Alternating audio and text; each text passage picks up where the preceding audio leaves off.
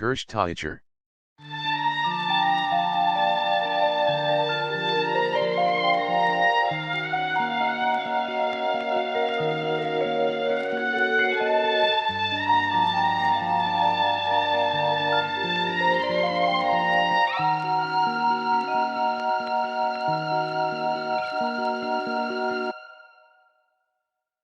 Glazier.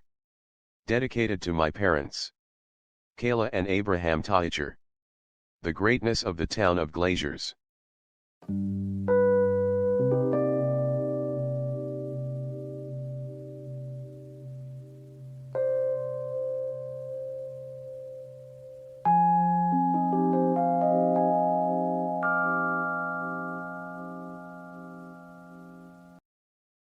Our town, Chernivtsi, has been described in all sorts of ways, but no one has ever dared call it great or grand.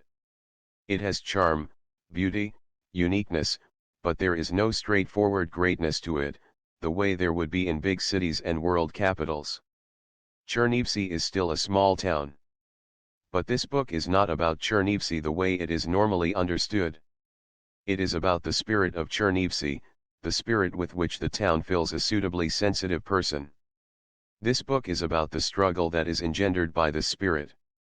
This struggle animates each page of this book, each paragraph, and each chapter.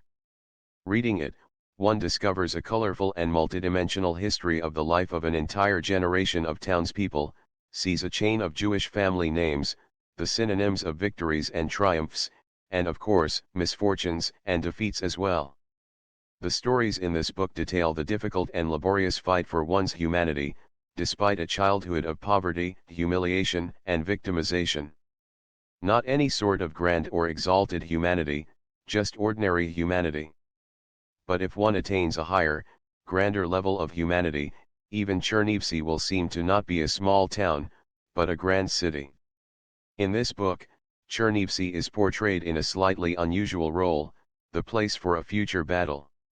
This book is about how to launch one's life journey. A town is simply an anvil on which a human being is forged if they wish it. Ethnicity does not matter, what is important is what these people want to achieve. A human being is the master of his fate, he can drink it away, fritter it away, or try to achieve. On the whole, the author believes that all people are equal, and the differences between them are slight and insubstantial. One of those slight and insubstantial differences is one's capabilities for struggle. There is a motor somewhere deep inside you. This motor can help you overcome any difficulties in life. There are no obstacles, no borders, that can stop you, you will go far. This is the author's diagnosis of these capabilities in the main character, the son of a Chernivtsi glazier, a representative of a profession that has long given up the ghost, just like the small and cozy glass town of our childhood. And this is another unexpected highlight of this place of merchants and artists, as modern tour guides proudly describe it. After reading this book, we see that Chernivtsi, the small town, has a suitably grand mission in world history. Great people are born in Chernivtsi who go on to win great victories and enjoy great triumphs in other cities and places. This has happened many times before, and this is what happened in this case as well. The triumphant ones do not return to Chernivtsi in their hour of triumph, they enjoy it somewhere else, far away. After a while, they may come back to express their gratitude for a particular house, entrance, basement, door, or window, or an elderly teacher, for their help in setting the person on the right path. But really, the whole town is the teacher. A small, but a wise, well-educated, and majestic town. The author, having fully enjoyed his triumphs, has attained the wonderful age at which he can write a book and express the things he considers most important and indispensable. But this book is not an autobiography. As the author readily admits, it is simply a way to relive certain periods of his life, not just in Chernivtsi. It is a way to regret some things, remind himself and the reader of some, or ask someone for forgiveness. But it is also a way to do so with more cheer, more life, more speed, and to lessen the pain of these memories. I belong to the same generation as the author, the generation that has already reached psychological maturity. Psychological maturity can be defined as the understanding of just how many things in this world do not require your opinion or your comments. Instead of that, psychologically mature people write frank and open books, such as this one, and are not bothered by what others may say about them. People of our generation are interested in authors that write the truth. This truth is found in the scrupulously described detail of this narrative. We, as non-Jews, did not know the truth back then, and even now, can only imagine it in very general terms. It is not out of the question that we may have met back then, though the social ladders of the time carried us to very different, sometimes diametrically opposed, corners. We were alike, just like all the residents of Chernivtsi, but there was one significant difference between us.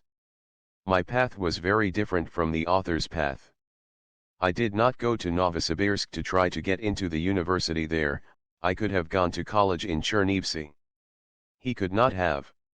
I did not remember my defeats, they did not play a decisive role in my life.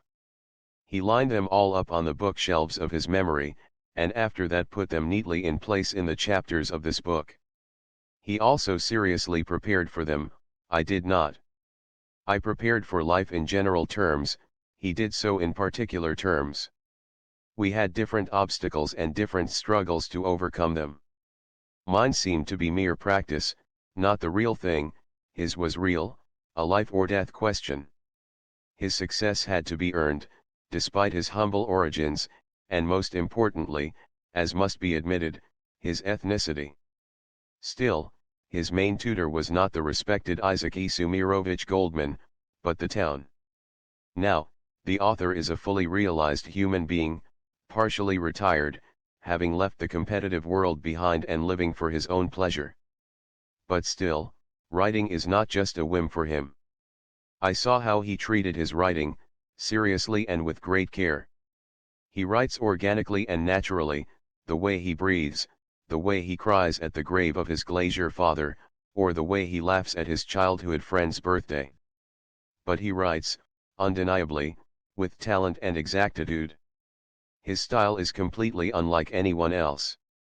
I have seen it again, real Chernovitzers have a natural talent for literary prose. This is especially true of the physicists, chemists, and mathematicians. It does not matter where they went to college, but it does matter that they come from Chernivtsi. It is important to have the Chernovitzer essence. But if a Chernovitzer does begin to write, his subject matter will always be a Western, a story of struggle. Chernovitzers did not have much time, they achieved their own future while continually defeating the present. Even while living in Chernivtsi, they studied intensely with the help of the best tutors, they played various sports, they toughened themselves up, because they knew, their future would be a battle that they had to win. If one does not battle, he will sink to the bottom in defeat. There were tens of thousands of those, maybe hundreds of thousands. But a few hundred people have prevailed. These calculations are very approximate, maybe the numbers were reversed. As it happens, this book was formatted and illustrated by the talented Chernivtsi artist Raisa Ryazanova, who was born in Novosibirsk. And once again, we return to the greatness of Chernivtsi. And so, the greatness of a small town is in its victors, those who prevail. Those who are like the main character of this book, the glazier's son. For the English edition, let English-speaking readers not to worry about the accuracy of the translation. The Chernivtsi universal language, which the author commands perfectly, is equally pleasant and understandable in any translation into any language. Vladimir Kilinich. Chernivtsi. Author's note.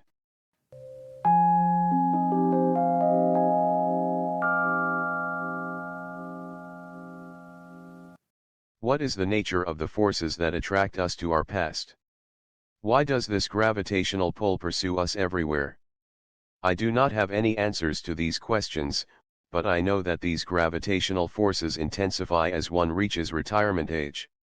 The entrance examinations to the physics department of the Novosibirsk State University in 1970 were the culmination of years of effort for many aspiring young people. All of one's conscious life had to have been devoted to preparing for the examinations.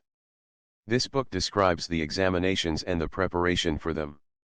Nothing is left to chance in the heat of battle. The victors go to battle to win, not to fight.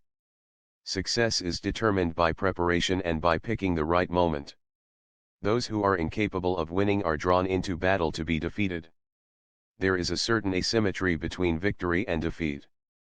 Victory is attained and easily forgotten. Defeat, even a short-lived defeat, is a torturous experience that leaves painful wounds that take a long time to heal. Thus, it is important to prepare in advance not just for victory, but for defeat, so that the wounds heal faster and the next battle is more likely to be successful. The author began work on this book when he partially retired at the age of 67. Prior to this book, he had only ever written one short essay in 7th grade that he is very proud of. The author is deeply grateful to his Ukrainian teacher and his homeroom teacher, who praised his creativity for that one time. The author is also deeply grateful to his mathematics and physics teachers, without whom this book would not have been written and without whom the author's entire life would have been different. Often, after a conversation with someone is over, one wants to come back and say something very clever and relevant. A writer has this ability. It is possible to come back and rewrite an entire scene. But tomorrow, the book is going out for printing. Any further clever and relevant things will have to wait until the next book. The author will be sincerely glad to receive constructive criticism from readers. He has already heard enough praise from his family and friends. All the persons, events, names, places, dates, and quantities described in this book are fictional. Any correspondence between them and real persons and events is purely coincidental. Chernivtsi, September 1, 2019. Prologue. Singapore.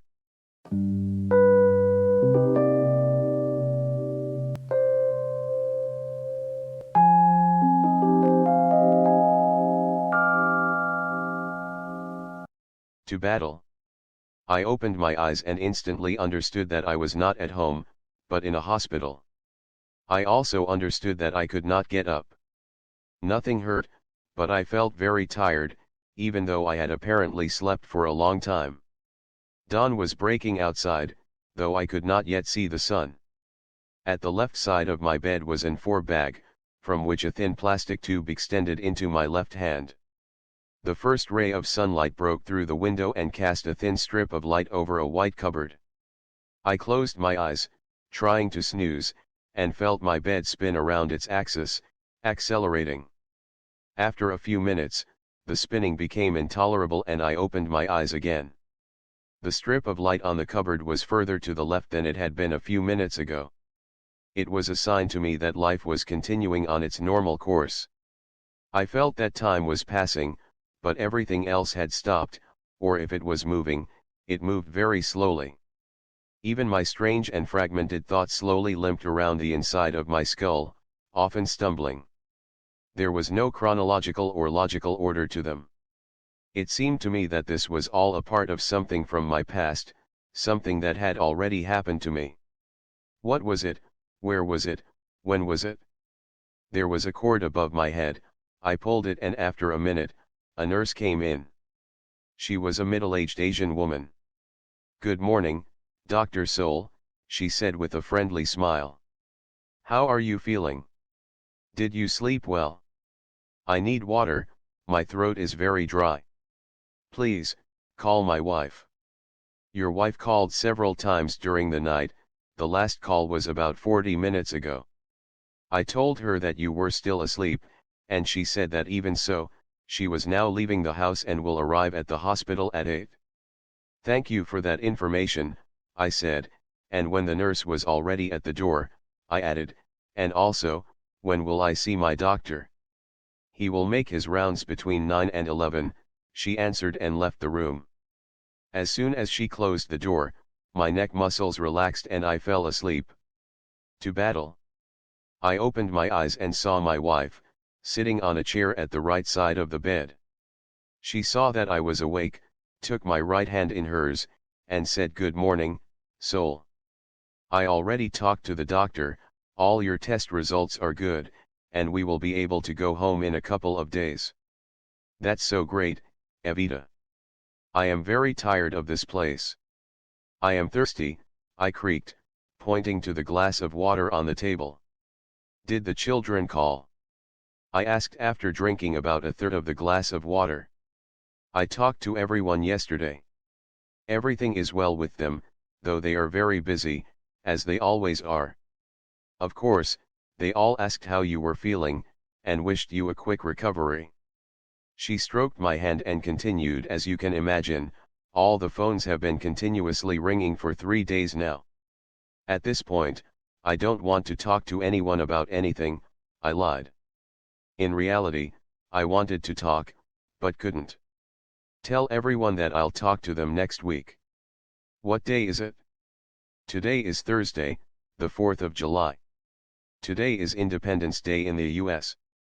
And for me, the 4th of July is the day on which, 49 years ago, I first left my parents, my house, and my town, I said, squeezing my wife's hand. I brought you your tape recorder, as you asked. Couldn't you wait a few days? Evita asked with a note of annoyance. Once you get back home, you will have everything you need for writing your book. You know that's not true. At home, I have to do various home tasks, and at work, I have to do work tasks. Here, I've been pondering my book for 3 days now, and today, I will start recording it on my tape recorder. On the one hand, I did want to talk to my wife about our children and the other subjects that we have spent more than 40 years discussing. But on the other hand, I really wanted to record some of the thoughts that densely filled my head under pressure and needed to escape. As soon as my wife left the room, I turned on the tape recorder, but could not say any words out loud. After the 7th attempt, I was able to form words, then phrases and sentences, and finally, new thoughts began to form. Chapter 1. Gravitation into the Past. Chernivtsi.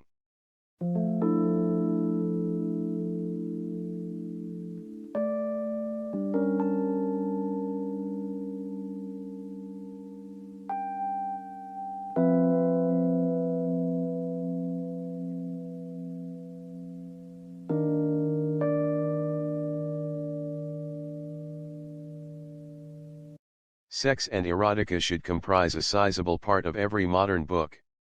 As a reader, I am very picky about prose. However, I will not be able to follow this rule in my story, to my deep regret. In my school years, in the USSR in the 60s and even after that, I had no sex whatsoever. The fact that my story will not contain any sex is something I will survive, as will the reader. But the fact that I had no sex in my school years is something for which I will not forgive myself or the girls in Chernivtsi, particularly the girl whose parents left for a whole day and left her alone in the apartment. As for erotica, of course I had erotic thoughts, but I was very ashamed of them and considered them a defect of my perverted character. I am Solomon Abramovich Glazier, and my story begins with the town where I was born and which I love very much. There is nothing surprising about this. I think that an overwhelming majority of people love the town where they were born and begin their life stories with that. My parents and grandparents were born in Belts and loved it greatly. Belts is a city in Moldova. When they returned to their hometown after the war, they found that the town had been severely damaged. They had to move to Chernivtsi. The town of Chernivtsi has its own face. In contrast with all the other cities where I have lived or visited, in Europe, America, or Asia, only Chernivtsi has its own face. Even comparing it to similar cities like Lviv or Odessa, Chernivtsi has its own face and those other cities do not. Cobblestone pavements, crooked streets going over steep hills, all sorts of different houses of all sizes, tin roofs, a motley assortment of townspeople, all of it together comprises the face of the town of Chernivtsi. How amazing, no matter where you are in the town and where you are looking, you will always see the beautiful features of this face. In the winter, Chernivtsi was often covered in snow, and smelled of damp and century-old mold. In the summer, the flower beets were full of flowers, colorful during the day and fragrant at night. In the fall in Chernivtsi, all the alleys in the parks were carpeted with a red-yellow covering of fallen leaves, which tenderly rustled under one's feet. In the spring, the flora of Chernivtsi came to blossoming life. The blooming of the fruit trees was especially grand, promising fruit to come. Many of them started blooming even before their first new leaves appeared. Different trees bloomed at different times, as if nature wanted to prolong the pleasure of blossoming. I was very familiar with where the fruit trees were in Chernivtsi, at least in the center of town. Like a good farmer in a Ukrainian village, I knew all these fruit trees at every stage of their yearly cycle. The juiciest and sweetest cherries grew at the street corner to the right of the residence. The residence of Bukovinian and Dalmatian metropolitans in Chernivtsi, Ukraine was built between the years 1864 to 1882 to the designs of the Czech architect Josef Hlavka. To the left of the residence, at the corner, was Popovsky Garden. It boasted a huge cherry tree. Even in season, those cherries were a little bitter, and thus untouched by either people or birds. There was a very short period of time, when the cherries were slightly overripe and sweet, but before the birds could get to them. Following that same street for about 100 more meters, one could get to Trety Garden. There, one could find cherry plums, and cherries. Opposite Trety Garden was a private home that had a peach tree on its right and an apricot tree on its left side. I had never eaten, or even seen, a ripe fruit on either of those trees during my entire time in Chernivtsi. As the fruit got closer to ripening, I counted it almost daily and tested its softness. When I saw that about half the fruit had been eaten, I also began to pick and eat it, regardless of ripeness. About halfway between Trety Garden and my house, along the shortest path, there was a small square with an empty swimming pool. I remember when that pool had been filled with water. But after a few days, not even weeks, all the children in our neighborhood began to itch, and the pool was drained for good. There, by the pool and along University Street, there were pear trees and a barrel of kvass under them. In the early 60s, only a few families in our neighborhood had refrigerators, and food was purchased for immediate consumption, not for storage. Thus, kvass was purchased shortly before lunch, creating long pre-lunch lines. In another corner of the square, also along University Street, there were 2 mulberry trees. I don't think that too many people knew about this treasure. In season, the mulberries did not ripen all at once, and I went there almost every day, ate the ripe ones, and estimated when it was time to return for more. 1 block from my house was Belyevsky Garden. This was a mecca for those who loved walnuts and plums. All of the neighborhood kids went there, lived there, and slept there. It would be wrong to not recall one special plum tree next to the basketball court.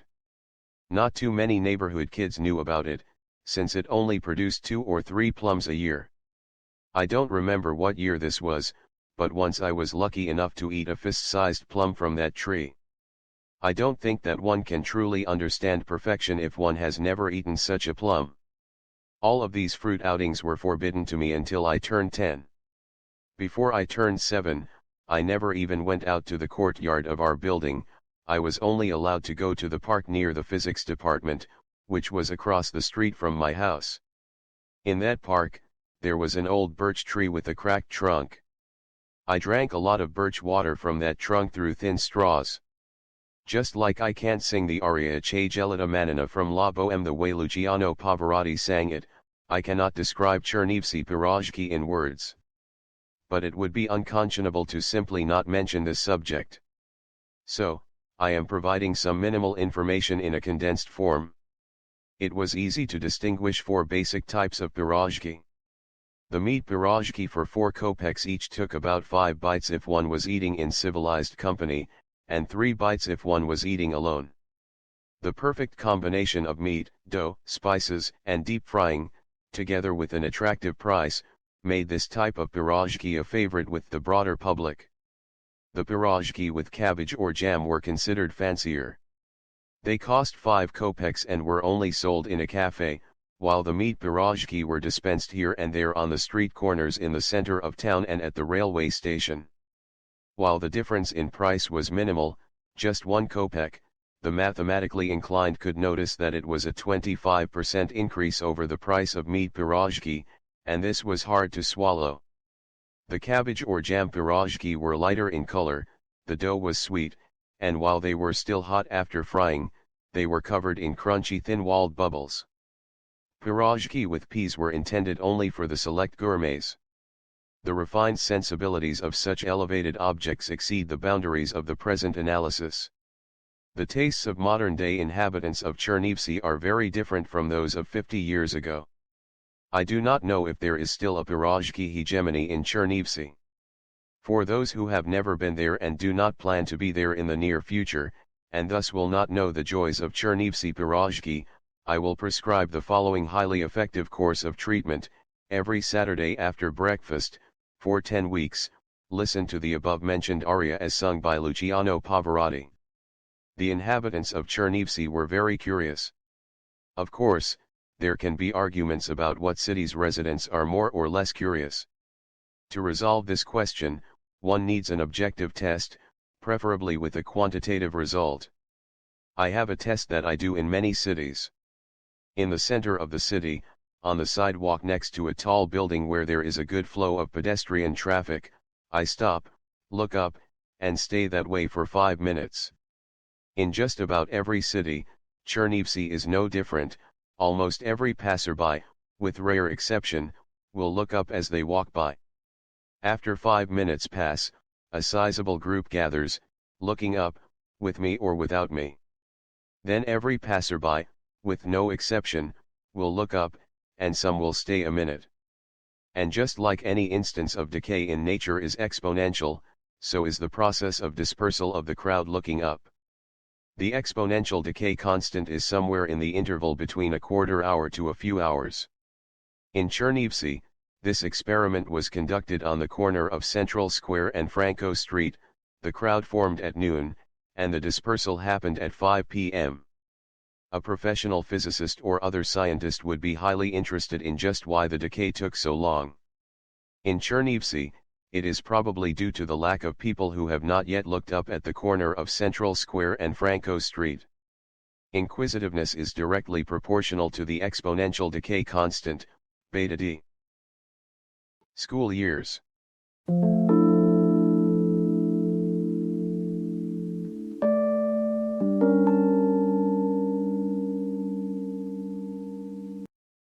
On one hand, our memory can encompass huge intervals in time and space, but on the other hand, it is highly selective. 10 years in 2 schools, 10 happy years, but what I remember are only a few secondary details. I never take notes, not in lectures, not in important meetings. A long time ago, I thought it through and decided to make it my rule never to take notes. The important details will stay in memory, and everything else shouldn't clutter it up. But were the things that I remember from my school years really the most important things? I remember when Mom registered me for school and I met Alec in the schoolyard. In first grade, I remember Lena and her huge, sparkling, beautiful eyes. I remember when the principal praised me after looking at my calligraphy notebook. In second grade, I remember when a first grader named Alla gave me her hand when we were playing stream at recess. The image of her beautiful hand, apparently, occupied a very important memory cell in my brain, the one that is at the apex of the pyramid of beauty. I remember our pioneer leader. The Young Pioneers were a mass youth organization of the Soviet Union for children of age 9 to 15 that existed between 1922 and 1991. Similar to the scouting organizations of the Western world, pioneers learned skills of social cooperation and attended publicly funded summer camps. There are no more people who are as kind and as good with children. There can't be, it would be unnatural in modern times. I remember my first math teacher. She never punished me for misbehaving at her classes, because she knew how much I loved and respected her. I can't forget the night before I was admitted into the Pioneers. It was very hard for me to fall asleep, and I was worried that I would not live to see the morning, as it seemed to me then, the most important morning of my life. I will also never forget the day when all my classmates got admitted into the Komsomol and I wasn't. The Komsomol was a political youth organization in the Soviet Union. It is sometimes described as the youth division of the Communist Party of the Soviet Union, CPSU, although it was officially independent and referred to as the helper and the reserve of the CPSU. It was the final stage of 3 youth organizations with members up to age 28, graduated at 14 from the Young Pioneers, and at 9 from the Little Octobrists. I don't think there was another case in the whole Soviet Union when an 8th grader passionately wanted to join the Komsomol and was denied with no explanation. Or rather, there was a non-explanatory explanation. The Pedagog, who was also the assistant principal of our school, said, "As long as I am the Pedagog of this school, Glazier will not join the Komsomol." A Pedagog, party organizer, was a person appointed by the Central Committee of the Communist Party of the Soviet Union to work at important places, larger plants, construction sites, kolkhozes, institutions, etc. The position was introduced in 1933. The duties of a pedagog were political work and supervision of the execution of plans in production, procurement, or in managing the recruitment of children and youth, as in the present case. I will allow myself to note that our assistant principal looked like an SS guard in a concentration camp, a wrinkled and lipless face. I will also note that I did in fact join the Komsomol, twice, in fact, but we will talk about that another time. These days, it's hard to believe that such a thing could happen. Maybe it's easier to believe that Stalin executed Marshal Tukhachevsky by a firing squad together like thousands of faithful Soviet officers. Or could the reverse be true, and Marshal Tukhachevsky was actually an evil traitor? A more truthful reason for his execution is undoubtedly a singer from the Bolshoi theater, Vera Davidova, who was very popular at the time. The problem with all conspiracy theories is the absence of verifiable facts. I have my own theory and verifiable facts. A photo of the delegates of the 8th Emergency Pan-Soviet Union Congress shows those in the front row seated in the following order: Zdanov, Kaganovich, Voroshilov, Stalin, Molotov, Kalinin, and Tukhachevsky. Only Tukhachevsky has no mustache, he is trying to be different and show off. At 17 years of age, everything was clear and simple. With years, things became complicated, tangled, and no longer black or white. I remember when eggs were bad for your health. And it was true that eggs had disappeared from the stores at the time. After a few years, eggs became plentiful and all the newspapers started running articles about how healthy they were. After further time, it was finally decided that egg whites are healthy and egg yolks are bad for you. They are still silent on the subject of the eggshell. But is it any easier to believe that when I was in 7th grade, in school, someone informed the authorities that I was present at my grandfather's funeral where men were praying? After that, my parents were called to the school for re-education, and my father's workplace received a stern letter. They were threatening to fire my father and send me to an orphanage, but that did not happen. At the time, I accepted things like that as mistakes that were inevitable in important revolutionary transformation. Now I am convinced that I know the fundamental reason for this nightmarish social experiment. For decades, the Soviet Union was full of informers, co-workers, neighbors, and friends all informed on each other. A police state. I will, however, note that I have always been and will always remain an atheist, though I continue to attend funerals where men pray. My brother was a little more than 4 years older than me. In his youth, he was very handsome, resembling our mother's side of the family. I took after my father's side. I never considered myself ugly. Once, my mother told me that if a man is better looking than a monkey, then he is handsome. I looked at myself in the mirror and verified that I did not look like a monkey. After that, I never worried about my looks. As we aged, my brother and I became increasingly similar. When we went bald, we looked like twins.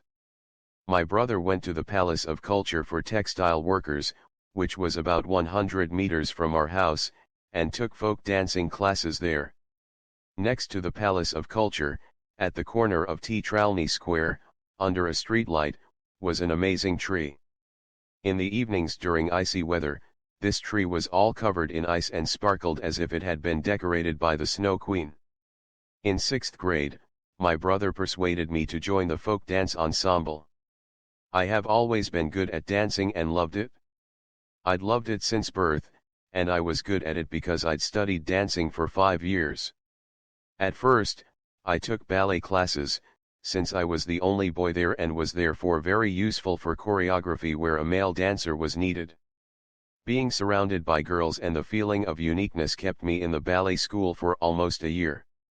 After I grew taller and learned to dance, I was accepted into a dance ensemble called Youth.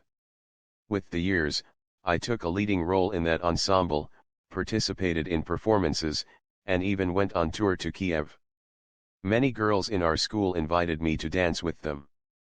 They loved it when I twirled them around in a waltz, first clockwise and then counterclockwise, led them all around the dance floor in a foxtrot, or made them feel under my total masculine control, if only for a few minutes, in a tango. The Fifth Courtyard.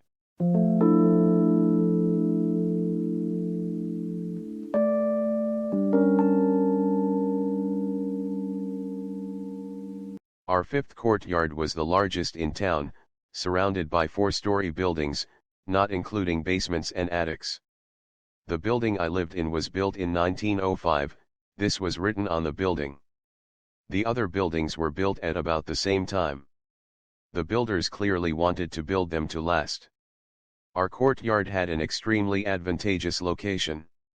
It was within a 100-meter radius of the Ukrainian Theater, School Number 29, Schiller Park, the University Library, the University Theater, the former Jewish Theater, a hospital, store, and social club for railroad workers, and 4 gardens, of the Biology Department, the Physics Department, School Number 29, and the swimming pool.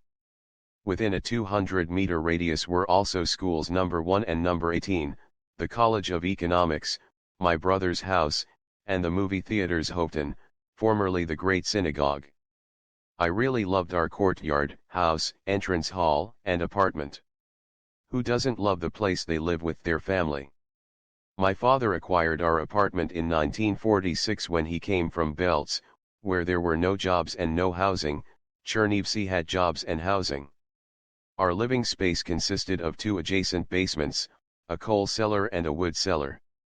Those cellars were called half basements, because they were not completely underground and had small windows near the ceiling that faced the street. My father, with the help of relatives and friends, turned these 2 cellars into an apartment that consisted of a bedroom and a kitchen. He used a temporary divider to create an entrance room. He put in hardwood floors, water and electricity, installed doors, and put a wood stove in every room. Unfortunately, there was no toilet in our apartment, nor could there be one, but it was very close, in the hall, shared with the other basements and half basements. This is how my parents not only survived the war, but lived like human beings after the war. Our family was a happy family, a normal working class family of the 50s and 60s. I never had any toys. My parents never bought any, no one ever gave me any as gifts, my older brother didn't have any for me to inherit, and in those days, toys weren't very easy to find. Once, I found a piece of a rubber doll. The piece wouldn't be good for anything at all if it didn't have a whistle built in. That whistle made a different tone when you breathed in or breathed out. But I did not get too much whistling out of that toy. After an hour or 2, I swallowed it when I inhaled. I examined my excrement for the next 2 days. I was very happy to find the whistle after it passed all the way through me, but I was not planning to put it in my mouth again. I never had a ball of my own, but there was a time when 10 soccer enthusiasts from our courtyard pooled their money, 7 kopecks each, and bought a rubber ball for 70 kopecks. There were happy days when this ball was stored at my house. If we found sticks that weren't locked up, we made gorodki. Gorodki, an ancient Russian folk game. If my father had some extra boards at his work, we traded some of them for a couple of ball bearings and wheels, and my father made a scooter from the rest of the boards. When I was in middle school, we acquired a television at home. Before then, I spent all my spare time outside, playing in the courtyard or along the street. There were about 50 boys of a similar age to me in our courtyard. Of course, there were a few who went to music groups, puppet theater groups, or other creative arts groups. There were some who did sports. Possibly, there also were some who secretly read books at home, but no one talked about that in the courtyard. People would laugh. And so, we wandered around the streets, courtyards, and doorways in search of adventure. During fruit season, we organized fruit-picking expeditions. During chestnut season, we picked chestnuts. If we had slingshots, we took potshots at sparrows. If we saw a cat, we chased it. In the winter, we went sledding in Schiller Park or skating in Shevchenko Park. In the spring, we would throw a matchstick in the stream and run after it. I don't remember exactly what we thought about in those times. Probably about nothing. I was simply an outer shell containing dividing cells, growing organs, and developing systems of my young and healthy body. How did I differ from any other Soviet boy my age in the 60s? Not at all, except that I spoke 3 languages fluently with no accent: Russian, Ukrainian, and Yiddish. Dear residents of Moscow, Leningrad, Odessa, and other places on this planet that are not Chernivtsi, after 67 years, I am no longer ashamed of who I am or what I love. I am the son of my parents. I love my native town, Chernivtsi. First book.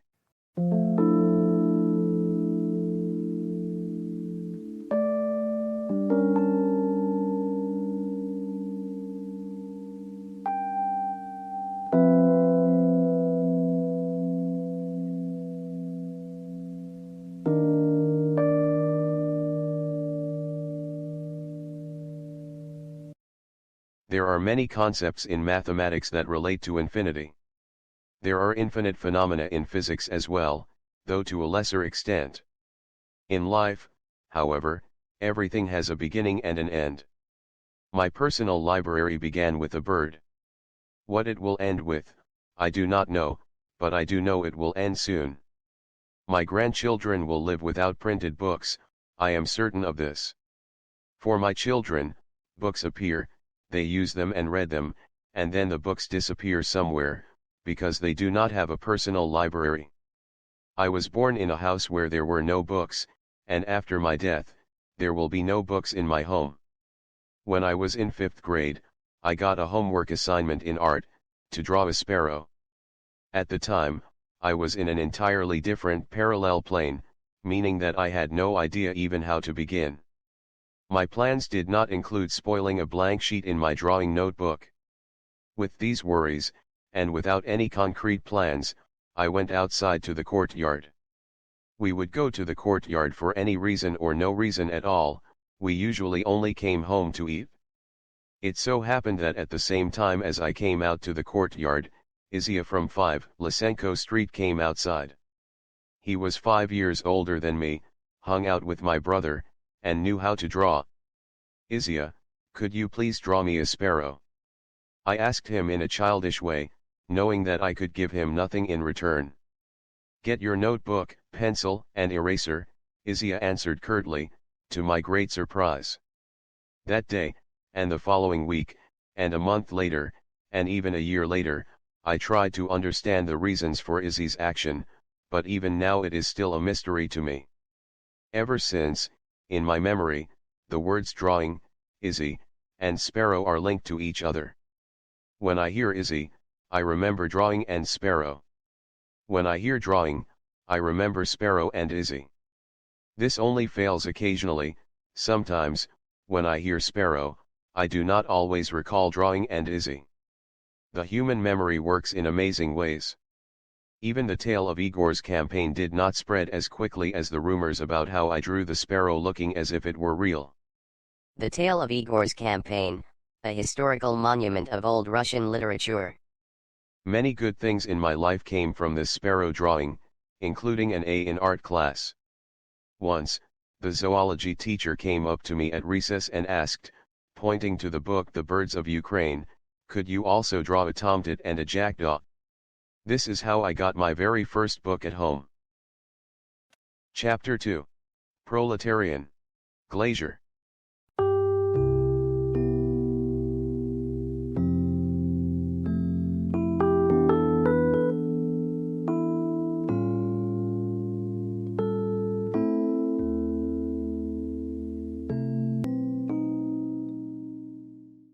I am a proletarian, as is my father, he is a glazier, and so are two of my uncles. I do not think that this is why my last name is Glazier.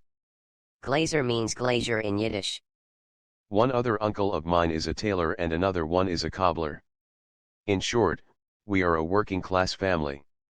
Since there is a certain vagueness about the exact social class of housewives, I will state this a little differently. Our family has never been of any social class other than the working class. I knew all the Chernivtsi glaziers well, and they knew me. All the glaziers in our town were Jewish. I can imagine that there may have been some Gentile glaziers, but I never met any. As a rule, in post-war Chernivtsi, all the tradespeople were Jewish, the clerks were Russian, and the Ukrainians were farmers outside of town. Just like anything else in life, people can be divided into three categories. I learned this rule very well when I was in the army. Prior to the army, I divided everything into two categories, tradespeople and clerks, the proletariat and the intelligentsia, people who eat olives and people who don't.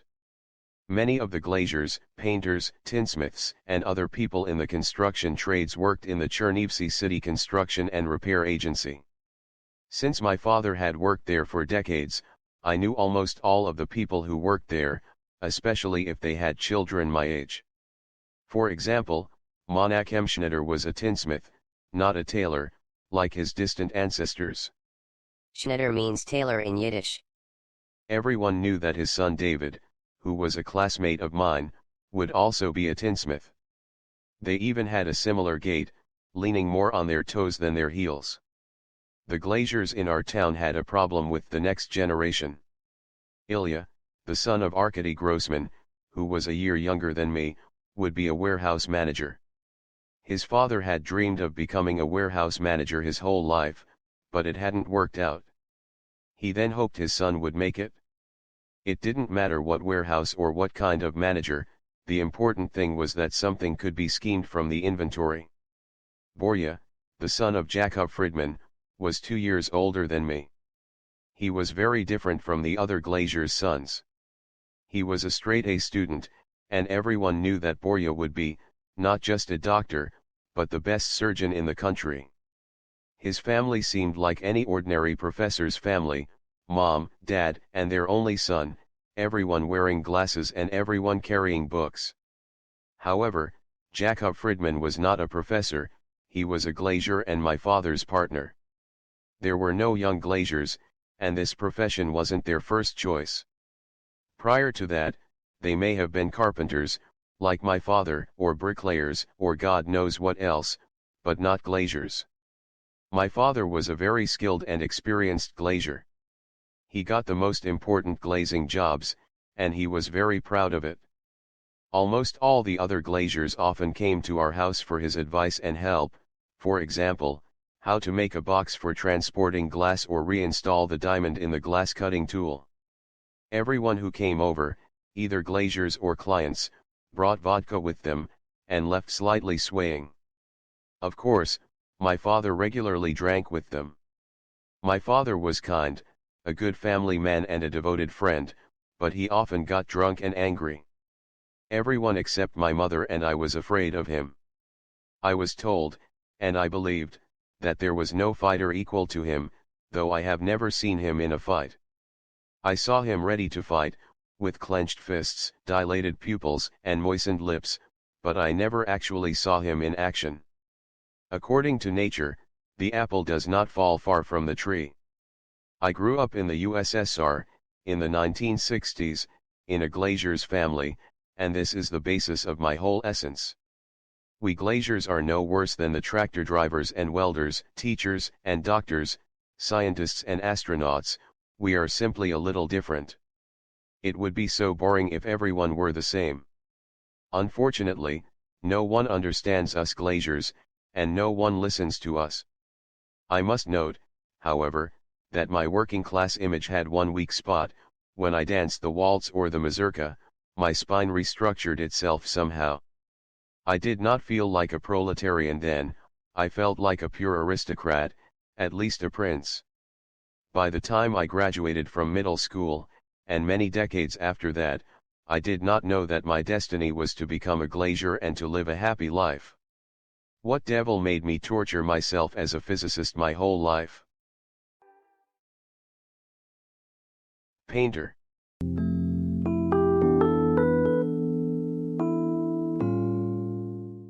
Many important stories begin on September 1st. Mine also begins on a Monday, in 1969. The life path for the next generation of Glaziers is well known and well trodden. My father pointed to a chair and I sat next to him. He said, "It is time to be a mensch, get a job, earn a living, get out in the world." Mensch means man in Yiddish.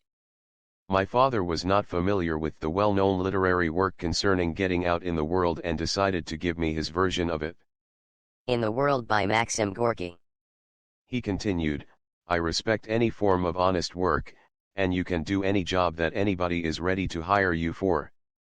But since you have no concrete job offers at present, you can work at our city construction and repair agency as a painter. If you find another job, feel free to take it. You can still live and eat at my house, and spend your earnings as you wish."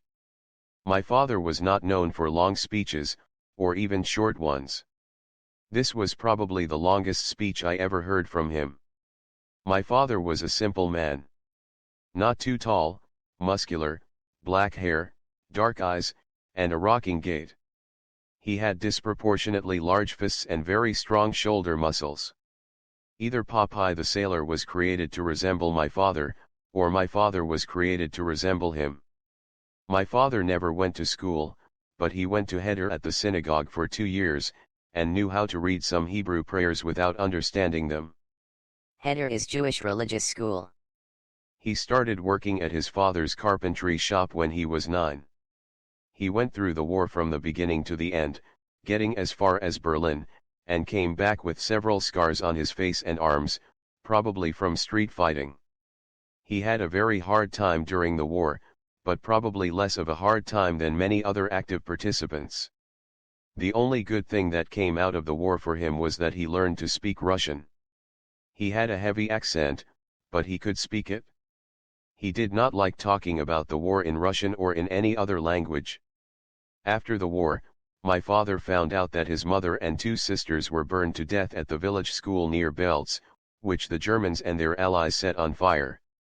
Many Jews were burned together with my grandmother and aunts, whom I never saw, not even in photographs. If my father had found out about that 1 year earlier, the world would have been entirely different today. I know my father.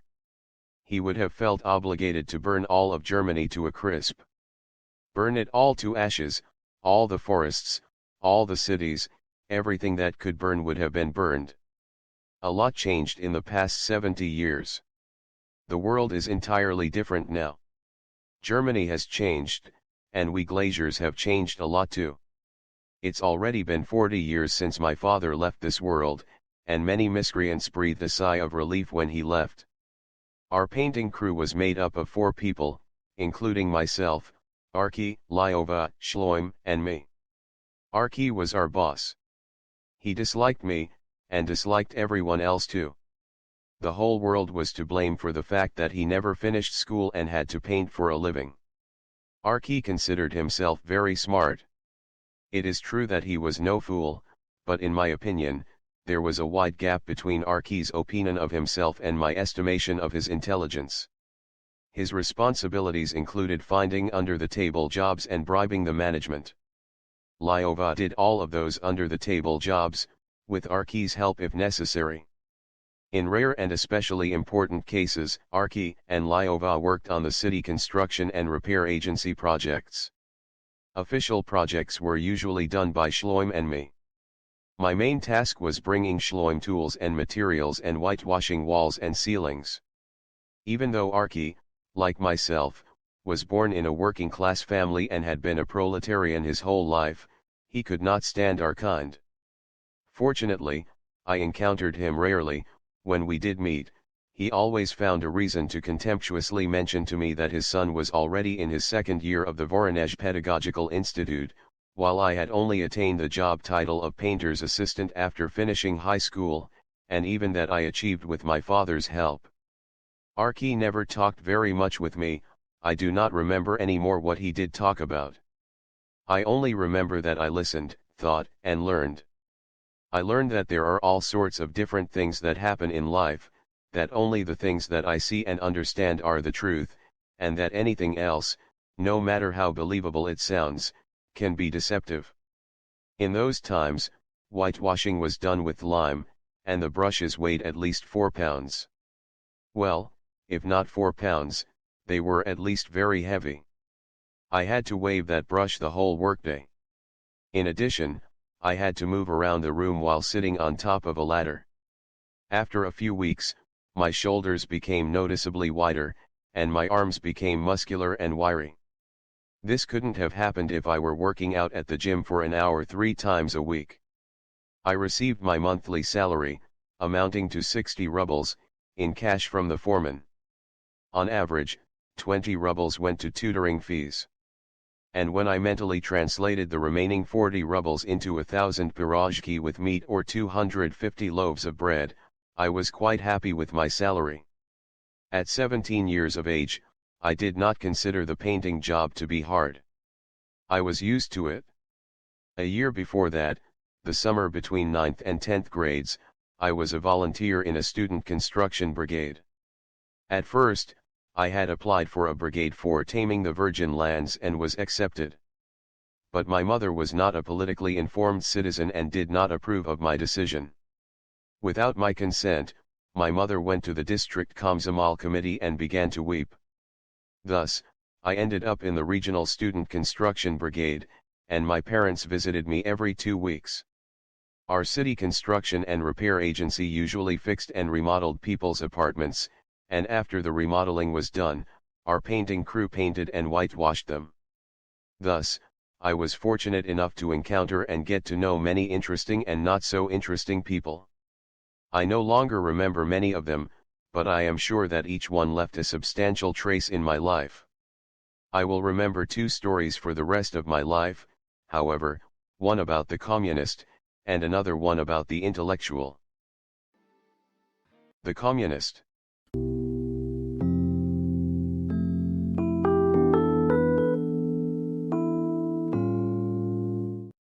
I'd been working at the Regional Executive Committee building for many weeks, every day from early morning to late evening. As an inexperienced trainee painter, I was not trusted with whitewashing the offices. I whitewashed the cellars. It was hard work. I never saw daylight, but there was a cafeteria there. The food was cheap and good, and I never need much convincing to persuade me to eat. I went to that cafeteria a couple of times, and felt hostile glances on me coming from the employees. 3 women aged between about 30 and 40 years of age were particularly hostile. I don't remember what they looked like. I don't remember their facial expressions, the color of their hair, or any distinctions between the 3 of them. I only remember that all 3 had identical rounded appetizing knees, asses, breasts, faces, like 3 sex dolls that had just come off the assembly line. I once saw the manager of the executive committee in the hall, surrounded by a dozen lackeys. He was a healthy, well-fed medium-sized boor. One does not need to be a psychologist to see that the women of the hostile trio were his type. In those years, I would have sold my soul to the devil to be able to take his place for about 11 minutes. How things have changed in 50 years, there's no devil, my soul will be gone soon anyway, and 11 minutes definitely won't be enough. On the third day, these three women politely asked me to not come to the cafeteria anymore. I refused, equally politely, maybe with a different degree of politeness, and remained in line. In response to my refusal, they left, and in a few minutes, came back with the office manager, who was the person who hired us and who was in charge. The office manager of the regional executive committee was short, scrawny, gray-haired, had a huge bald spot at the top of his head, and wore round glasses. He had crooked yellow teeth, and a bitten-through cigarette almost always present in his mouth. His left arm was amputated above the elbow, and his left cheek had a scar.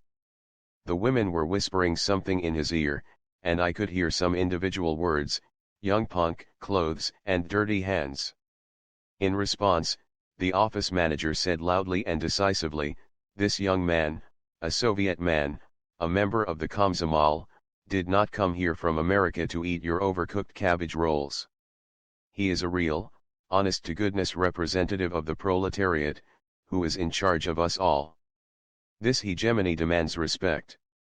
He came up to me, put his hand on my shoulder, and said, "After lunch, come to my office." David Lvovich Bernstein's office was on the first floor. I knocked, and without waiting for a response, opened the door. He was a real old-school communist from the past glorious generation of real communists. The photographs on the wall to his right clearly showed that he was an officer who fought on the front lines, and that he was awarded many medals for his military service. "Come in and close the door behind you," he said, and continued after I came up to his desk. "Listen, Semyon, why don't you change your clothes when you go to the cafeteria?" "I do not have any other clothes," I timidly replied. "But I do take off the apron that I wear for the whitewashing." "Did you wash your hands before going to eat?" "Yes, but I can't wash off all this whitewash, it's embedded in my skin." He nodded his head in assent and slightly turned his chair to the window that was behind him, so that his profile was to me. "Semyon, tell me how you got this job." He summarized his short silence. "My father, Abraham Miravich Glazier, is a glazier in our city construction and repair agency. He fixes all your windows, too. I am sure you know him. He also fought on the front lines, though he is a few years younger than you and was a soldier, not an officer like you. He asked Arki to teach me painting. Arki agreed, because I have some experience in construction from working at the Summer Student Construction Brigade. I was sure that this would please David Lvovich, and I was right." The wrinkles on his face smoothed out, and he continued, asking, "And what are your plans for the future? Will you spend your life at the city construction and repair agency, like your father?" "My father wants this, but I am getting ready to go to Novosibirsk next year to try to get into the university. In the meantime, I will earn a bit of money and get some extra practice in math and physics for the admissions exams." "This is good. But why doesn't your father want you to go to the university?" asked David Lvovich in surprise. "My father thinks that if his son moves 5,000 kilometers away to study for 5 years, then he will never return home. My father wants me to work with him, marry someone in our town, give him grandchildren, bury him, and tend to his grave. Tell your father that I understand him, but he is wrong. Anyway, the lunch break is ending. Go on, get back to work," he said, pretending to look for something on his desk. Already at the door, I said, the cabbage rolls were perfect, not overcooked at all, and the sour cream smelled very fresh. David Lvovich laughed a brief unnatural laugh at those words, and said, "If you ever have time during your lunch break, come back, and we will talk some more." I really wanted to come to talk to him the very next day at lunchtime, but I decided to refrain, to show that I could be a real man and have discipline. For more than a week, various thoughts ran through my head, sometimes making my heart race, sometimes bringing tears to my eyes. The thoughts were about our country, my happy childhood, communism, and of course, Lenin. On Friday, I felt that I couldn't get through the weekend without a conversation with David Lvovich. That day, I was first in line at the cafeteria, and I've always been a fast eater. When I was sopping up the last of the sauce with a bite-sized piece of bread, a short young woman with a plump midsection got in line at the cafeteria. She was wearing a dark green dress that hugged her curvy hips. A thin black leather belt with a gold-colored buckle was loosely placed slightly below her waist. The girl moved forward and stopped with the line of people at the cafeteria, and each time, the thin belt with the buckle arranged itself slightly differently on her hips. The sight of this girl and her hips was definitely worth a couple of minutes of my time. There were 40 minutes left until the end of the lunch break when I knocked on David Lvovich's office door. "Come in," he said in a stern voice, but as soon as the door opened, his tone changed to a friendly one. "Ah, it's you, Semyon, come in, have a seat. What's new?" "The new stuff is just like the old stuff, and I can't figure out the old stuff. I am tormented by different questions to which I cannot find good answers. I would very much like to know what you think." David Lvovich moved the notebook, pen, and newspaper that he had been reading prior to my arrival. He leaned towards me, put his hand on the desk, and said, "I'm listening." For a moment, it seemed to me that this man had been waiting his whole life for our conversation. It seemed to me that this man had a need to account for his life to the new generation. Maybe, for the first time in his life, a member of the new post-war generation was sincerely interested in his opinion on life. How many times must he have imagined such a conversation when he was dekulakizing the wealthy in Kuban, when he was lying in wet cold trenches near Orel, or when he was hunting the Banderites in the Carpathians. Dekulakization is Soviet campaign of repressions, including arrests, deportations, and executions of millions of prosperous peasants and their families in the 1929 to 1932 period. Banderites are members of an assortment of right-wing organizations in Ukraine. Why do people believe in God? I asked, approaching the subject timidly and from a distance, which brought an expression of surprise to David Lvovich's face. I continued more confidently, "Do they have any proof? The believers say, have faith, accept God, and then you don't need any proof. Also, they say that the fact that the world is so well designed means that it could not have appeared by pure chance. Thus, there is a higher power, God. I won't object, I don't know what there is and what there isn't. I don't even know what there is." I continued in a rush, "Okay, suppose I dig a well 100 meters deep. At the bottom of the well, there is either something or there is nothing. It is possible that there is something there, but I don't know what it is and I'll never find out, because no one would ever think of digging a 100-meter well to find out what's there. There is a lot that we don't know. A very small fraction of it is something that we learn because it is useful and we can learn it, but as for the bottom of my stinking well, we will never know. As for God or whatever, I don't know what, it will just keep being the opium of the masses and nothing more." I felt that this wasn't coming out right and sounded a bit childish, but there was no way to fix it. David Lvovich looked confused, and I rushed to help. "You, David Lvovich, are a communist, and I am in the Komsomol. We do not believe in God. That is, I don't mean that we don't believe in God because we are in the party. But the reverse is not true either. We did not join the party because we didn't believe in God. Thus, it appears that being a communist and being a believer are two independent things. Tell me, David Lvovich, by this logic, can a communist be a believer?" The office was not small, but it felt like there wasn't enough air for the two of us in it. "The first try is a failure," flashed in my head. It was impossible to correct things now, so I immediately switched to a new subject. "David Lvovich, do you believe that all people are equal?" "Yes," he said firmly, though he was clearly uncomfortable.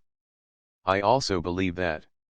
Everyone is equal, but there are relatively small differences, male-female, tall-short, educated proletarian, and so on. There are smart people and stupid people. I think that the stupidest person does not really differ that much from the smartest one. For example, in our class at school, the teachers considered me to be smart, but there were D students in our class who were considered stupid. I know for sure that Miss Weinstein is very smart, but he can't do math. I have long ago decided that all people are the same, though they have certain specific distinctions, but these small distinctions are very important in deciding a person's fate. I took a breath and lowered my eyes, as if my next question for David Lvovich were written on the floor. Then, I raised my eyes, then my head, slightly leaned forward, and asked, David Lvovich, what specific personal qualities had a decisive influence on your fate? Not everyone has reached the rank of colonel and enjoys such respect and authority. That's a complicated question, Semyon. I will tell you first of all that I don't have a simple answer to this question, though I have thought about it seriously at different times in my life. I can share with you some of my personal reflections on this question. I opened my light blue eyes wide, signifying that I was ready to listen. Even then, one thing that distinguished me from others was my ability to listen. I don't know what particular personal qualities decided David Lvovich's fate, but the ability and desire to listen have always been the most important factors in my fate. David Lvovich rolled his eyes up into his forehead, as if reading something written on the inside of his skull. Then he looked at me, and as if preparing to jump into icy water, made the decision and jumped in.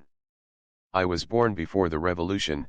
This is a very significant and particular factor that decided my fate, David Lvovich began ceremoniously. My family lived in a village in what is now the Kirovograd region. My father worked in agriculture. We were not proletarian, and this is another significant and particular factor that decided my fate. I was not tall, not very physically strong, and my peers often bullied me. Once, I decided to end that once and for all. Here is a third distinguishing factor. Just like an athlete controlling his breath between sprints, David Lvovich took a deep breath and continued. I left the village to go to Odessa to study, and then to Nikolov. My friends, teachers, and my entire environment also decided my fate. The next breather was very hard for him, but he could see the finish line and thus continued, Semyon, you are a big boy and should know that women play a significant role in a man's life. But now, believe my words, Semyon, that you cannot understand at your age just how critical this role is.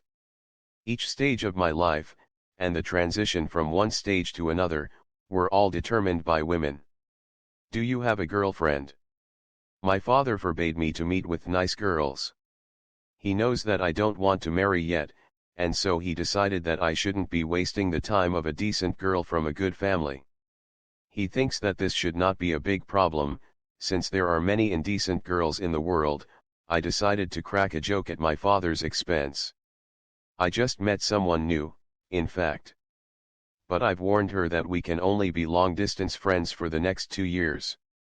This year, I need to study for my entrance exams, and the next year will be the first year of college, a critical period. You know, Semyon, your questions and thoughts remind me of Trotsky in his youth. He was also a hothead, said David Lvovich, squinting a little and hiding a smile. Who is this Trotsky? I've never heard of him. Is he from Chernivtsi? I was sincerely surprised that there were others like me. I see. Okay, let's move on. Trotsky is not from Chernivtsi, and David Lvovich descended 2 steps down the stairway leading from joy to sorrow. Someone knocked on the office door. I looked at the wall clock. David Lvovich moved his notebook back to the middle of his desk. The atmosphere changed to that of the end of lunch break. How long till you're done whitewashing the cellar? Asked David Lvovich. I think it'll take about a week, I replied, and added, okay, I have to go. Go ahead, David Lvovich closed the conversation. The intellectual.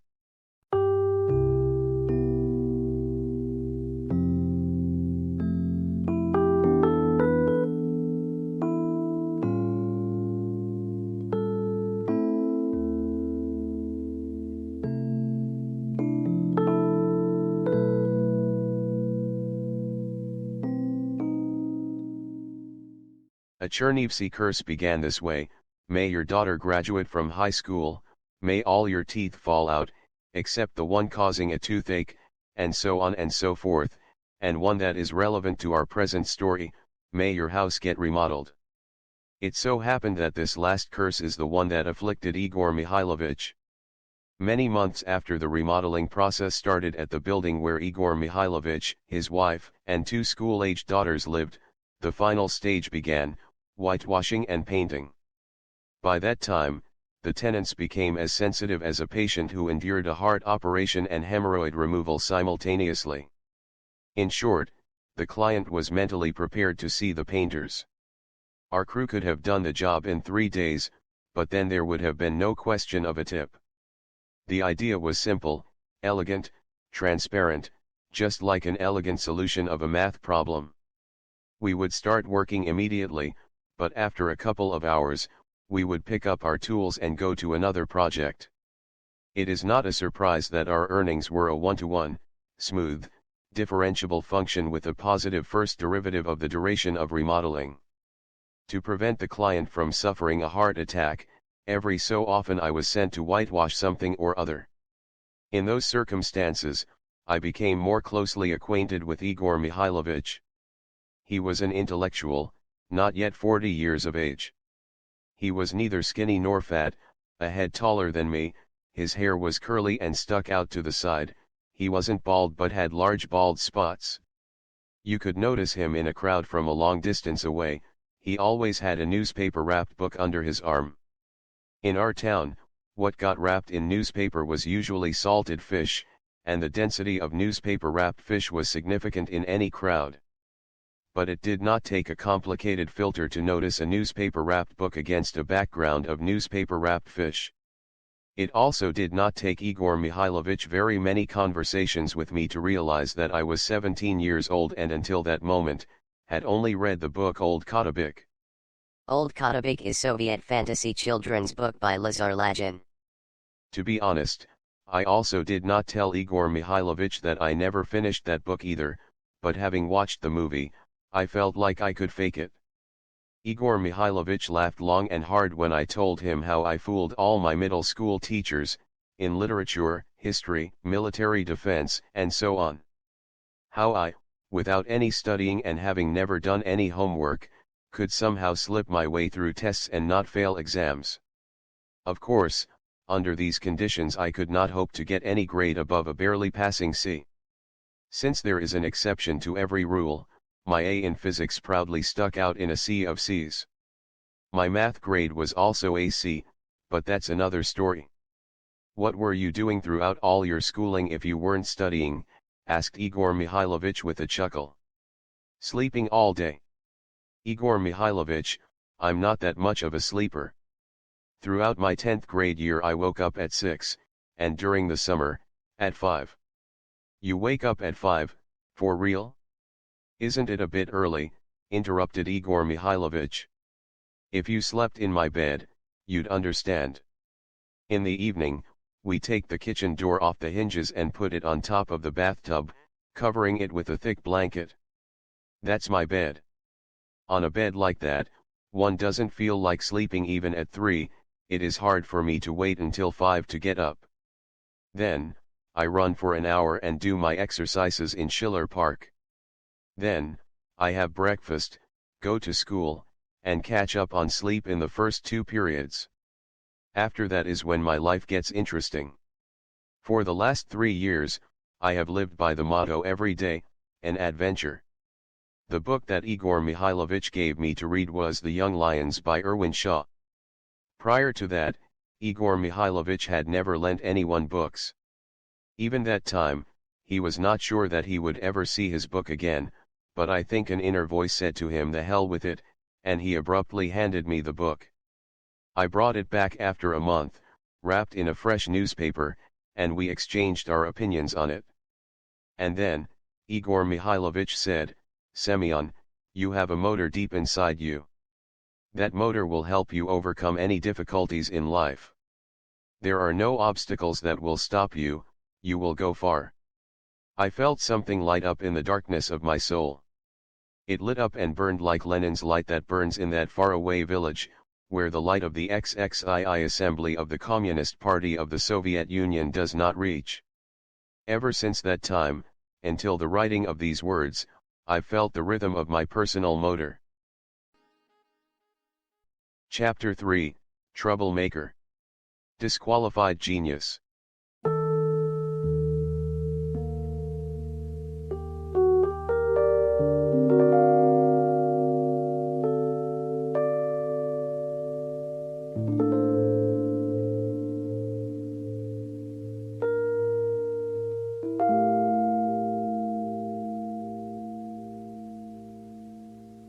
In school, I thought I knew physics and math. Why did I think so? What was my basis for deciding how much I knew and to what degree? Because everyone in the class said so. And it is true that I may have been better than my classmates. I will explain by example. When I was in 7th grade, our physics teacher asked the class, suppose I have a cylinder in my right hand that is made out of a permanent magnet, magnetized along its axis, and in my left hand, I have a cylinder made of iron of the same dimensions. They attract each other, as you know. How can you tell which one is the magnet and which one is the iron? I do not remember if it was the first period and therefore half the class was somnolent, or if the class was right after recess. The fact was that no one answered the teacher's question except me, and I explained how one could determine this experimentally. The teacher praised me, and after that, everyone in the class treated me with respect. Thus, throughout the rest of 7th grade and the entirety of 8th grade, everyone considered me a highly gifted physicist, and after a certain time I started believing it myself. And thus, it was determined, let me introduce myself, I am a physics genius. I had become a math genius even before that. I was about 4 years old when my uncle asked me to solve a math problem about a wolf, or maybe a goat, or maybe a cabbage, I can't remember exactly. And what happened? That's right, I solved the problem. And what happened next? That's right, everyone started clapping and calling me a genius. They thought that all the facts that could confirm my brilliance were evident. This continued for many days. After a while, the wave of admiration engulfed me too. I am only human, after all. The thought that I was a math genius swung in my head like the bell clapper, it hit the inside of my skull and strengthened and strengthened and strengthened some more, entering a resonance state. Sometimes, the vibrations of this thought generated so much energy that others could feel a sort of light breeze. In addition to that, I was also a financial genius, specializing in economics and entrepreneurship. My grandmother couldn't read at all, and while she could count, she could only do so approximately. She and I would often go to the market together, and sometimes to stores as well. I helped her with the finances and made sure she received the correct change. After a successfully completed financial transaction, my grandmother would say, "Siuma, you're a financial genius." My confidence that I was a financial genius was unshakable. Fortunately for me, in Chernivtsi, there was no need to do any formal studying for that, a few deep breaths of the Chernivtsi air filled with business spirit, and you are a financial, economic, and entrepreneurial genius. It would be fair to note, for completeness, that there were certain insignificant episodes that could have shaken my faith in my own genius. For example, when I was about 9 years old, my mother sent me to get kerosene for our Primus stove.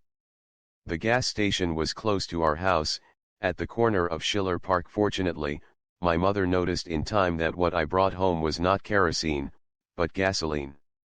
We immediately went back to exchange the product. The salesperson was a plump man with hairy arms.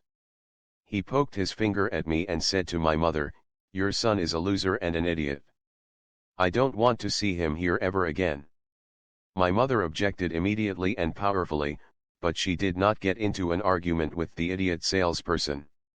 She and I knew very well that I was a genius, and that this was a simple mistake. We exchanged the gasoline for kerosene and returned home. At home, I took the only printed matter in our house off the shelf, the magazine Crocodile, a satirical magazine published in the Soviet Union since 1922, opened it to page 17, took out a folded sheet of paper and unfolded it. I spat on the end of the indelible pencil and wrote on the third line of the sheet, "Burn down the gas station." Moses brought down 10 commandments from Mount Sinai. In Chernivtsi, they were, Teichen on Farbasern. Interpreted and improved in Yiddish.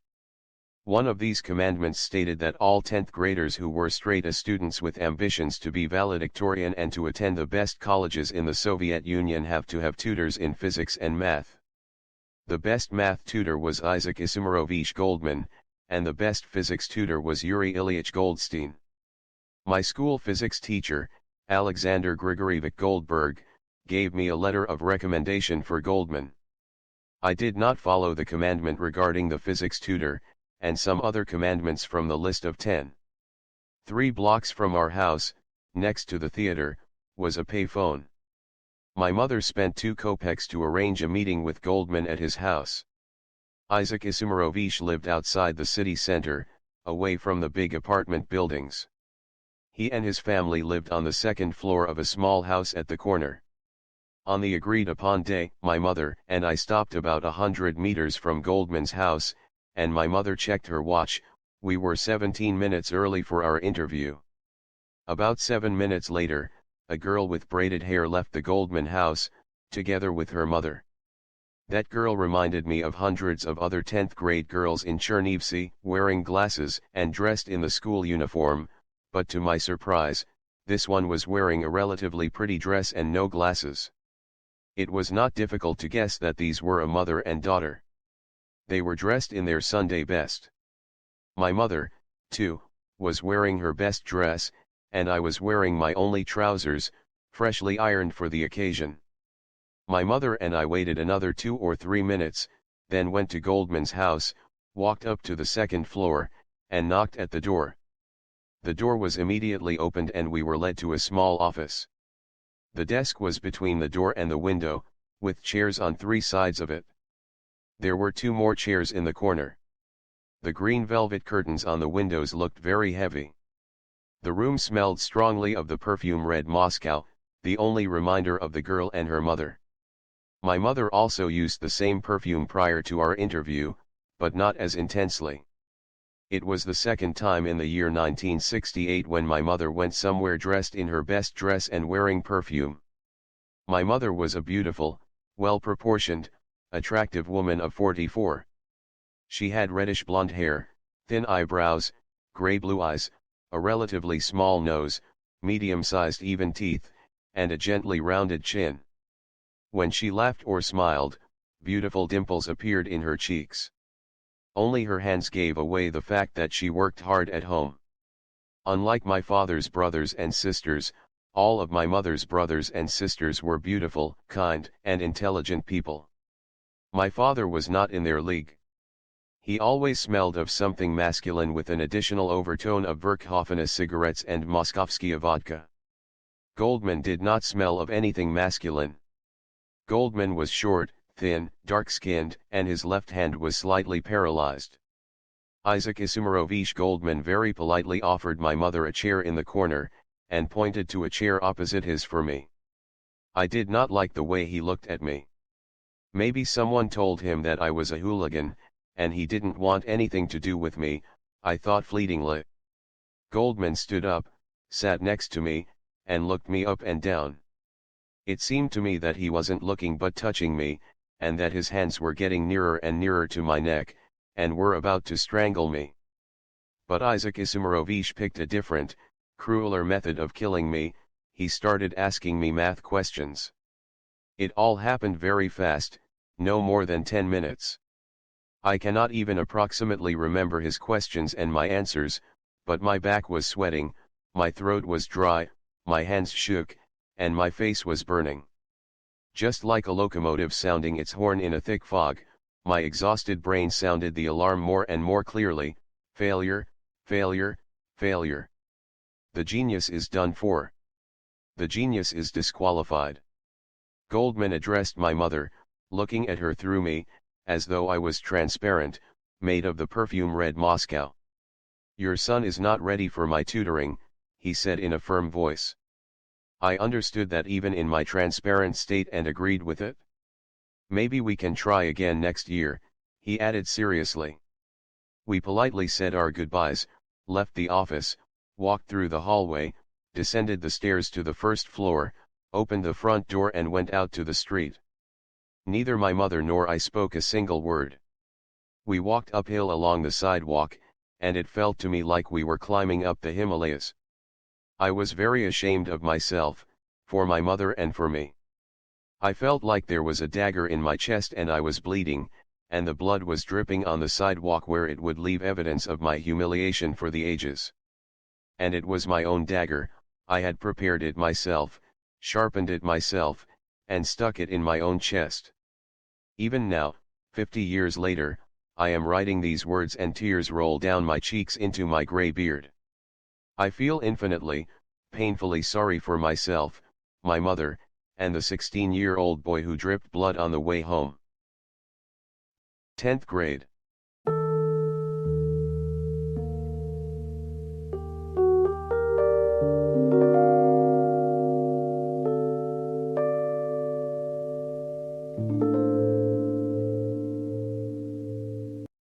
Just like a cat falls from a great height, lands on its feet, stands up and keeps going, a person can also pick himself up after a fall and hobble somewhere. The self-preservation instinct is an experimentally proven fact. I could guess that that which does not kill me, makes me stronger. And since nothing has killed me so far, I must have become very strong. I did not know back then that this process takes time and energy. Then, the next day after falling, I was already planning to be a good student, do my morning exercises, read books, and collect waste paper and junk metal for recycling. But none of it ever happened the next day, the next week, or the next month. All of these changes take time and energy.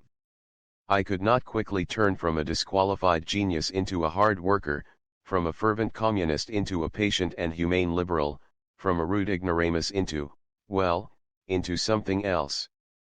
For the diligent reader who is generating a dried up essence from everything that's been read so far, and more than that, who wishes to briefly summarize the main facts, thoughts, and ideas, I will provide the following time estimates. It takes a year, on average, to achieve the status of hard worker of moderate intensity. The renunciation of communism takes years. Turning away from the sweet rhetoric of nationalism can take a decade. The merest minimal change to the self-preservation instinct can take a lifetime, or maybe even several generations. Changing one's phenotype is a serious business. I was sure that I would return to Isaac Ismarovich Goldman after a year. But it was unclear to me just how I should be preparing for that. It turned out that I simply needed to mature, and that the best time for boys to do that was between the ages of 16 and 17. With this and other questions, I went to 10th grade and continued making trouble. In 10th grade, the rhythm of my trouble-making was in harmony with Georgy Sviridov's song Time, Forward.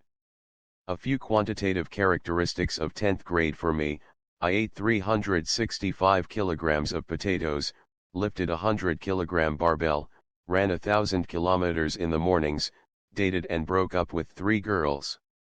The latter fact requires certain explanations. All girlfriends are divided into decent and indecent. I will explain about the indecent ones another time. As for the decent girls, I never approached them first. They always initiated the relationship, and they were the ones to break up with me, each one for her own reasons or for no reason at all. My first girlfriend was a very pretty girl who was very popular with all the boys. I still don't understand why she picked me. I don't think she loved me, and I don't think I was capable of love. After a few months, she left me. For a couple of days, I sang the song about how the dreams of early spring are dashed by August, and after a week, I forgot about her. As for my second girlfriend, we got together and then broke up for very strange reasons. I think she loved me, but I respected her because she was a good student. I told her about all the trouble I got into with the other neighborhood boys, and she told me about space, about Gagarin and Tsiolkovsky. I showed her my favorite cherry trees in bloom, and she told me about some man who grew vegetables and whose name began with an M. Ivan Vladimirovich Michurin, Russian practitioner of selection to produce new types of crop plants. She was a good daughter and obeyed her parents. When they told her to not go out with a troublemaker, she started going out by herself. This collection of 10th grade boy meets girl stories concludes with a pathological one. She did not love me, I did not love her, but we walked together, holding hands. One day, she took her hand away and never held my hand again.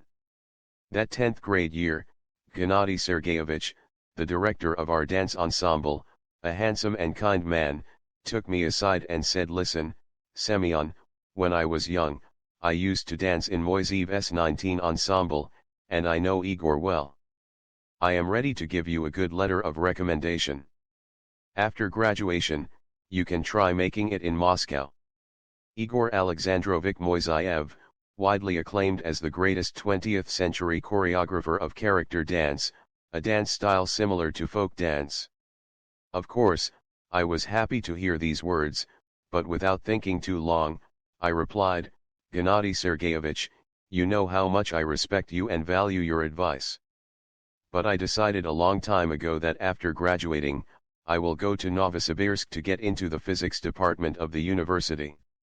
After 7 months, I started studying physics and math seriously, left the ensemble, and vowed never to dance again under any circumstances. Enemy of the people.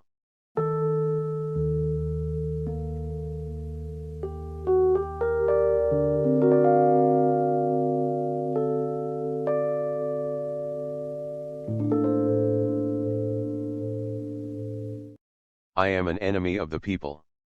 This is how Yekaterina Alexeyevna Maltseva, the social science teacher and the pedagog of our high school, defined me in October of 1968.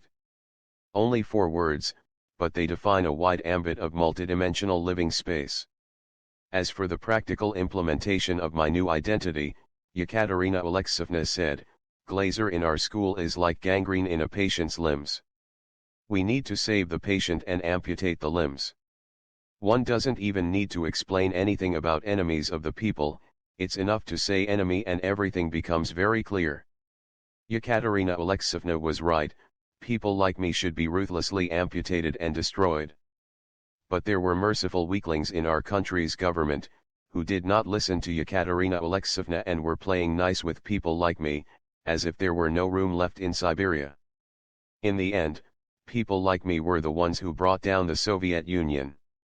As for Yekaterina Alexeyevna Maltseva, she was a 40-ish woman, vivacious and active, and always on top in the literal and figurative sense. She was curvy and always wore business high heels, though she was taller than average. Her seashell hairstyle added at least 10 centimeters to her height. Yekaterina Alexeyevna was always dressed in the same austere fashion, black heels, clear nylon stockings, a navy blue skirt, a stretchy red sweater with buttons, a heavy chain necklace, and a bone hairpin at the back of her head. In the entire school, only one teacher allowed herself to wear a skirt above the knee, only a millimeter above the knee, but still above. Of course, this was Yekaterina Alexeyevna. She was always wearing makeup, powder, and perfume. Many of my female classmates, entirely unfairly in my view, did not like her for that reason. I have to ask the reader's forgiveness at this point. It may seem that I am wasting time describing various secondary qualities of Yekaterina Alexeyevna, without getting to the most important ones. That said, during my 9th and 10th grade years, my impression of Yekaterina Alexeyevna was formed in a certain order, and I will follow it. Yekaterina Alexeyevna intuitively knew that high heels attract male attention, even if the males are 16-year-old boys in high school. First of all, the buttocks look bigger because they are lifted by the heels, then, when walking in heels, the hips and buttocks swing more because the heels shorten one step. Thirdly, a business high heel tenses up the buttocks even more, One's silhouette looks more appetizing in general, the buttocks appear firmer, and the legs look so long that it looks like they start at one's ears.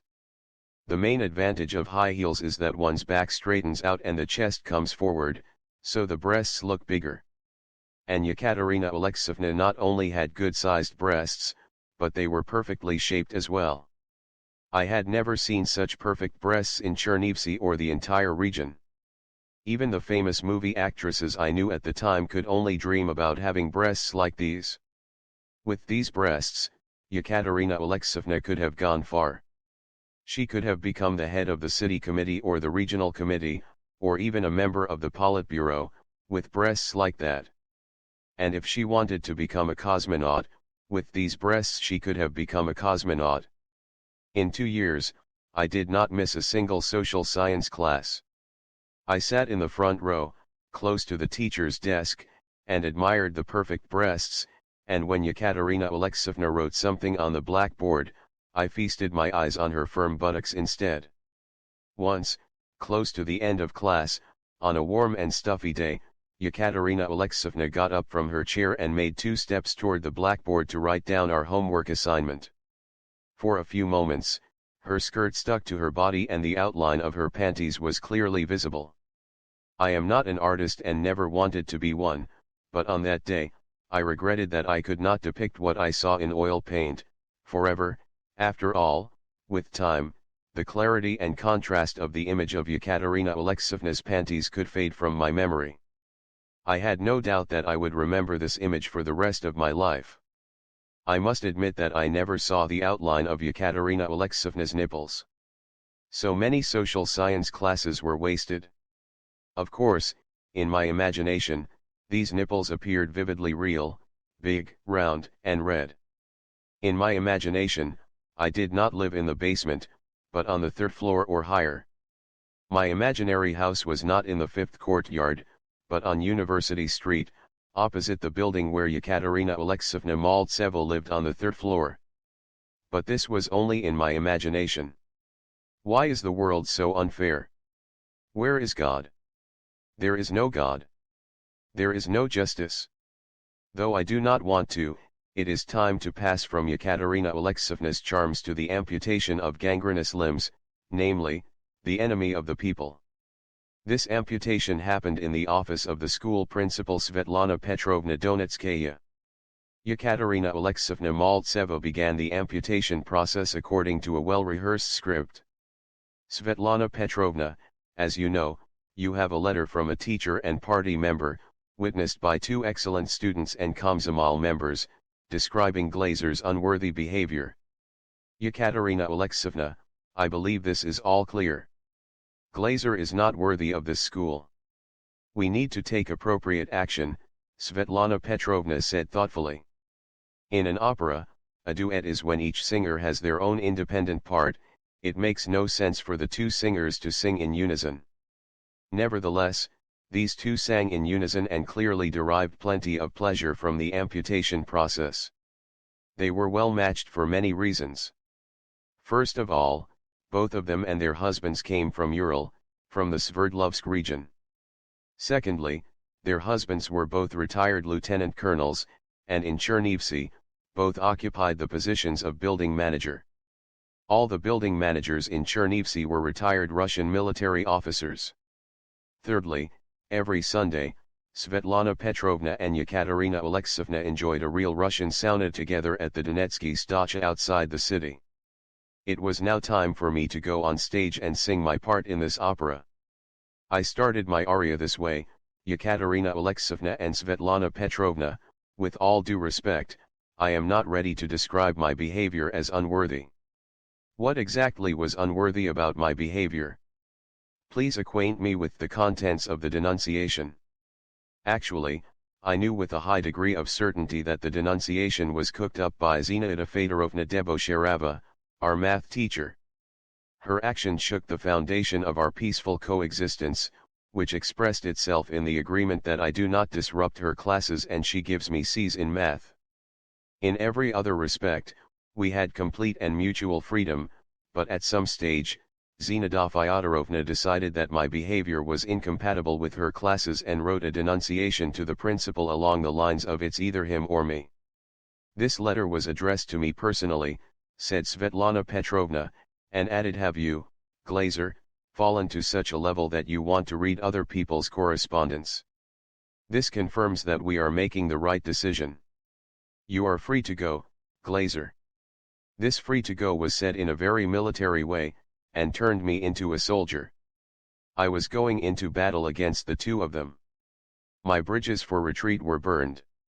I had nothing to lose. Actually, for the entire 16 years of my life I've had nothing to lose. It was time to attack, and I started my aria in this stupid opera. I am free, as you correctly noticed. Are you free, though? I am not sure. But don't interrupt me, please, I said as I stretched out my right arm, showing them the palm of my hand, and just as if I were on stage in a real opera, artistically lifted my chin higher. I can see that you did not read the newspaper Bukovina News on August 27th of this year. If you had read it, you would have learned that this year, in the entire Bukovina, I am the only volunteer in the student construction brigades. Moreover, I am the only high school student, working on an equal basis with college students, medical school students, and technical college students.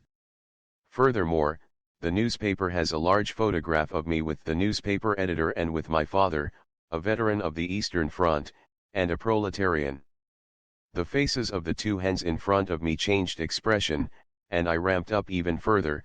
"Dear Yekaterina Alexeyevna, I am sure that you are aware of the fact that last year, you remodeled your apartment and that the remodeling was done by the city construction and repair agency where my father works, and that all the materials for this remodeling were stolen by your husband from another site." At this point, Yekaterina Alexeyevna got significantly paler, though the charms of her perfect breasts were in no way diminished, maybe they got even more attractive. Every normal person will have to agree that the physical appearance of breasts cannot change in the course of seconds or even minutes. However, the situation in which the show takes place can seriously affect our perceptions. I will express my opinion in the form of a question. Which woman has more attractive breasts, a pale lawbreaker, caught red-handed, or a perder out for blood?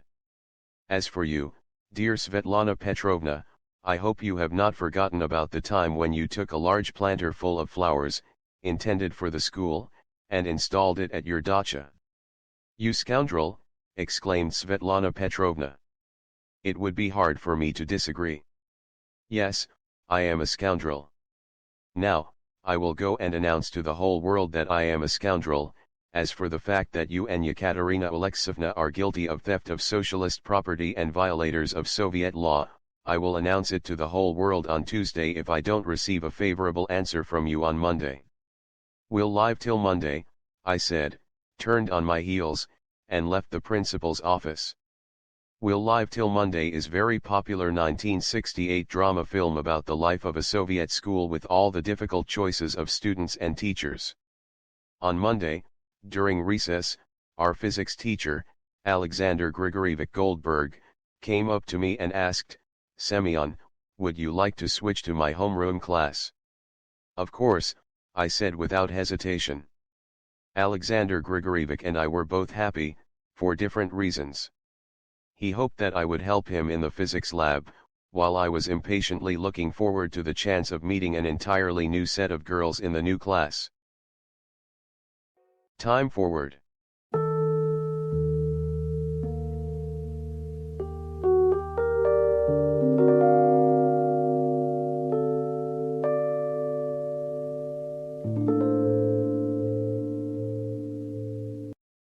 And so, a year passed, and my mother and I were following our Via Dolorosa back to Goldman's house. Unhurriedly, in silence, we passed along Lysenko Street first, then turned right through Teatralny Square, and then up along the left side of Kotlyarevsky Street toward Soviet Square. My mother walked in the middle of the sidewalk, I was to the right of her, by the curb. We both were lost in our own thoughts. As soon as we reached the building of the Regional Executive Committee, a young woman with short legs and massive calves passed us on the left, clumsily swinging her briefcase. She was not walking much faster than we were, and I had plenty of time to study her footwear up close. She was wearing leather boots with buckles on the sides. The leather was dark brown, and the buckles were black. It was well known that in Chernivtsi and in the entire Chernivtsi region, for the past few years, there were only 7 different types of female footwear. The boots that the girl was wearing were none of those. Someone who was not from around here could have thought of many exotic potential sources for those boots, but to a Chernovitzer it was clear that those boots were made to order. The heel clearly showed that the heel pad was original and had about a year's worth of wear. And so, by her walk, her calves, her briefcase, and the time and place, it was clear that the girl was a city girl, about 19 years of age, and a second-year student at the medical school. Because of her successful admission to the medical school a year ago, her parents made her this wonderful and useful present. This all flashed through my head in a second. Unexpectedly, I noticed traces of galoshes on both boots. A city girl would not wear galoshes, and even a village girl would not have the courage to walk around the city in galoshes. I was completely at a loss with regard to my faith in myself and my understanding of the world. It remained to conclude that the girl goes to the village on weekends and wears galoshes there. What nonsense, I thought, and shuddered. I did not have the time to raise my eyes from her boots and lower legs to look for further hints before the girl took a sharp left turn onto Mickiewicz Street, while my mother and I continued walking along Kotlyarevsky Street. I wanted to know everything about this girl, but she remained a stranger to me for the most part. I didn't even manage to look at her face, hair, neck, and arms. Usually, I see people from the front, and then, if I need to, find a way to turn around and look at them from the back. It was unusual that a girl should pass me while walking, just like everything else that day was unusual. If a year ago, when my mother and I walked the same way, and someone asked me what is the probability that a year from now, a girl in made-to-order boots will pass you, I would have said that it was near zero. Similarly, the probability that I would meet her tomorrow was also near zero. But taking into account the fact that the time interval between early fall and the middle of May was substantial, the probability of meeting the girl during that time interval approached 1. Knowing for sure that during that entire time interval, Chernivtsi girls do not wear sandals, I also knew that I would instantly distinguish these boots from thousands of other pairs of shoes. Just as a year ago, I was confronted by the same street, the same entrance, the same stairs, first 12 steps, then a landing, then another 11. That path was clearly imprinted in my memory, and if I had to, I could have walked it with my eyes closed. Isaac Isumarovich Goldman very politely offered my mother a chair in the corner, and pointed to a chair opposite him for me. I am sure that Goldman remembered my mother very well, and he probably remembered me as well. He formally asked me my name and what I did. I introduced myself and managed to say that I worked as a painter and would be able to pay for his tutoring sessions and all the college admissions expenses out of my own pocket. His face got friendlier, and he was still looking me straight in the eye. After a 17-second pause, Isaac Isumarovich pronounced, "Semyon, there will be no mathematics questions today, I see that you are ready for my tutoring." At that moment, by pure chance, the sun came out of the clouds and a ray of sunlight filtered through the green curtains and reached my feet. The room instantly brightened. I felt my mother take a deep breath behind me, as if she had just emerged from swimming underwater. Goldman continued. "Next Tuesday at 3, you will have your first session. Come to 17, Krasnormaishkia Street Apartment 7. 3 of my other students will be joining you."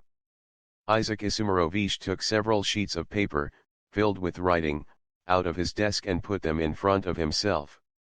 He took a deep breath, was silent for a few seconds, then took another deep breath and continued, "Semyon, I can imagine how hard you work, whitewashing ceilings all day, but I also know how hard your new chosen path is. You want to be admitted to a world to which you do not belong. This war is your war. Goldman put both his hands on the sheets of paper and very ceremoniously declaimed, Sun Tzu said, 1.1 The art of war is of vital importance to the state. 1.2 War is a matter of life and death, a road either to safety or to ruin. Hence it is a subject of inquiry which can on no account be neglected. Sun Tzu wrote a treatise on the art of war approximately 2,500 years ago. I got my copy from my mathematics professor at the university. At the time I was a few years older than you.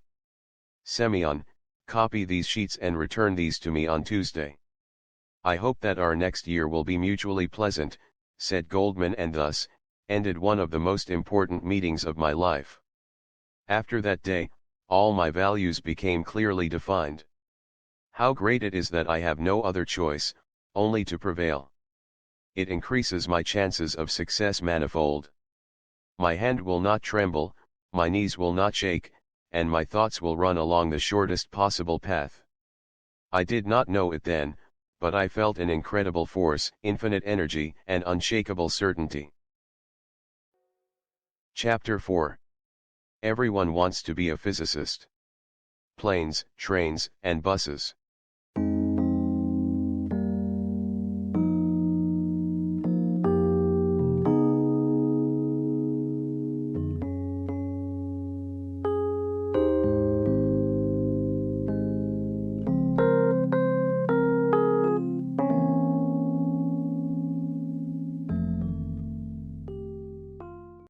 It had been decided for a long time that I will be a physicist.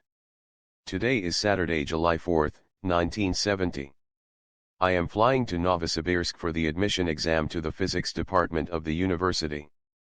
There will be many firsts for me. I will fly in an airplane for the first time.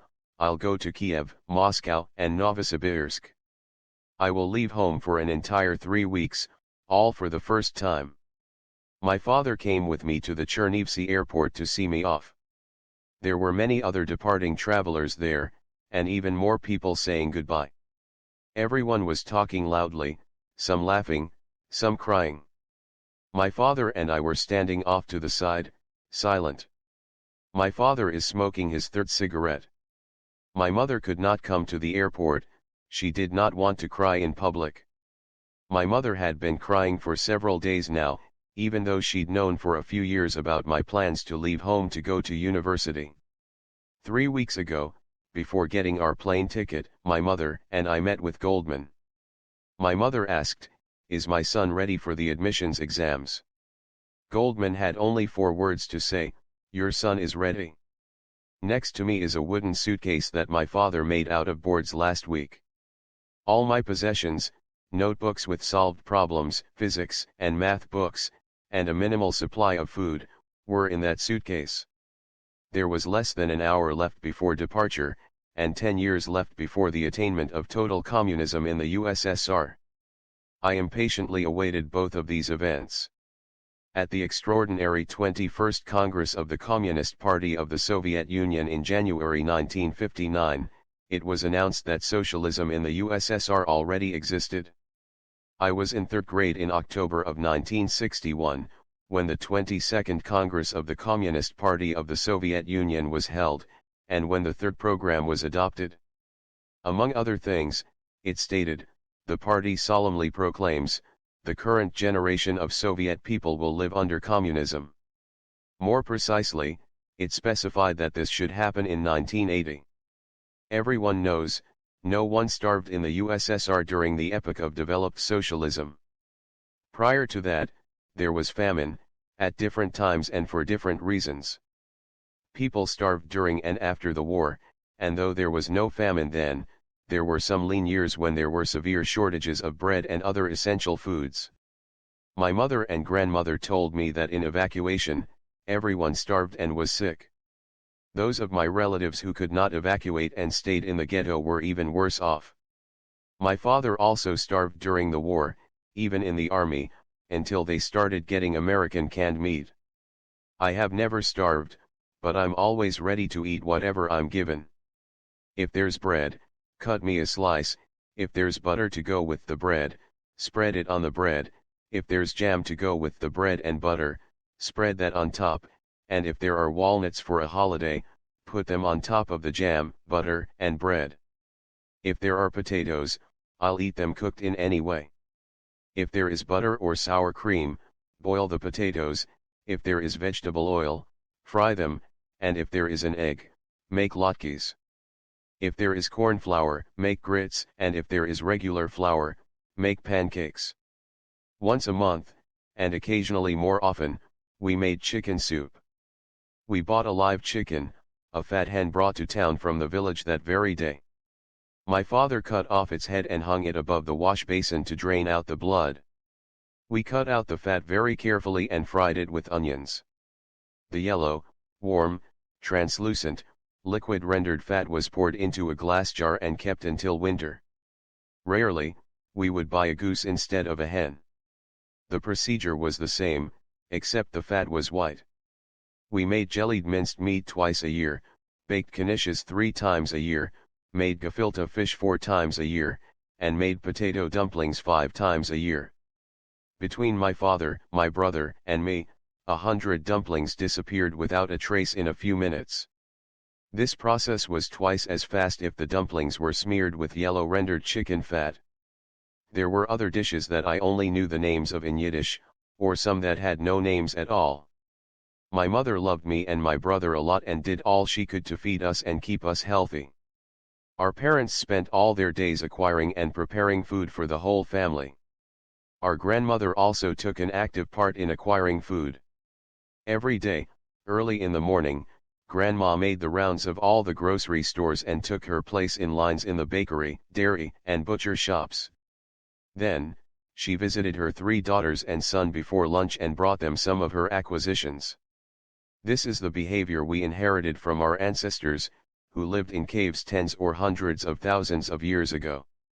From dawn to dusk, they wandered around in the vicinity of their caves looking for food, and if they didn't find enough food, they looked for a new cave. Yesterday, my father went to the meat processing plant to visit his friend Kolya, who had known about his upcoming visit for more than a week. Kolya brought out 2 sticks of servelat salami and traded it with my father for 2 bottles of vodka. Those sticks were cut into 21 approximately equal pieces. 20 pieces of salami met a loaf of bread in my wooden suitcase, and the 21st was in the pocket of my windbreaker together with 5 slices of bread. And so, the plane takes off. On the left, I can see my hometown through the window. It looks different from up high, much smaller, and even a little unfamiliar. The propellers on each side loudly growled at each other. Storm clouds appeared, and the sky darkened.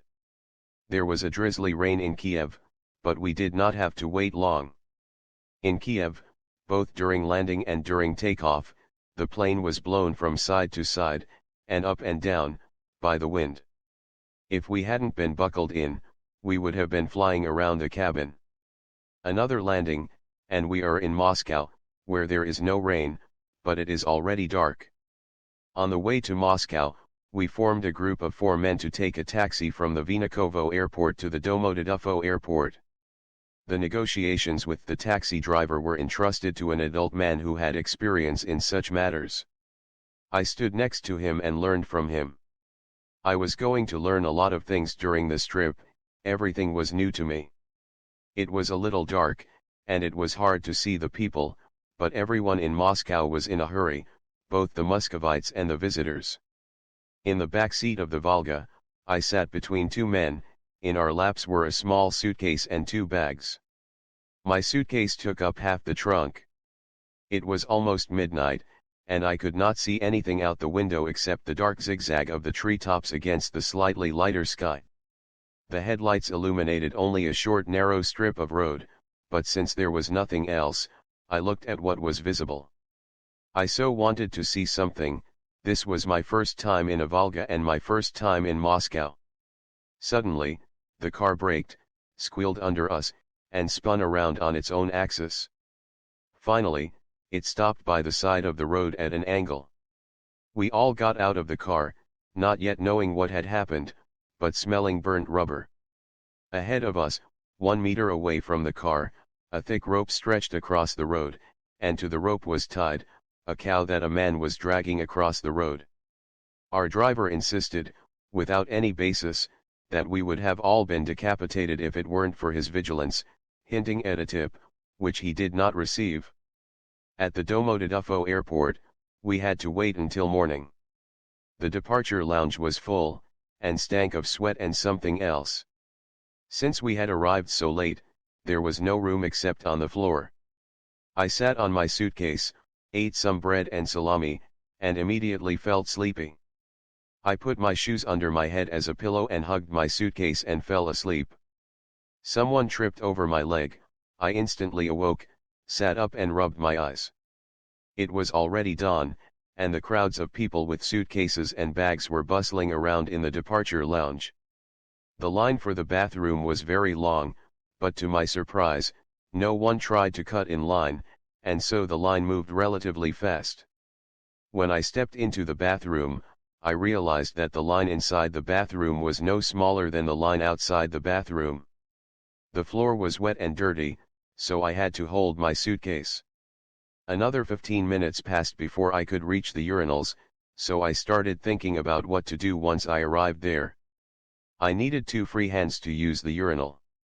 I tried to imagine how I could do the job with just my right hand, but I had no experience in that. The solution turned out to be much simpler. I put the suitcase on the windowsill next to the urinals and came back in line. One can't live a happy life if one's memory contains the remnants of reminiscences about public bathrooms in airports. Those memories were erased a long time ago, and therefore, I can't remember any more details today. I clearly remember the flight from Moscow to Novosibirsk. Our airplane was big, long, and narrow, with 2 jet engines. It landed in a hurricane. Outside the windows, it was as dark as night.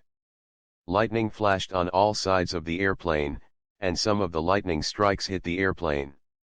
I was fascinated, though some of the passengers screamed in terror. When I was later riding in a bus from the airport to the city, there were many fallen trees along the side of the road, as well as many objects that flew from where they were supposed to be. In 1970, Novosibirsk held the world record in population growth, reaching 1 million people in 70 years. The city sprawled out in gray spaces. Groups of gray houses appeared here and there along the road. If Novosibirsk has a face, it is gray. I had a letter from a worker in the city construction and repair agency, where my father and I worked, for his relative in Novosibirsk. I had his exact address and I knew the number of the bus I needed to transfer to at the railroad station. A few hours after I landed in Novosibirsk, I knocked at the door of the apartment. No one answered, and there were no signs of life. I had to wait another couple of hours. In that time, I ate a piece of salami with bread.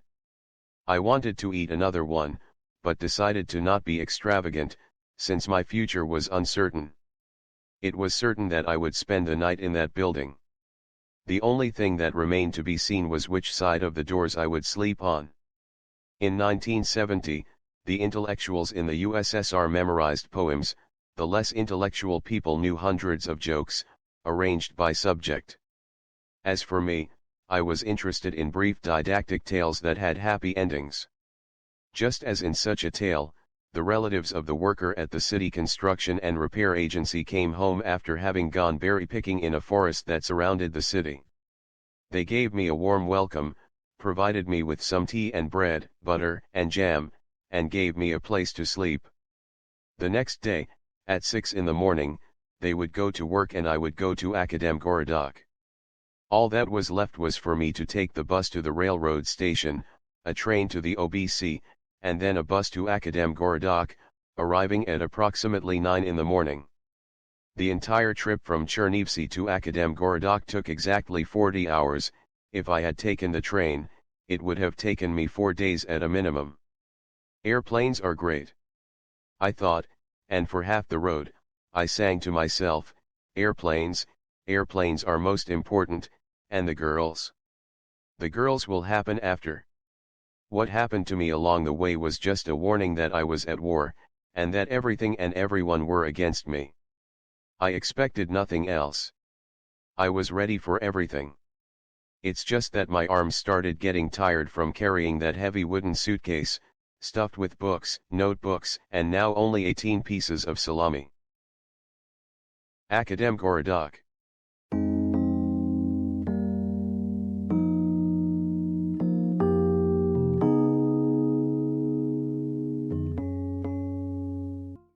Along with my wooden suitcase, I got off the bus at the Morskoy Prospect stop in Akademgorodok.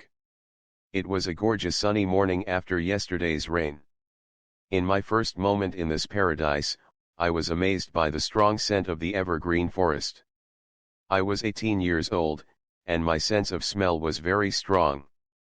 It is only now, 50 years later, that my sense of smell is blunted and the smells in my memory are stronger than real smells. These days, the sight of a forest brings back the remnants of my memories of the forest scent in Akademgorodok. The memory cells for storing the smells of fruits and vegetables had already been filled up in Chernivtsi, prior to my arrival in Akademgorodok.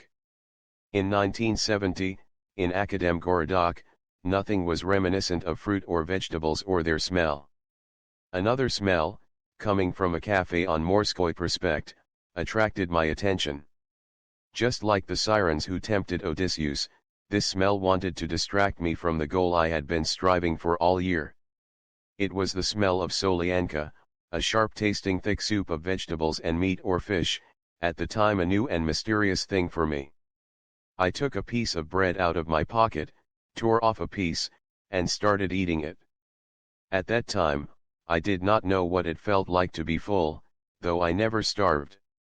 Only later, after many years, I finally knew satiety, and now the feeling of hunger prior to a meal is a rare and desirable moment in my life. The road to the university went from a sidewalk to a footpath in the forest. Yes, it was a real forest, only rarely punctuated by homes. Everything was amazingly friendly.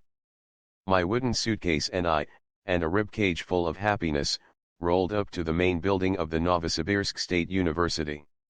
Just like honeypot ants swarm around a drop of honey, young people, mostly men, swarmed along the forest paths to the university. As I remember them now, they were handsome, tanned blondes, with hair swept back revealing disproportionately high foreheads.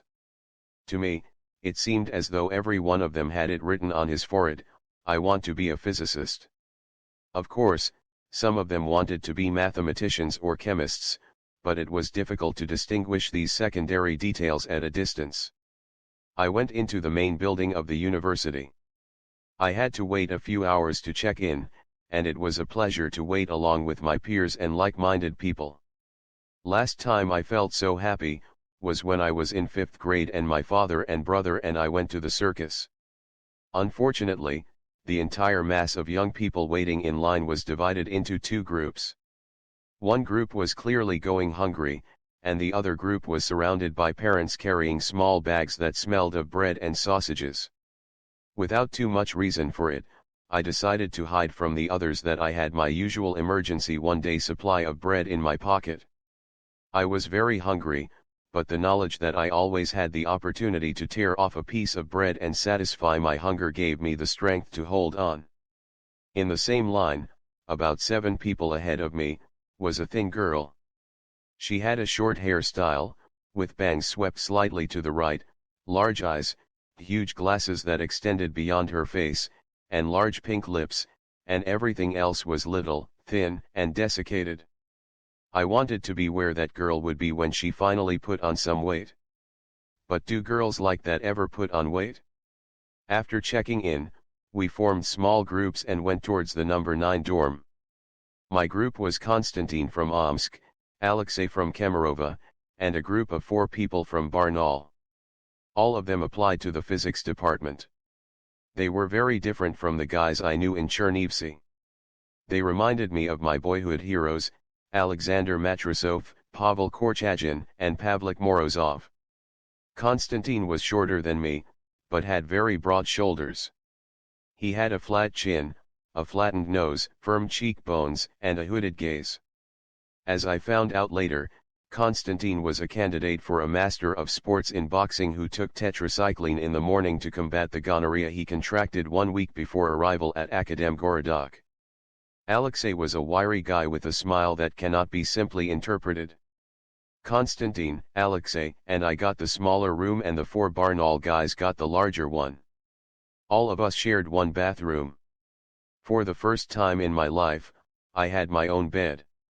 It was much better than a door on top of the bathtub in the kitchen, or the folding bed that was put up at night in the hallway.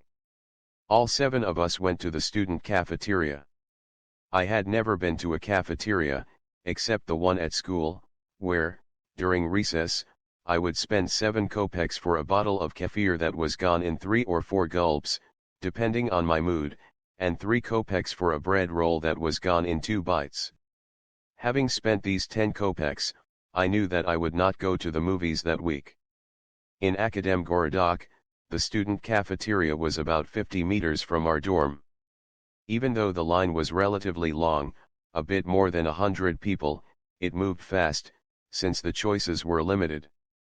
The soup was solyanka, the entree was meatballs or cow udder, the side dishes were mashed potatoes or stewed cabbage, the dessert was kissel, a fruit drink thickened with starch, and there also were slices of bread. For unknown reasons, in my entire 67 years, I have never tried cow udder. And since I don't have very long left to live, I think it is rather improbable that I will ever try it. I confidently moved along in line at the speed of 4 steps per minute, first along the steps of the porch, then the hallway, then along the stairs to the 2nd floor. The smell of food got stronger and stronger, and I approached closer and closer to my goal. As soon as we got to the 2nd floor and turned the corner, I could see the counter with the food. I quickly figured out what I would eat and how much it would cost me. So, meatballs with potatoes would cost 26 kopecks and 3 slices of bread would cost 3 kopecks. At first, I hesitated between 3 and 4 slices of bread, but quickly settled on 3, and as it turned out later, I was right. I decided to not get the kissel, since I could spend 7 kopecks more effectively.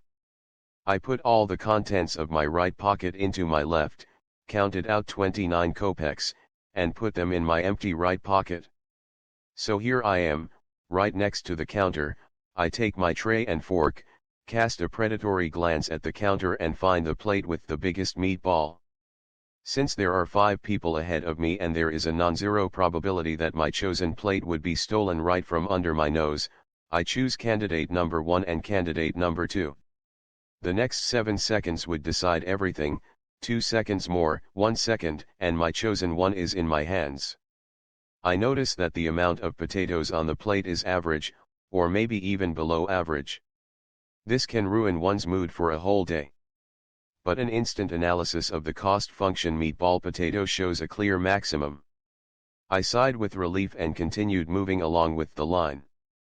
A half a meter from the cash register, there was a tray of bread. In fractions of a second, I determined that the loaf of bread was cut into 20 parts, 9 times along the short side and once along the long side. Every child older than 3 knew that the retail price of this brick was 16 kopecks. Of course, the cashier was not stupid, but it was still hard to imagine that she would be able to do the fractional calculations, and I decided to concede that time. After all, it was my first day in Akademgorodok. The next day, I planned to explain to the cafeteria workers that bread should be cut into 16 equal parts, 7 times along the short side and once along the long side.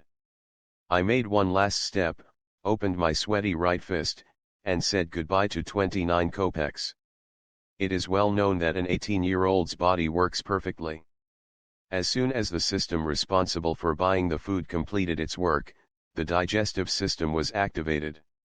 Even before I made the first step away from the cash register, my salivary glands, the parotid, the mandibular, and the sublingual, began to work intensively, secreting a large quantity of different fluids into my oral cavity. By the time I joined Konstantin and Alexei at the table, my digestive system was well lubricated and ready for action. The meatball, in quarters, slid through my mouth and throat, Barely touching my palate and tongue, I didn't even have time to chew. It pulsated along my esophagus and fell to the very bottom of my stomach. A blonde girl with crooked legs and a tight skirt walked by me, carrying a tray. By the time my gaze returned to the plate, there were no mashed potatoes on it. There were barely visible traces of them on my fork, but even that did not remain there too long. I licked the fork, wiped the plate with my first slice of bread and put the other two in my pocket, leaned back in my chair, raised my head to look at the ceiling, breathed in deep, lowered my head and rapidly breathed out. Lunch was over. Feeling a postprandial surge of energy and a generally uplifted mood, I walked along Pirogov Street, and then along Ilyich Prospect to the supermarket for groceries. During my walks to get groceries, I often thought about the non-zero probability that there would be no bread or kefir at the store for a long time. There could be different reasons for that. They forgot to plant the wheat and only remembered about it when it was time to reap it. The cows were out to pasture and then got lost and didn't come back to the farm for milking. The chickens agreed not to lay any eggs. I won't list all the possible reasons, I will just note that there are many. Their significance was directly proportional to the length of the walk to the store. Of course, in such moments I was sincerely grateful to our party and our government, for taking care of me and not letting me starve to death. A girl wearing a tracksuit and sneakers was walking toward me. She had a quarter-filled string bag in her left hand, and a short branch in her right hand, which she used to wave away the mosquitoes. She was thin and shorter than average height. An inexperienced observer could have taken her for a 15-year-old boy, but I instantly noticed that her small braless breasts slightly jiggled in time to her walking. I did not notice her face, and when she passed by me, I did not turn around, so I do not have a complete impression of that girl. The line at the grocery store was not significant, and it wasn't yet 7 o'clock by the time I came back to the dorm. My string bag that I'd brought with me from Chernivtsi contained 2 loaves of bread, 3 half-liter bottles of kefir, and 1 chocolate bar a Unka, the importance of which will be revealed later. There were puddles here and there on the road, and the forest was damp after yesterday's rain. The day was clear, though every so often, swarms of mosquitoes created an impression of cloudiness. The mosquitoes treated me with open hostility, despite the fact that there had been no provocation on my side. My body reacted by acute and endless itching on my neck, arms, and legs. I was lucky that the mosquitoes were not organized, they attacked me here and there and occasionally switched over to other passers-by. If their mosquito brains worked better, that immense mass of mosquitoes could have eaten my bread in mere seconds. Returning to the dorm, I saw all my neighbors in the living room discussing one aspect of women's issues. Without going into detail, I will note that the discussion was lacking class. Even then, I knew that talking of women before sleep is not a good idea. Even so, I sat with them for an hour or so, thinking of something else or dozing with my eyes open. My plan for the day still included remembering the past year and everything that brought me here. Starting tomorrow, I resolved that I would not think of the past, but would keep my focus on the present and think of the future. I returned to my room, came up to my bed, took out the wooden suitcase, and laid out all the books without opening them. Every book had a unique and personal story. I ate bread and washed it down with kefir, as my gaze jumped from book to book. I neatly put the books back in my suitcase in the same order, closed it, and slid it under the bed. I undressed and went up to the window. Beyond the window, the universe was expanding, and I felt very small and lonely, getting further away from everything in that universe. With every second, at lightning speed, I got further and further away from my native town Chernivtsi, where my parents, relatives, friends, teachers, and mentors waited for me to return victorious. I raised my head, looking up at the sky, which was still light, breathed in deep, lowered my head and sharply exhaled, turned around, and took one step from the window to the bed. To this day, I fall asleep within 7 seconds of the time my head touches the pillow. As a child, I decided that this is characteristic of people with a clear conscience. On that day, Monday, July 6, 1970, I fell asleep before my head touched the pillow. Chapter 5. Exams. Written Mathematics.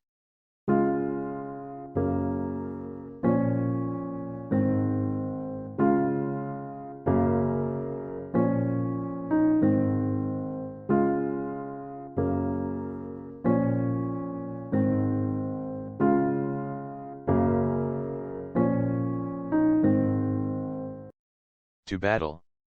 I opened my eyes, it was 6:17 a.m. I sat up in bed and drank the rest of the water in my kefir bottle that I refilled and put by my bed every evening. It was the day of my first exam, first test, first battle, my written exam in mathematics. At 6:27, all the math textbooks and the notebooks with solved problems were laid out on the floor in front of me. I had a whole hour to leaf through everything without thinking about the contents. I did not try to guess what problems would be on today's exam. Now it does not matter. If I could return back in time by 9 months, I would have done exactly the same thing.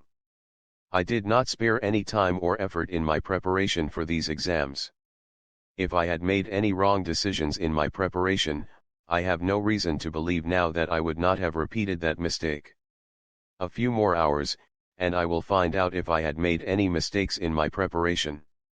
In the past few days in Akadem Gorodok, I met many young people, my competitors.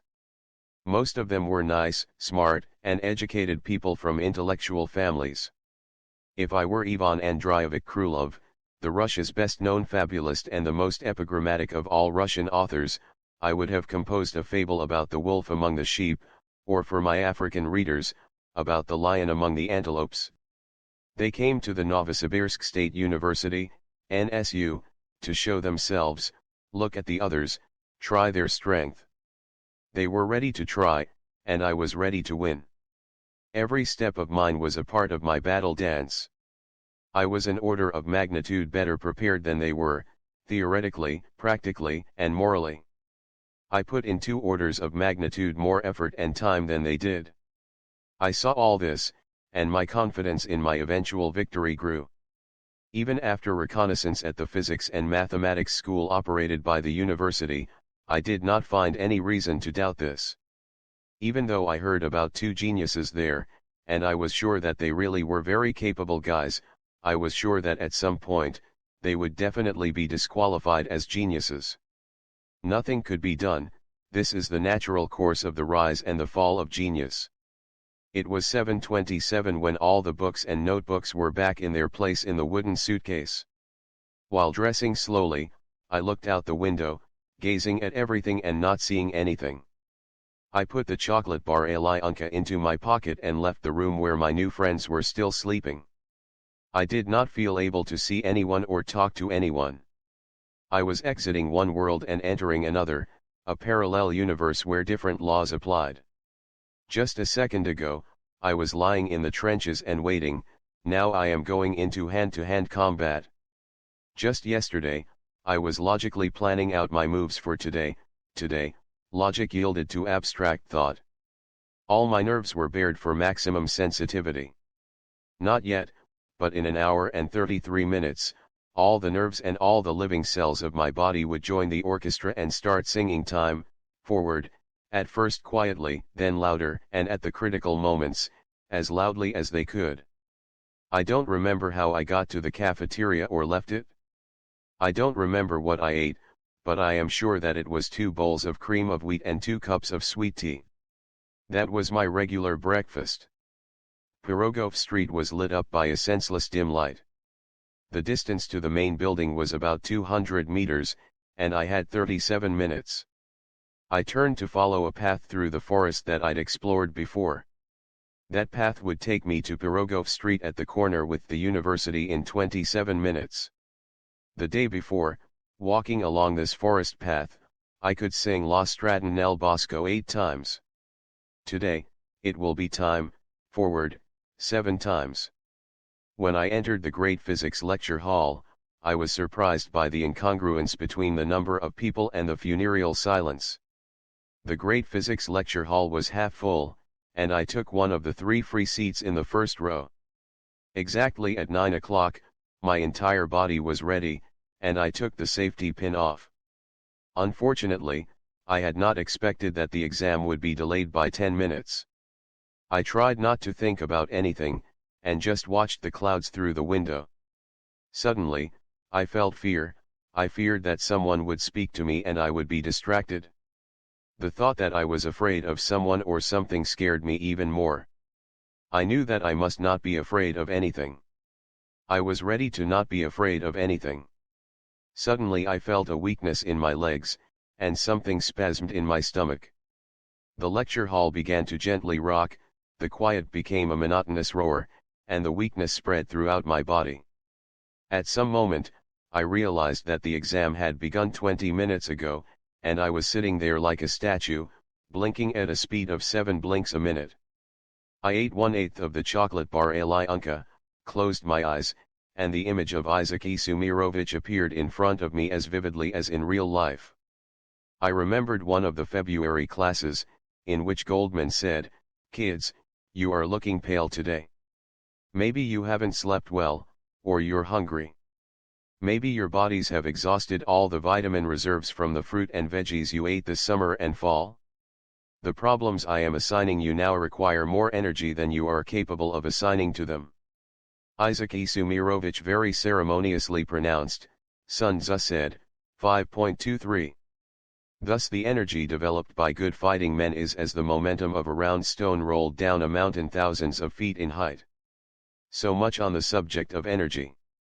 Joseph, Marek, Yasha, and I listened with bated breath, and Isaac Isumirovich continued, "There are problems, the solving of which takes significant quantities of human energy. The sources of this energy are within us. I believe that all people are constituted identically, and I have no reason to think that one person has more stored up energy than another." I could tell that Goldman had thought about this subject a lot in the past, but the phrases he uttered today were new to him. It was clear that this lesson was one of his favorite lessons. He was proud that he could figure out this energy question as a result of more than 20 years of experience in teaching mathematics. As well as, it seemed to me, my 3 classmates were also very proud that we had such a math tutor. So, what is the difference between people, then? In my opinion, and I agree with Sun Tzu on this, the difference is in the process of developing one's energy. This process is unique to each individual and therefore requires training. Goldman pressed his right fist to his solar plexus and continued, "For me, the center of my energy source is here." He tapped his chest 3 times with the inner side of his fist and continued, "It is possible that your centers are in different places, but I advise you to begin your search from this, the most likely place." I put my right hand on my chest as if I were looking for something in the dark. My fellow students made similar motions. For about a minute, the 5 of us glanced at each other. "I told you that these are not the exercises you do in summer camp, where everyone repeats the gym teacher's exercise," Goldman said. "The attainment of inner human energy is a personal, individual process. So, this week, you will practice at home in the mornings. When this process gets going for you, you will understand why you can't do it in the evenings. It will be hard to fall asleep until the energy dissipates." Isaac Isumirovich stopped for a few seconds, letting us think about what he said, and then continued, "Just like an athlete preparing for competition, you have to pace yourself with respect to your time and energy. When the athlete approaches the starting line, his energy is at its maximum and his morale is at its height. The principle of strategic advantage in time can be applied to any time interval." Isaac Isumirovich Goldman never returned to the subject of attaining inner human energy. Instead, he used to say, "You'll really have to sweat over this problem?" In response to this, I threw myself into attaining more energy and sweating, and more sweating. I opened my eyes after a 5-minute trip to Chernivtsi from Akademgorodok. My back, palms, and forehead were already sweaty, the energy kept accumulating. My feet started pushing against the floor, my body mass increased, but at the same time I felt myself getting lighter. After another 1/8 of the chocolate bar, my eyes opened wide and fixed on the exam problems. Everything else in that huge lecture hall receded into the background or disappeared entirely. People, objects, the whole world, everything left me, and I was left alone with my exam, the written math exam. After 2 1/8 portions of chocolate exactly, and approximately 2 hours, I took my exam to the proctor's desk and only then noticed that no one had finished before me. When the proctor asked, "Did you solve all the problems?" I answered curtly, "Yes." I did not want to talk to anyone or do anything. My body was still hot from the excess energy, which was far more than required for that exam. At the moment when I put the completed exam on the proctor's desk, I knew that all the problems were solved correctly, the solutions were complete, and everything was written out clearly and neatly. It wasn't even necessary to read my solutions, just a glance showed me that everything was clear and correct. There was nothing to pick on, maybe only the smell of my sweat on the sheets of paper. At that time, the summer of 1970, everyone stank of sweat, mine was no different from the general background smell. I left the lecture hall on the second floor, walked down the stairs, and went out of the university building. A crowd of parents, who smelled of bread and sausage, surrounded me. They peppered me with stupid questions that I could not answer, but I did not want to hurt their feelings. I decided that the word okay adequately answered their question. It was hard not to notice in the parental crowd a 40-ish woman in a short-sleeved chintz dress. She had smooth red hair down to her shoulders and glasses with black frames. She was exceptionally beautiful, radiating light and warmth. For a moment, it seemed to me that my parents were in that crowd. I so wanted for them to be proud of today's exam along with me. But this exam was just the first fight in an ongoing battle. I walked towards the cafeteria, sobering up with every step. The day was sunny, but the trees looked foggy and the houses looked out of focus. A few hours prior, I had walked along the same path to get to the exam, only then, the trees and houses were sharp and clear. But both times, my head was completely empty and I thought of nothing as I walked. By the time I got close to the cafeteria, my strength started to depart. At the cafeteria, I ate the entree and dragged myself to the dorm. The last 50 meters took the remains of my energy. It took all I had for me to get up to the third floor, walk along the hallway, open the door to my room, fall on the bed still dressed, and fall asleep. I slept for a short while, and when I woke up and opened my eyes, I felt like I was in the same universe that I had left this morning. I was alone in my room and felt lonely and empty. I decided not to stay in this room or in this dorm. There was only one alternative: go to the grocery store and buy enough groceries for the next 3 days, until the next exam. Returning to the dorm, I found Konstantin in a very good mood.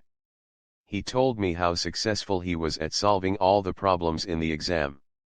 I understood from his story that he did solve all the problems correctly, but unfortunately, I did not hear a lot of confidence in his voice.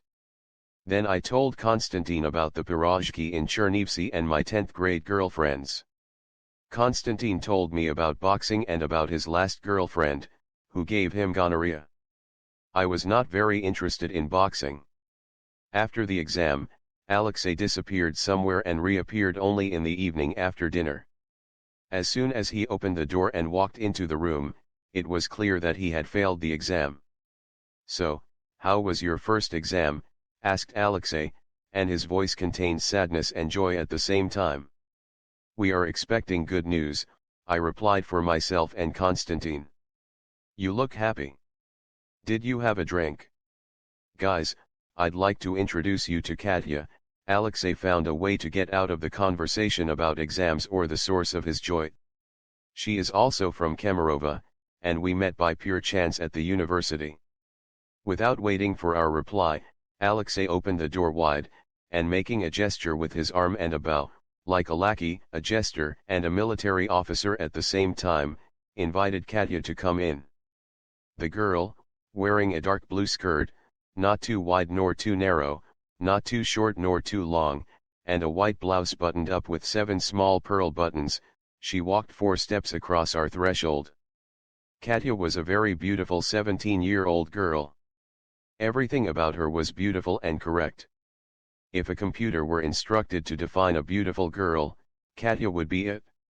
She was blonde with big blue eyes. Her face was round and wide, with thick, smooth, elastic skin. Her arms and hands were not fat but a little plump and soft. Her nails were narrow, long, and thick. Princess Vasilisa and Prince Alyosha, the thought flashed in my mind. Only at that moment did I notice that Alexei was a handsome and slim and generally very attractive 17-year-old boy. Konstantin immediately pulled out our only chair for Katya, and the 3 of us sat each on his own bed. The geometric position of Katya's knees, the light bulbs on the ceiling, and my eyes, created, as if in a theater, an ideal situation for observers. In those times, when young women sat down, they did not cross their legs, but kept their knees pressed together. Since this pose could not be constant, it created a dynamic and engaging image of the knees. The angle of the light in relation to the edge of the skirt gave a sweet mystery to the knees, each knee in a different way. We introduced ourselves and said where we were from. Katya talked beautifully, moving her pink lips at a small amplitude. Only when she said the O sound, her mouth rounded and opened wider, showing her white front teeth. From experience, I knew that I would have sweet dreams that night. The next day at noon, the list of grades for the first exam was released. I got my expected excellent, Konstantin got a good, and Alexei got an unsatisfactory. 2 of the Barnaul guys got an excellent and the other 2 got a good. Konstantin was very happy, and I was happy for him. I was happier for him than for myself. I knew my grade ahead of time. Konstantin's grade was a pleasant surprise for me. Konstantin was 3 years and 4 months older than me. When he was released from army service, he boxed, but did not work, since he had to prepare for the exams. The army atmosphere did not allow Konstantin to learn math and physics. He boxed in the army and taught others to box. That same evening, Alexei and Katya left for Kemerova. Katya had also failed her first exam, in math, for the economics department. Konstantin and I wondered about their future. Would Alexei and Katya return the next year to try again, as they had promised, or would they marry and reproduce? I did not tell him that if they do return, I would do everything to get Katya away from Alexei. I also did not tell Konstantin that I was sure that next year, Alexei would be in the army, either next to Khabarovsk or in some other place, and Katya would already be married to some guy whose daddy has a sedan and who is not just some sort of warehouse manager, but a real communist. Oral Mathematics Exam.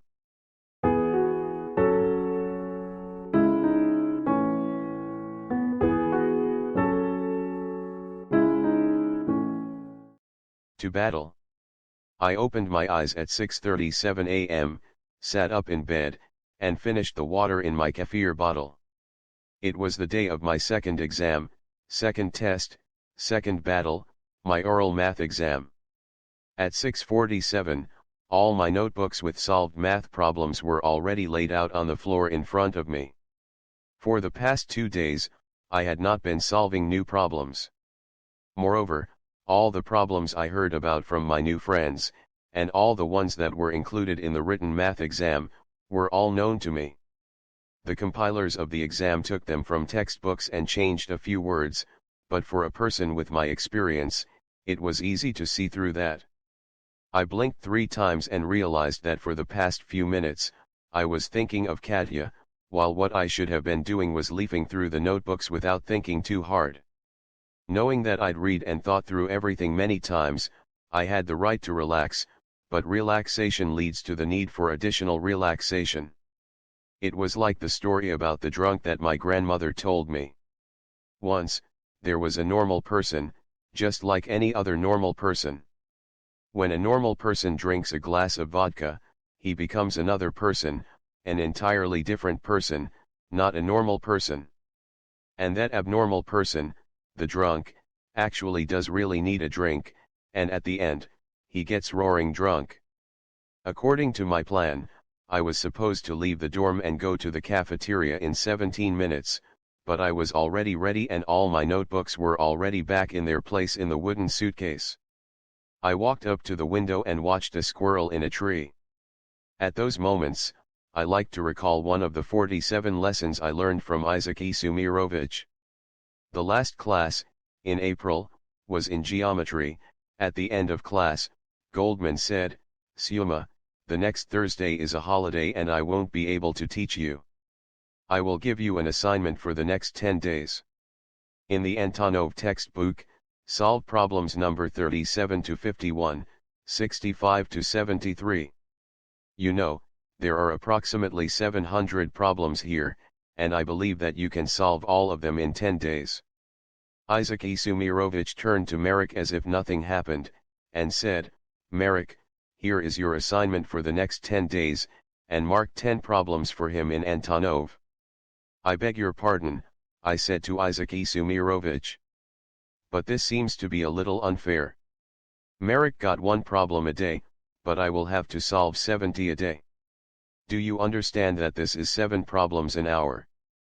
Isaac Sumirovich looked at me with a kind smile and said, "First of all, Marek is going to be valedictorian and he needs to study many subjects. Secondly, he intends to go to medical school, not physics. And most importantly, his father is a professor at the medical school." "I know all this, but there are boundaries and limits," I said fervently. "If you can't solve the problems faster, you'll have to sleep less," said Goldman, as if he was deeply in thought about what he said. By April, we knew each other very well. Isaac Sumirovich knew that I needed to set records. He never assigned 700 problems in 10 days to anyone in Chernivtsi, before or after me. He wanted me to remember this all my life, so that he, Isaac Sumirovich Goldman, would live in me until my last living day. Isaac Sumirovich ceremoniously quoted, Sun Tzu said, 1.26. "Now the general who wins a battle makes many calculations in his temple ere the battle is fought. The general who loses a battle makes but few calculations beforehand. Thus do many calculations lead to victory, and few calculations to defeat, how much more no calculation at all. It is by attention to this point that I can foresee who is likely to win or lose." The saying by Alexander Vasilyevich Suvorov, the Russian general and the last generalissimo of the Russian Empire, that those who find learning to be hard will find battle to be easy may be right but insufficiently specific. Not everyone who has a hard time during learning is going to have an easy time in battle. And also, you should not be striving to have an easy time in battle. Your goal is victory because the alternative is death. Goldman paused for a long time and looked at 2 corners of the ceiling, and continued, "At our very first session, I warned you that my task is not to teach you math, it is to prepare you for success at the entrance exams for the university. Every exam can be divided into 2 stages. At the first stage, you only solve problems you are familiar with and problems that can be reduced to those you are familiar with. For those who systematically prepare for the exams, the entire exam consists of the first stage." "I am ready," I said aloud, and understood that I was not at Goldman's class, but by the window in my dorm room in Akademgorodok. Silently, I continued, I faithfully followed Sun Tzu, Suvorov, and Isaac Sumirovich.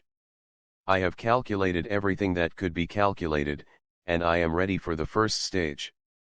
I knew that I was also ready for the second stage, but I didn't even want to think about it. I put 1/3 of the chocolate bar Alyonka in my pocket, went out of the room to the hallway, down the stairs, out to the street, and walked toward the cafeteria. After 2 portions of cream of wheat and 2 glasses of sweet tea, I went out on Pirogov Street and walked to the main building of the university. I was directed to a classroom that contained approximately 17 2-seat desks, intended for 17 students. In that room, at a large desk, there were 7 examiners, mostly graduate students. It was all simple, effective, and strict, but without animosity. I signed in at the entrance and took a seat in the third row by the window. Thinking about nothing, I directed my unfocused gaze out the window for a few seconds, then leaned my head back, looked at the ceiling and inhaled deeply, lowered my head and sharply exhaled. I knew, I was ready. One of the examiners approached me. The guy was of an indeterminate age, but likely very young. He was of average height, thin, his hair was black, combed to the side and a bit forward, he had large ears, and he was wearing glasses. He was the only one in the room to wear a suit jacket. Graduate student and professor's son flashed in my head. Solomon Abramovich Glazier, I believe, the graduate student addressed me, looking 3 times at the sheet of paper he held in his hand. Present, I answered in a military style, looking him straight in the eye, not blinking. So, he looked down at his sheet of paper again, paused for a few seconds, and continued, I see that you got everything right on the written exam, excellent. I want to reassure you that today's problems will be easier. On the other hand, I also have to give you some bad news. You will have less time for each problem and there will be significantly more problems. I hope to converse with you about every aspect of elementary mathematics. I hope you aren't in a hurry today, he quipped, and appeared so pleased with his joke that he decided to squeeze a bit more humor out of it and added, maybe you have a date today.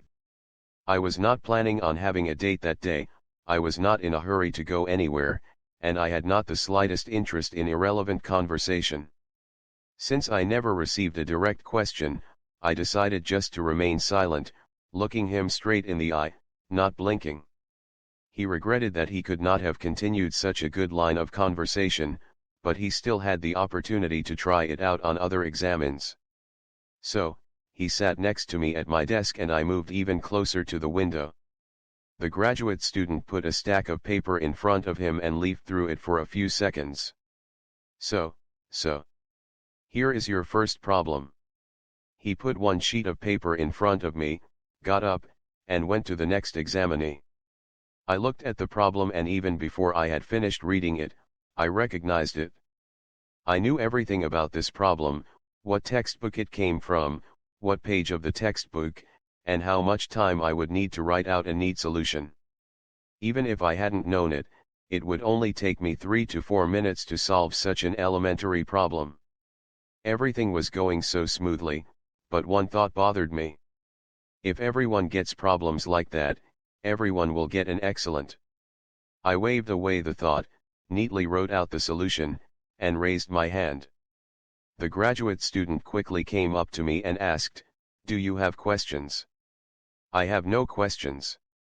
"Here is the solution," I answered, sliding the sheet to him. He instantly saw that I was correct and noted my neatness. Then he leafed through his stack again, longer this time, and pulled out another problem. "Okay. Here is a harder problem for you, Solomon Abramovich," said the graduate student, looking at his paper twice. Just like in the fairy tale about the white calf, the second problem went just like the first. Then there was a third, a fourth, and a fifth. And just like in the fairy tale about the 3 little pigs, my graduate student had 3 examens, and he had to run from one to the other within a 20-minute period. It was getting close to 11 o'clock, no one came in or left the room, the examens began to sweat, and my pocket still contained 1/3 of the chocolate bar Ali Unca, untouched. Suddenly, the examiners got together at their desk for a short conversation, after which one of them came up to me. He was a short-bearded guy with lots of hair. He was of the same indeterminate age as the first graduate student, but not the son of a professor, the thought flashed in my mind. In the tone of a police officer demanding a confession from a murderer, my new graduate student began, "They tell me here that you are going for an excellent. Let us check," and he put a sheet of paper in front of me, clearly prepared in advance. That was a much harder category compared to the first 5 problems. Those first 5, even a C student could solve on a good day. This last problem was just for the A students. For me, however, there was no difference, just that the solutions were longer and there was a risk of making a copying error. But I wasn't going to make any errors. I enjoyed writing each number and each letter. Until then, all the problems were at the first stage according to Goldman. I did not even need to reduce them to similar problems. By 1 o'clock, the number of examines had halved. The examiners started periodically entering and exiting the room. I finished the 3 problems from the bearded graduate student, who was not in the room at the time. A man about my parents' age left the desk and came up to me. He pointed to the empty seat next to me at my desk and asked very politely, "May I sit here?" "Of course," I said in a friendly tone. "Thank you." He sat down and put down a sheet of paper with a new problem. "If you don't mind, young man, I would like to hear how you solve this problem. Could you explain your thought process out loud as you solve the problem?"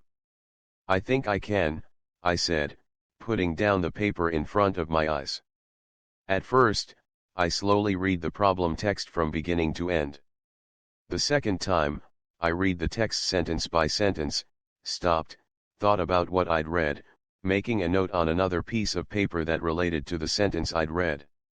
The third time, I slowly read the entire text of the problem, looking for pitfalls, paradoxes, inconsistencies, and discrepancies.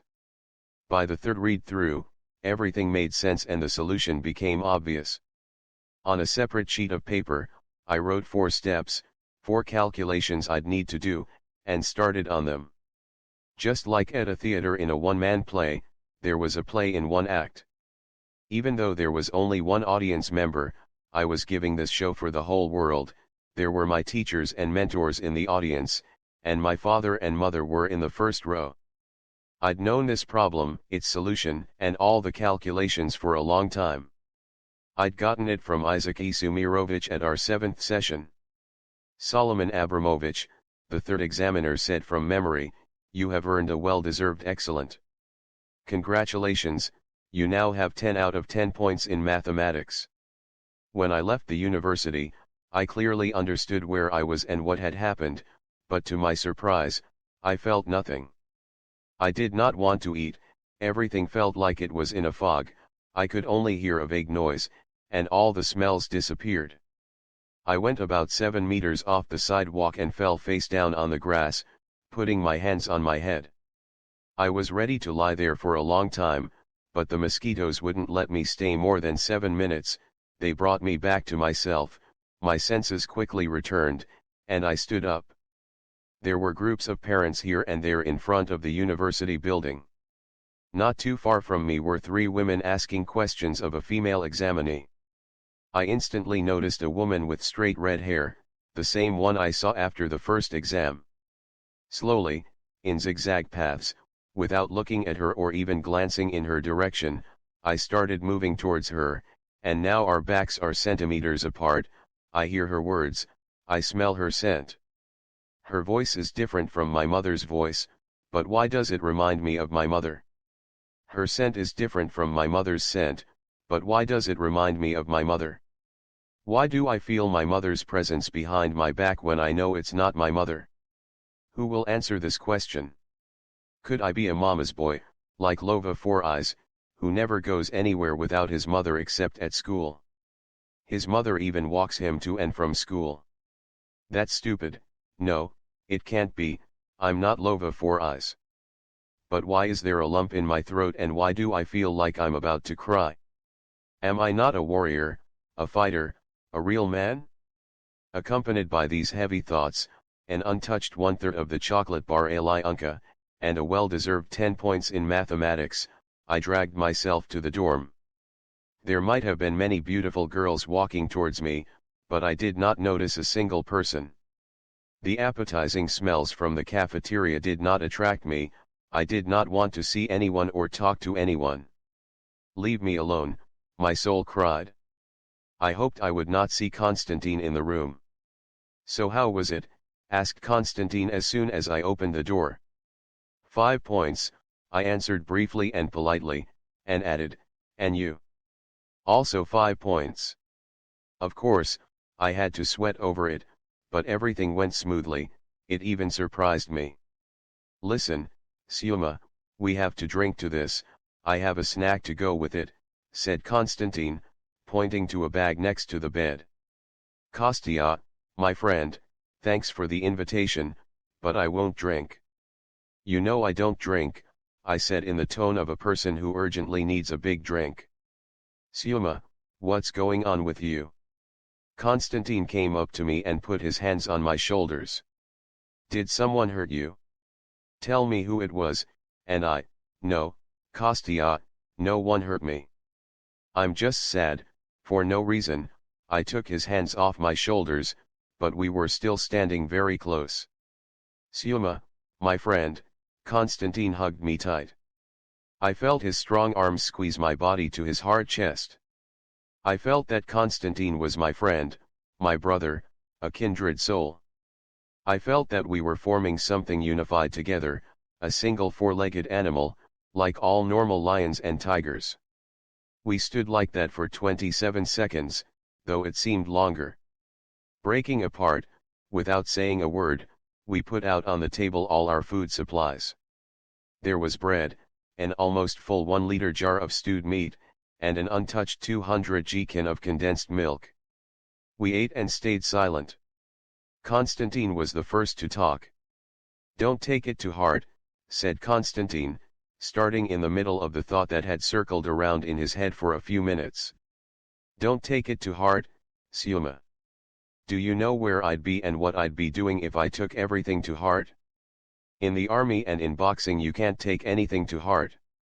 Once, a few guys gave me a huge beating, very bad. I thought I wouldn't survive. And as you see, I survived. And after that, I beat up a lot of people myself, he laughed.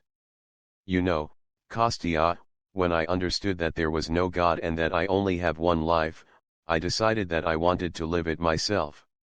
I don't want to live someone else's life, I don't want to pretend, I want to live my own misfortunes and cry with my own eyes. I took the kefir bottle full of water and drank some. I needed a breather. Sometimes I want to believe in God and be happy, but I can't do it. You know, Kostya, I take things to heart because I don't know how to do otherwise. I just need to learn to live with it, and to survive without too much loss. Written physics.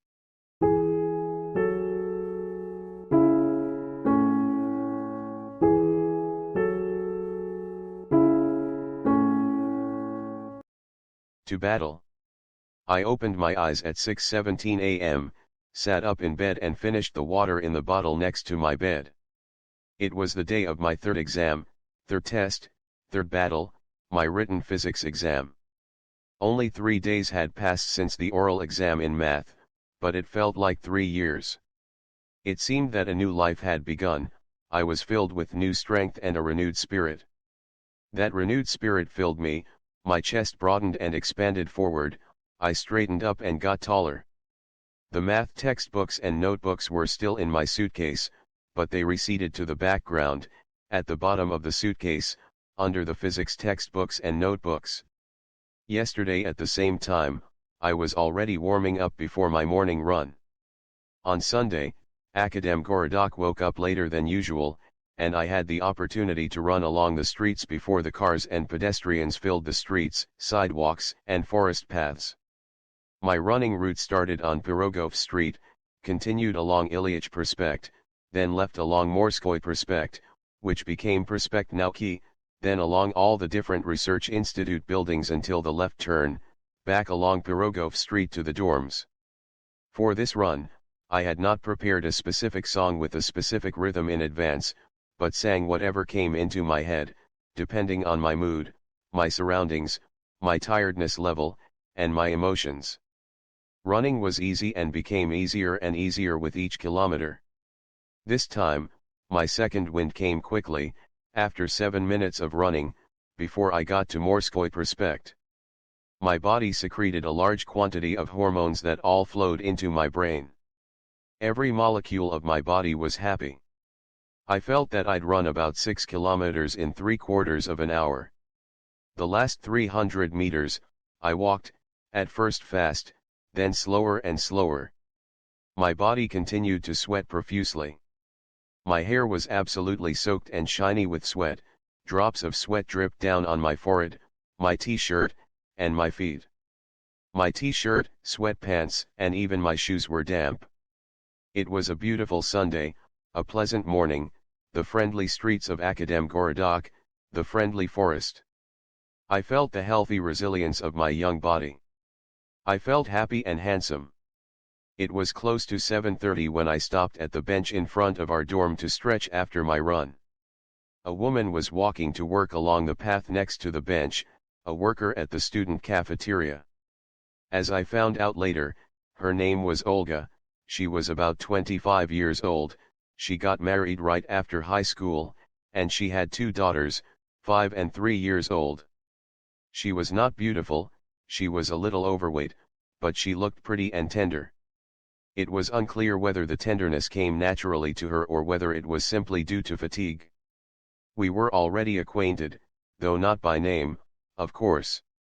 We met at least twice a day, usually for breakfast and lunch.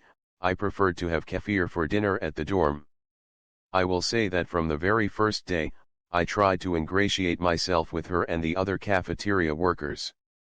Our relationship was already at such a stage that I always got the largest portions. It was not difficult for me, I would even say, it was pleasant, to exchange a few friendly words with her. Sometimes, while standing in line, I tried to think of a phrase that would make her feel different from all the other Siberian women, all the other women in the whole world. I knew how to do that, I loved women and I knew it. I picked a flower next to the bench, added 3 leaves to it, and offered it to Olga when she came up to the bench. Have a wonderful and amazing morning. Today will be a beautiful day, I said to her, offering my modest bouquet. Thank you, she said, stopping.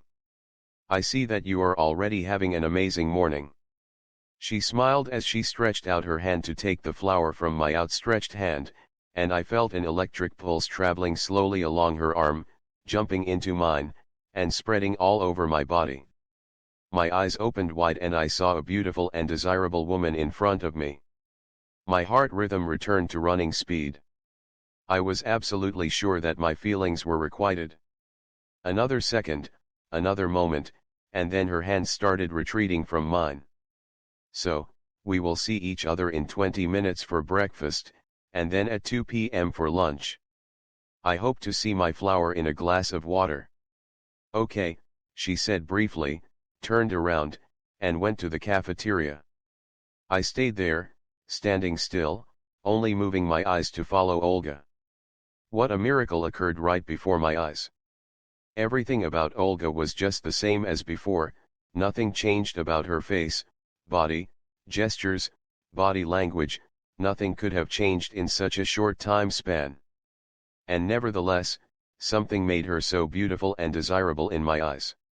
It could only be supposed that I became desirable for her, her soul burned within her and the warmth radiated from her in the least little expression, gesture, or movement. Olga got further and further away from me, but her image grew closer and closer to me. And now it's very close, I hug it and feel its softness, warmness, moisture. Her large breasts touched my chest and spread over it. Again, these mosquitoes. I exclaimed, opened my eyes, scratched a mosquito bite, and the image of Olga disappeared instantly. I knew the 18-year-old man code well. I was not supposed to flirt with or to desire a 25-year-old married woman with 2 children. I should have been ashamed of myself, and I was, but my attraction to Olga was a million times stronger than any shame or anything else. At the time, I could have only imagined that there was not a single normal 18-year-old man out there who hadn't fantasized about a 25-year-old cook, nurse, or hairdresser. That was yesterday, and today I had the written physics examination, the most important exam of all. At 6:37 all the books and notebooks with solved physics problems were already laid out on the floor in front of me. I had an hour. Looking through the books and notebooks before the exam became a part of the ritual for me. At least the ritual did not require any ritual sacrifices. According to the ritual, I did not have to think, feel, worry, or fret. To some degree, looking over my year's worth of work gave me additional confidence in my readiness for the exam. I dressed slowly, put an entire chocolate bar a la Unca into my pocket, went out of the room, left the dorm, went to the cafeteria, ate 2 bowls of cream of wheat and drank 2 glasses of sweet tea. I followed Pirogov Street to the main building, went up to the 2nd floor, and went into the great physics lecture hall. All these places were already familiar to me and didn't disturb my mental equilibrium. It was as if I'd gone to the movie theater to see a movie that I'd seen before and know in advance. I took one of the seats in the front row. The door to the lecture hall was closed, absolute silence descended, and the written physics exam began. There were 5 problems on the exam. The first one was unfamiliar to me, to my surprise, but perhaps it could be reduced to a familiar problem, though on my first and second reading I could not see how it could be reduced to a familiar problem. The other 4 were not easy, but known to me. Before an hour had passed, all 4 solutions of the familiar problems were neatly written out and checked twice. The first stage, according to Goldman, was finished. The grade of good was as good as mine, but I did not even think of it. I had only limited experience with the second stage. There were only 7 occasions when I dealt with it. When one does not know where to begin, one eats chocolate. I broke off a third of the chocolate bar a la Unca and started eating. I was not in a hurry, I had an entire 3 hours.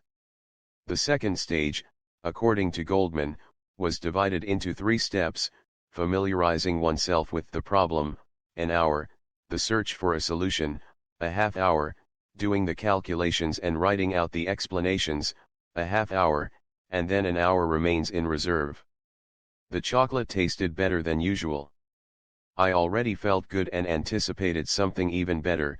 My mood got better with every minute. I recalled Goldman's 27th lesson, concerning problems involving equations. The lesson after which I had to enter the second stage. I remind you that you are preparing to be admitted into the university. Every exam can be divided into 2 stages, the first stage and the second stage. According to Goldman, Isaac Isumirovich began from something we already knew, to anchor the thought, and then continued: the first stage consists only of problems you are familiar with and problems that can easily be reduced to familiar ones. For those who prepare for exams systematically, the first stage is the entire exam. If we knew what problems would be in the exam in advance, we would analyze and memorize them. There is a non-zero probability that this will happen, at least in part, possibly 20%. Goldman took a few deep breaths and continued: smart people understand that it is better to be lucky than smart. Someone will be luckier and someone will be less lucky, so this is not our working assumption. Our working assumption is the assumption that approximately 80% of the problems can be reduced to those we are familiar with. Until then, Goldman spoke in a clear and measured tone, then he continued in a more agitated tone: the second stage encompasses all the other, non-standard, problems, including problems from the mathematics and physics Olympiads. Only a small group of math and physics departments of elite universities can allow themselves to think up new non-standard problems. If you are ready for the first stage, you are guaranteed a good grade. To succeed in the first stage, you can prepare, you have to prepare, and we will prepare. It is like a war: we prepare the infantry, the air force, the artillery, the navy. If you follow my advice, you will be like General Suvorov. He has won 60 battles and never lost one. Isaac Isumirovich ceremoniously quoted, Sun Tzu said, 2.1. In the operations of war, where there are in the field 1,000 swift chariots, as many heavy chariots, and 100,000 mail-clad soldiers, with provisions enough to carry them 1,000 li, the expenditure at home and at the front, including entertainment of guests, small items such as glue and paint, and some spent on chariots and armor, will reach the total of 1,000 ounces of silver per day. Such is the cost of raising an army of 100,000 men. And those who want to win a war using one sharp-eyed sniper, one heroic soldier, wandering samurai, or inspired mujahideen, are deeply misguided. I mean some of us, and Goldman looked at me. Isaac Isumirovich, I do not agree with your opinion. You know how I respect you. But neither you, nor Sun Tzu, nor God himself can change my opinion. I thought that there was nothing more I needed to add, but I still added, I have a deep respect for your opinion. I have listened to you attentively and thought about what you said. I take in your every word and it grows within me, like a grain of wheat planted in fertile ground. But I do not agree with your opinion about the second stage. I do not agree to replace my opinion with yours. Isaac Isumirovich, I agree that a single soldier cannot prevail over an entire army. I hope that you also agree that a genius physicist is better than 1,000,000 or 100,000,000 mediocre physicists put together. I felt that my position was stronger than Goldman's, and continued, enjoying myself, Isaac Isumirovich, you have taught us yourself that examples and comparisons are a dangerous logical link. Your army consisting of 100,000 soldiers won't be able to thread a needle. To your flowers grow in manure, I will say a lot of grass won't replace a tree.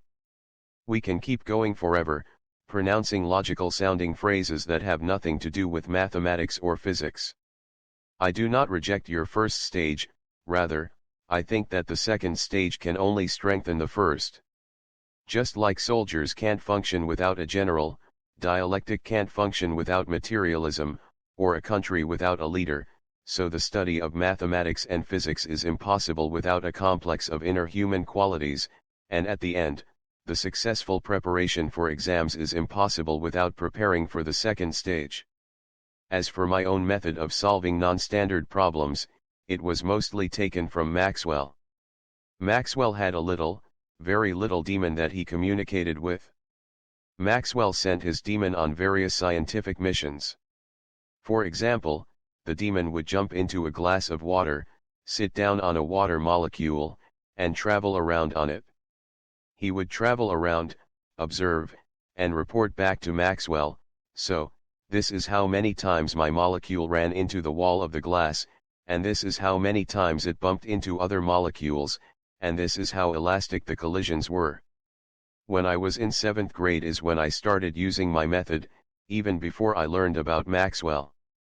When I had math problems about trains moving toward each other, I was sitting on one of them and watching the other one. I always managed to jump off the train before the collision. When I had a problem about 2 taps in a bathtub, I was already in that bathtub, naked, soaping myself up. And when I had complex 3-dimensional geometry problems in Goldman's class, I would enter into the geometrical figures and wander around looking for solutions. And now it's time to come back to the first problem in the written physics exam. Those who have ever taken the entrance exam for the math or physics departments of various select universities of the Soviet Union will understand me. I have to apologize to all the other readers for boring them with this next part of the story. And so, according to the problem, there is an iron sheet on a slanted roof. It is warm in the daytime and cold at night. The problem requires one to describe, in detail, the movement of the sheet as a result of the change in temperature. I had never seen such problems or even heard about problems like that before the exam. I knew a lot of problems about slanted surfaces, and about iron, but I had never seen a problem without any numbers, parameters, or questions. I took my notebook and pencil and went to that house, to that slanted roof and that iron sheet. I had to walk for about 5 minutes. The house was at the edge of a meadow in the Carpathian Mountains, just like countless other houses not too far from my native town, Chernivtsi. The green meadow was filled with flowers of various kinds, mostly daisies and cornflowers. It was a sunny spring day in a meadow high in the mountains, a day one would remember for the rest of one's life. A light wind blew from the valley, tenderly ruffled the flowers and made colorful waves. The house was old, I could not see the details. Behind the house was a pine forest and a brook, whose gurgling was so calming. I see a slanted roof and the iron sheet on it. And now here I am on the roof, lying on my side next to the sheet, studying it in detail. Here it's a bit rusty, there it's scratched. After a while, the iron sheet was a familiar object to me. I knew it as well as I knew my boots and shoelaces, as well as I knew my pants, where they're worn, where they're faded, where there are patches. I put my hand on the sheet and feel that it's warm. At night, it would be cold, and it would be a while before nightfall. I had to speed up time. And so, the day was replaced by night, and then it became day again, and so on and so forth. And the sheet started expanding during the day and contracting at night, lengthening during the day and shortening at night, lengthening and shortening, and slowly creeping down along the slanted roof. I watched it and thought, watched it and wrote down my notes, and when I'd seen enough, I decided to come back to the great physics lecture hall. I still smelled the scent of the meadow while writing down my solutions. I was sure that I'd solved the problem correctly, but at the same time, I had to check it at least twice. Rules are rules. Once I adopted them after serious thought, the rules became an inseparable part of me, and required no further thought, they had to be followed. If 2 checks did not reveal any mistakes, the third one did not need to be done. If, by an incredible chance, a mistake was found, the checks continue until 2 consecutive checks do not reveal any mistakes. Having finished the exam, I stood up and looked around. It seemed to me that everyone else was still sitting and sweating. My mood was excellent. I went over to hand in my completed exam. All the examiners were very friendly, and I was friendly too. I wanted to stop every passerby in the street and tell them something nice. I wanted to make sure to talk to as many people as I could, and share as many good thoughts as I could with them. All of this good spirit could come back to me in hard times. Oral Physics Exam.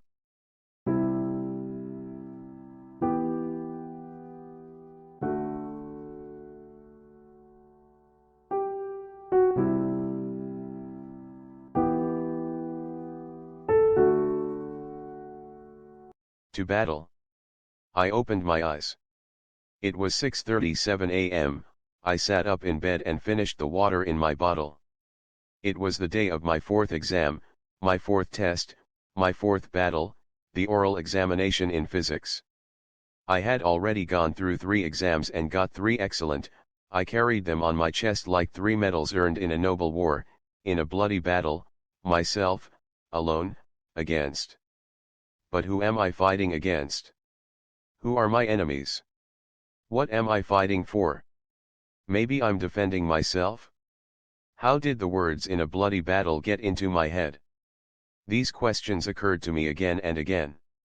Could I be a primitive animal fighting for a large meatball? This looks ignoble and immoral. And at the same time, as an honest person, I must admit that I am fighting for a meatball. I am fighting for a meatball, such baseness, if you think about it, but if you don't think too deeply about it, it seems innocent. A hungry person wants to eat, and a very hungry person wants to eat a large meatball. No need to make a mountain out of a molehill. I got an excellent on the exam, I prevailed. Who did I prevail over? What was I fighting for? It is simple, I am fighting for a place in the university. I do not have enemies, but I have competitors, which is the same thing in the end. There are 180 spots in the physics department, and 500 highly qualified candidates. Mostly, of course, I am fighting against myself. I am my own enemy, my own competitor. When I need to get up in the morning, even though I want to sleep in, I fight against myself. When my legs hurt and I am out of breath, but must run my 6 kilometers, I fight against myself. When I have to solve 70 problems a day and my friends want me to go play soccer, I fight against myself. It turns out that I am my own enemy and I compete against myself. But this is absurd. And so, let's start over, in order. In a real battle, in a real war, I am armed and confronting the enemy who is also armed. Either I win and kill the enemy, or I die. The situation is not trivial and cannot be left to chance.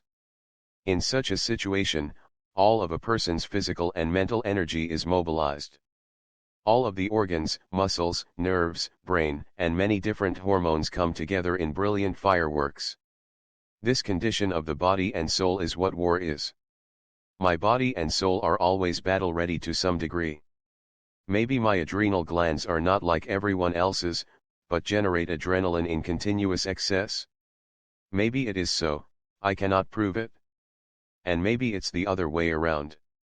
Maybe I am armed, confronting the enemy who is also armed.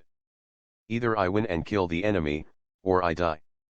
Maybe if I were in a real situation like this, I would simply poop my pants, like many good and brave soldiers do in a real battle, in a real war. We, people, cannot know this in advance or arrive at the truth in logical ways. When I come out of the trenches to follow my commander into hand-to-hand combat, that's when I find out what's in my pants. Today is the last real exam, the oral exam in physics, and I only need a satisfactory to get admitted, I only need not to fail. I started to notice that sometimes, the thought of I just need to not fail, not fail, not fail returned to me. How could I even think about a satisfactory grade when I know that I'm supposed to get an excellent? At 6:47, all the physics textbooks and notebooks lay on the floor in front of me. Today is the last time I pass through this stage. There had been other stages that I'd passed through for the last time, never to return again. I will never go to another class with Isaac Isumirovich. 47 classes, 47 happy classes, 47 unforgettable days, 47 happy days, 47 of the happiest and most unforgettable days of my life. On Tuesday, there was another happy day when my excellent for the written physics exam sparkled on a background of good, satisfactory, and unsatisfactory on the list that was put up on the bulletin board by the great physics lecture hall. To battle, and I put the chocolate bar Alyonka in my pocket, went out of my room into the hall, down the stairs, out to the street, and walked to the cafeteria. After 2 bowls of cream of wheat and 2 glasses of sweet tea, I went out on Pirogov Street and walked to the main building of the university. The classroom, desk, student desks, and everything else reminded me of the oral exam in mathematics. Maybe it was the same classroom. I took a seat in the 3rd row by the window. As usual, I was thinking about nothing, I was ready. I was called up to the examiner's desk to pull out a ticket containing a theory question. My question was about the expansion of water when it freezes. I knew this subject, of course, but not enough for an excellent. One of the graduate students sat next to me. He was a tall, skinny guy around 27 years of age, smelling of yesterday's herring. He pushed up his glasses with the index finger of his right hand and said, "Okay, what can you tell me about the expansion of water when it freezes?" When water is cooled down to 4 degrees Celsius, its volume decreases. As it is cooled further, it begins to expand, I began. "I see you know the material," the graduate student stopped me. "To be honest, this does not interest me. Let us see how you solve problems." The graduate student put a sheet with a kinematics problem on it in front of me and went to another candidate. Everything reminded me of the oral exam in mathematics, the classroom, the desk with chairs for the university employees, student desks, candidates, even the problem was purely mathematical. Only the smell of yesterday's herring was different. I solved the problem, of course, and raised my hand. The graduate student came up to me and without sitting down, looked at my answer from a distance. He compared my answer with the one he had written down on a piece of paper and said, "It's correct." He put a new sheet in front of me and said, "And what do you know about statics?" The kinematics problem was elementary and simple, as if it were taken straight from the Pyorishkin textbook. I was disappointed, even.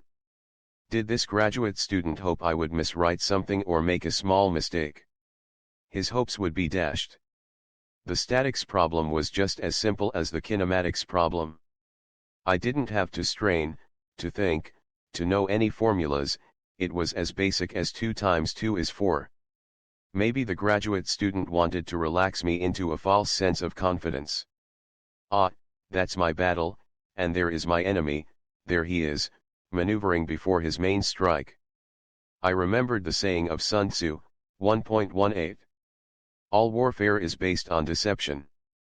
1.19 Hence, when able to attack, we must seem unable, when using our forces, we must seem inactive, when we are near, we must make the enemy believe we are far away, when far away, we must make him believe we are near.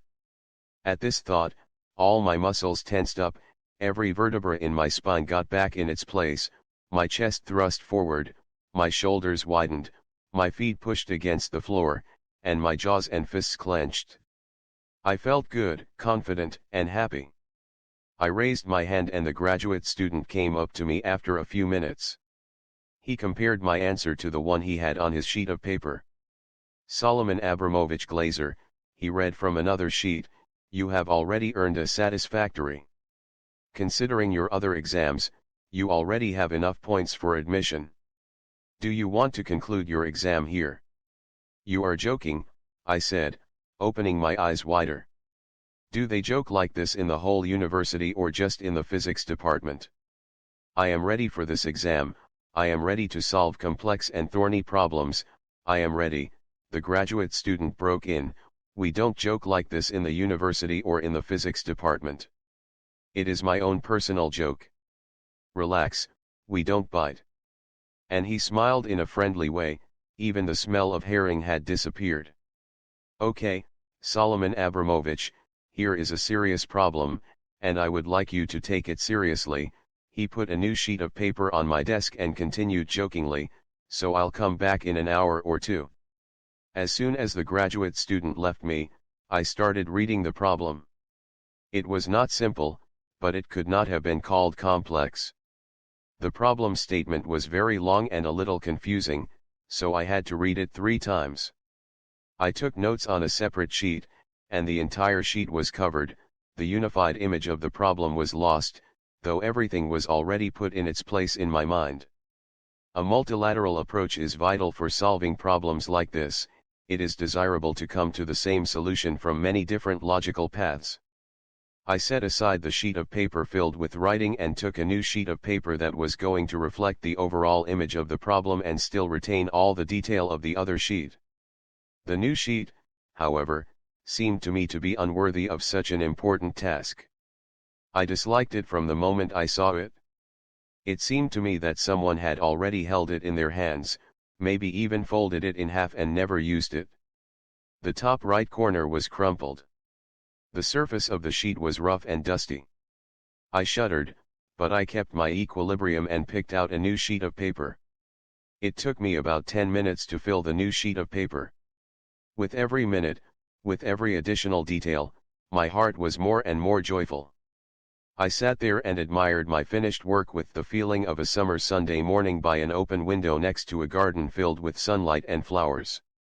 The rainbow light of the garden smoothly transitioned to the flowers on the windowsill and then to a huge bouquet of multicolored flowers on the table.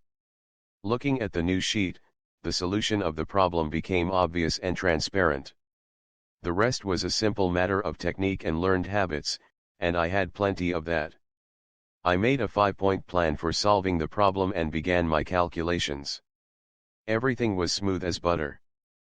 Perfect letters and numbers arranged themselves neatly into formulas, lines, and paragraphs. I enjoyed the writing, the organization of the writing on the sheet, and the solution. I enjoyed the whole process. I enjoyed myself. After everything was finished and checked twice with no mistakes found, I raised my hand and waited. The graduate student didn't keep me waiting long. He sat next to me at my desk and started looking at both sheets. By his expression, it was clear that he liked my drawings, analysis, the neatness of my writing, and the logic of my solution. Before praising me, he decided to compare my answer with the one he had on his sheet. This happens to everyone, when we are hungry and eating something good, we may bite our tongue and it hurts. That was how I felt when my graduate student told me, "Your answer is wrong. Here is what it should be," and showed me his sheet. "This can't be," I said, and felt a lump in my throat. "Here, please look at this, there is no place for error here, everything is written out in order." And I pointed him to my calculations. "My answer didn't fall out of the sky, either," the graduate student insisted. "I can't know, of course, whether it fell out of the sky or floated out of the sea. I can't even know how you got it, since you are not showing your calculations. Here are my calculations, I suggest that we check them step by step." I had no doubt in the integrity of the graduate student, and he demonstrated it again by saying, "I accept your fair and honest offer." He took a pencil and started checking my solution, from start to finish, formula by formula and line by line. After each formula and each line was checked, he put a check mark by them. He got to the final answer this way, and my sheet was covered in check marks. After thinking about it for 10 seconds, he said, "And so? The method is correct. I did not find the mistake, but your answer is clearly different from mine. I personally prepared and solved this problem last week when I was preparing to give the oral exam in physics. I thought, he should show me his solution and I will definitely find his mistake, but I did not dare say this out loud, hoping that this situation could be resolved without confrontation. Instead, I started joking to at least slightly sublimate my dissatisfaction with this unpleasant situation. If I tell you that I have 1,000 rubles in my right pocket, you will definitely tell me to show you the money. And I will say that I have it, but I can't find it, it's lost in my pocket.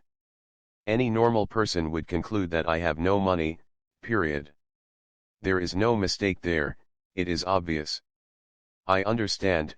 He looked at his sheet and continued, "Solomon Abramovich, I suggest to not waste any more time on this. I have 2 more subjects in which you have to solve at least one problem. Try this one." The graduate student put the sheet with the problem on it on my desk. This time the problem was on electricity. Just like the previous problem, it was very long and not very clearly written. Not that there were grammatical errors, of course, the logic of the problem was also mistake-free, but the problem was not beautiful or elegant. I don't like problems like this, that's all. I did not choose it, but I will have to solve it. After rewriting and translating this problem to my language of diagrams, drawings, formulas, arrows, and other signs, the problem started looking much friendlier. In this new form, it looked rather attractive. Just like with the other problem, the stages of solving, calculations, and 2 checks were completed, and I raised my hand. Just like last time, my answer was not the same as the answer the graduate student had written on his sheet. We started looking for the mistake together, but alas, did not find it. And how can you find something that is not there? The graduate student started sweating nervously. The second waft of herring hit my nose, and tears came to my eyes. He was lucky that he wasn't dealing with Isaac Isumirovich that day, who would have broken his fingers and torn off his arms. I remembered the middle of my second session with Isaac Isumirovich, when he said, "Syuma, is this a 1 or a 7, and is that a 4 or a 9? I'll tear off your arms for that one. No, I'll break all your fingers and then tear off your arms. I know how hard you work, I know that you spend 10 hours a day studying math and physics. This is a subject of the highest importance for you, and it can't be overestimated. If you can't solve the problem because it is hard and unknown to you, I can forgive it, and you will return to your studies with redoubled efforts. After all, only unsolved problems teach us something. But miswriting things, omitting a 0 in a number, and so on, I can't accept that. Syuma, your life is your war. Soon, in July, you will have your first battle." Isaac Isumirovich ceremoniously recited, Sun Tzu said, 4.13. He wins his battles by making no mistakes. Making no mistakes is what establishes the certainty of victory, for it means conquering an enemy that is already defeated. This simple but important lesson has been ingrained on me for life. I transmit it to anyone who can listen, and I will transmit it to the next generation, to those who have to listen and learn. My stomach told me that lunchtime had already passed. There were about 5 candidates and 4 examiners left in the room. My examiner, apparently, had already failed all the other candidates, and I was his last one. He looked exhausted, but decided to carry this through to the end. He needed to check the box for optics, and he gave me a very easy problem. I disposed of it in 5 minutes, and he came up to me and said, looking at my sheet without reading it, "Okay, Solomon Abramovich, you know how to solve problems, I won't argue with that. I want to give you an excellent, but I can't. I can't ignore the fact that 2 of your solutions did not match the answer." I inhaled and opened my eyes wide, getting ready to object, but the graduate student raised his hand in front of my face and continued, "You would have 19 points, but the passing grade is 18. What's the difference for you? You look like a reasonable guy." The graduate student gave me my examination record, in which 3 excellent were followed by a lonely good. He gave me that grade at the examiner's desk, long before he even came up to my desk to check my solution to the optics problem. Now I can't get rid of that good even by cutting it off with an axe. He did not know, and could not know, that while this good may have been good for others, it was a badge of shame for me. What would I say to my parents, my teachers and mentors, and everyone in Chernivtsi who awaited my victory? I would tell them everything was excellent, but that lay with a heavy weight on my heart. It is surprising, but what bothered me the most wasn't what I would say to those who loved me. What would I say to Arki and those who did not believe in me? They would think of it this way: Semyon could not get an excellent in the oral exam in physics, I knew it. The other candidates could have been very smart and not prepared at all, they got into the university and were happy. But I prepared, I put in all my sweat, blood, and my whole soul into this. That graduate student was a fly in my ointment. He did not know, and could not have known, that his good was one of the scars of my first important battle, and that the scar stayed with me for the rest of my life. Written essay.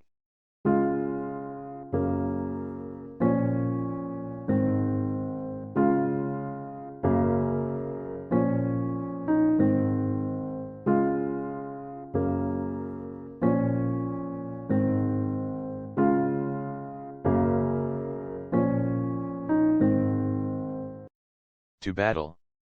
I opened my eyes, it was 8:07 a.m. I sat up and finished my bottle of water.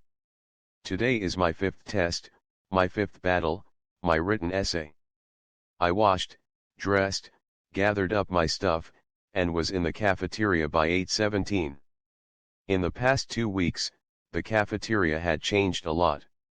The number of hungry customers was reduced by a factor of 5. The demographics of the customers had changed too, now they were mostly male, and the female customers were very different. Now Olga the cook was the most beautiful woman in the cafeteria. The most beautiful female candidates had failed the very first exam and gone home, the average-looking candidates lasted for another couple of exams and then failed. A representative sample of the remaining girls was at the cafeteria.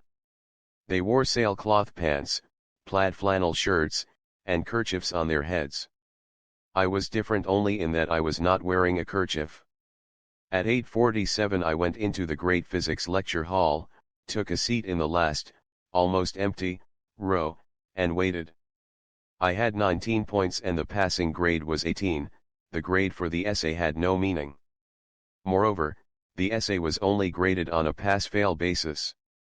I suspected that no one reads those essays anyway, but did not want to risk it. I could not.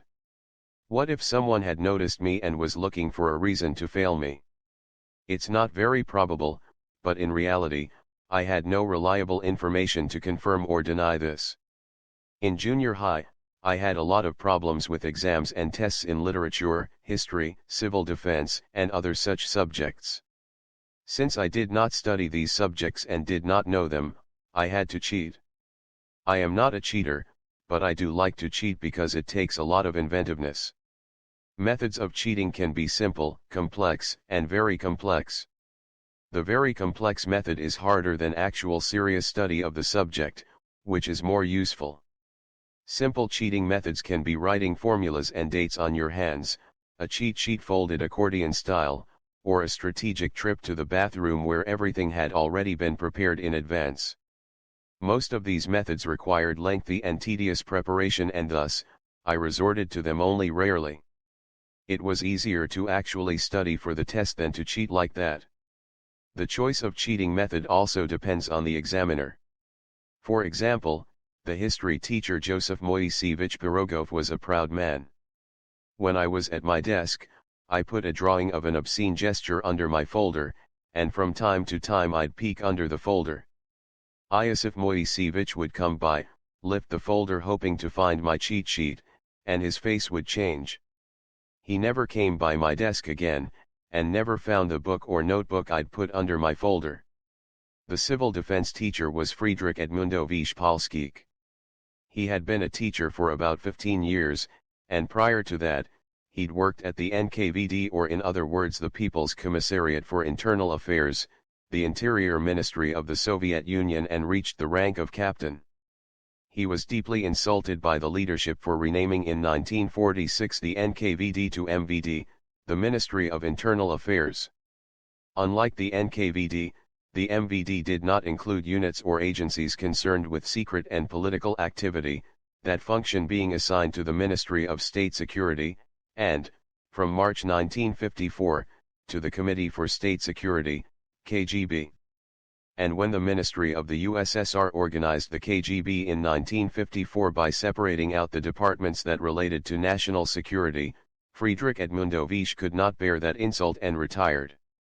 He liked to joke, considered himself witty, and was proud of his observational skills. Even those of us who liked risk and who wanted to climb Everest would think twice about cheating in Friedrich Edmundovich's class. But it turned out that he, like all teachers, was a busy man.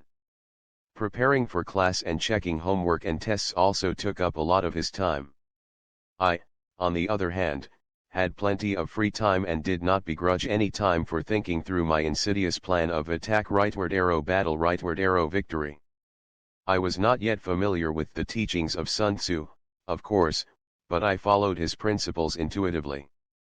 After a month of thorough observation of the habits of my enemy, careful consideration of my arsenal of cheating methods, preparing and testing, according to the theories of Sun Tzu, I was ready and waiting for the right moment. That right moment came when Friedrich Edmundovich announced a test for the following week. Immediately after the bell, I came up to him before he could gather his belongings from the desk. Just like an experienced chess player, I took the initiative in my opening gambit. Friedrich Edmundovich, is it true that no one cheats in your tests? That's what everyone says at school. The prediction of his first answer was the most vulnerable place in my tactics, and fortunately, I was not mistaken. Friedrich Edmundovich said with enthusiasm, "So, Semyon, you've decided to try your luck at cheating? I have noticed that you're not too satisfied with your C." He was in a good mood for many reasons, including the end of class. He knew that he was joking, that it was a good joke, and that he'd shown his observational skills. "I'm satisfied with the C," I began the second step of my gambit. "What I'm not satisfied with is that among the many hundreds of students who have taken your class, there has not been a single one who has used thousand-year-old cheating methods as a means of raising their grades." The second step was intended to disturb Friedrich Edmundovich's equilibrium. In response to this, Friedrich Edmundovich emitted a laugh that resembled the roar of an animal ready to attack, and said, "Are you going to cheat in my class, Semyon? Oh ho ho ho. Do you know, Semyon, that anyone who cheats gets an automatic D? And then, maybe, even a D for the whole quarter." Friedrich Edmundovich's face changed, resembling the facial expression of a man from a war movie. "I will make sure you're held back a year and I won't even blink an eye." I hope you know me. Since this is a true story, I must note that I definitely felt a certain weakness in my knees at that point. However, I knew what I was getting into, and decided to carry it through to the end. I think I know you, but I could be mistaken. People do make mistakes. And so, at the next exam, we can both find out who is mistaken. I will cheat on your next exam. If you catch me, I will get a D as a cheater who got caught. But if I don't get caught, first of all, I will show you how I cheated, and second of all, you will unquestioningly give me an A for my test. Friedrich Edmundovich thought about it, looking like he was mentally counting sheep. Relatively quickly, he came to an estimation of the possible negative outcomes of this bet and decided that there were none. He didn't care whether I'd get a D, C, B, or an A. He must have thought I don't care if it's a Z, and said, I had suspected, Semyon, that you're not entirely normal, but I had no idea to what degree and in what color. Alas, Semyon, I'm afraid your cakes will get burnt. Friedrich Edmundovich once again felt that he had made a good joke and that he had displayed his powers of observation. Since the development of my gambit had reached my desired outcome, nothing I could say from then on could make the outcome any better, so I stayed silent. After 4 days, we were supposed to have our first test, the first one out of the 3 I had planned on. I only considered this first one to be risky and hoped that Friedrich Edmundovich's initial excitement and his conceit would prevent him from being observant and would help me trick him. My plans for the second and third test were completely risk-free, simply bulletproof. So, turn off the lights in the hall, turn on the stage lights, raise the curtain, orchestra, start the music, a play in 3 acts is about to begin. In our classroom, I could see with my own eyes, and noted that all over the school, in the entire town and region, everywhere in the Ukrainian Republic, and in general all over the Soviet Union in 1968, every student desk was covered in graffiti and was therefore neatly covered in fresh newspapers. Of course, those could not have been the first pages where the portraits of our dear leaders were so often printed. The pages were mostly from the sports or the culture section. In those years, it took a lot of newspapers to cover the student desks every day, to wrap up the herring and other foods, and of course, while our newspaper toilet paper wasn't ideal, it was very ideological. It is not surprising that there was always a line for newspapers at the kiosks, and that there were shortages of subscriptions for certain editions. In short, there was a huge demand for newspapers in 1968 in the USSR. The first test was on the subject of civil defense as an integral part of the nationwide system of measures to protect the population of the country from danger during peacetime and wartime. Before even 3 minutes had elapsed from the start of the test, Friedrich Edmundovich asked everyone to stand up and get out of their desks. He stayed by my desk a little longer than usual, but not so long as to arouse suspicion or to make me think that he was nervous. From his point of view, my desk looked ideal. I asked my neighbor, Sergey, to sit somewhere else during that class. My half-empty book bag was on the floor far away from me.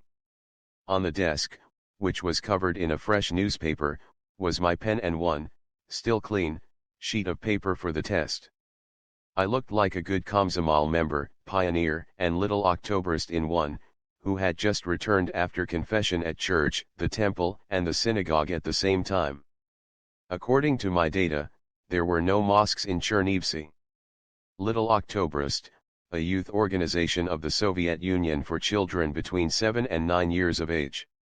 Nevertheless, Friedrich Edmundovich took the newspaper off my desk and read a few headlines.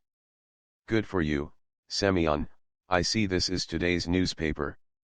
I encourage this.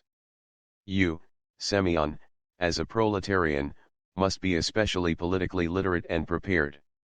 You understand? Friedrich Edmundovich, I do understand political literacy and preparation, but why should I be especially singled out when just about everyone in our class comes from a proletarian family? And anyway, in Chernivtsi, most of the people are in the trades, and in our region there are kolkhoz workers who are also politically literate and prepared. Of course, there are among us some teachers who are from the intelligentsia. I pronounced that word syllable by syllable, stretched out and nasal. I waited 3 seconds, and before Friedrich Edmundovich opened his mouth, I added, everyone must be prepared. Pride did not allow Friedrich Edmundovich to stand next to me for the whole class. He walked around between the desks. When he walked in my direction, he spent most of his time looking at me.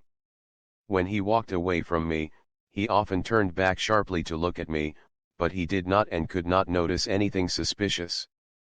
Friedrich Edmundovich stopped, deep in thought. No, he's recalling something. That's not it either.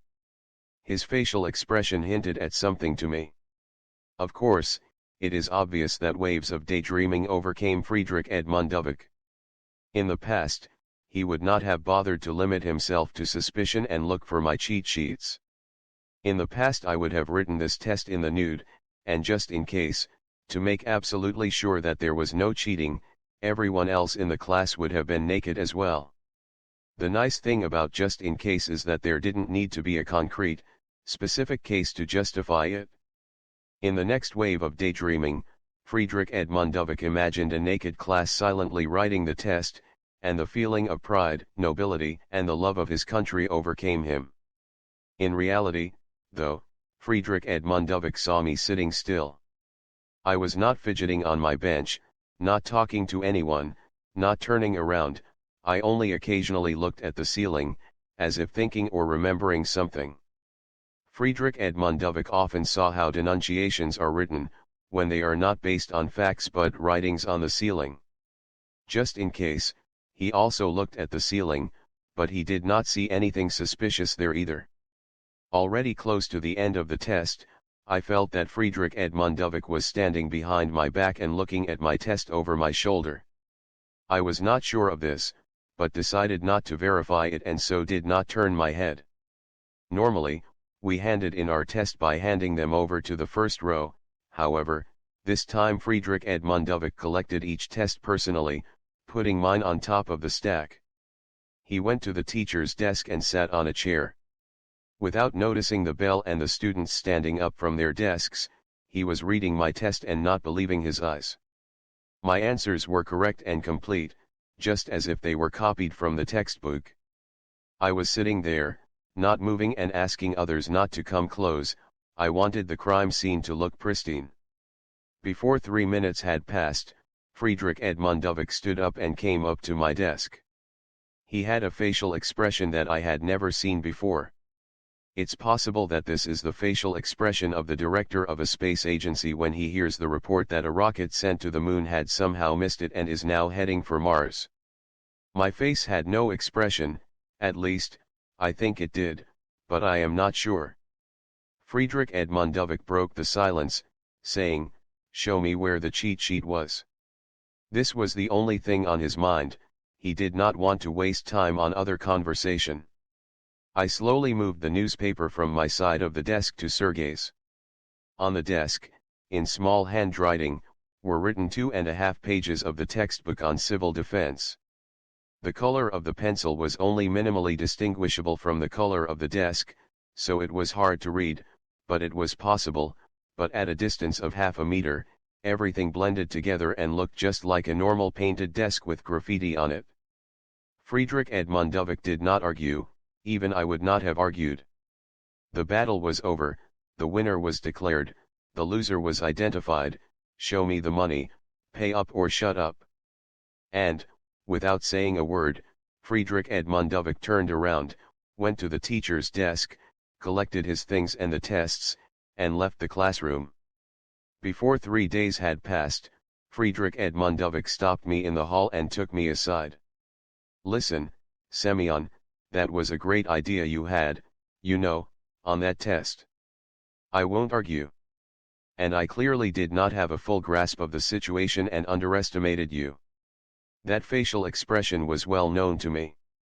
It was Sergei's face when he had already lost 10 kopecks playing a game of chance using coins pristenok and wanted to win his money back no matter what. I would always make fun of him by saying Mom beat her son not for playing pristenok for money, but for trying to win back his losses. It was clear that Friedrich Edmundovich was looking for a chance to win back his losses, and I am not a cruel enemy of the people who would deprive him of that chance.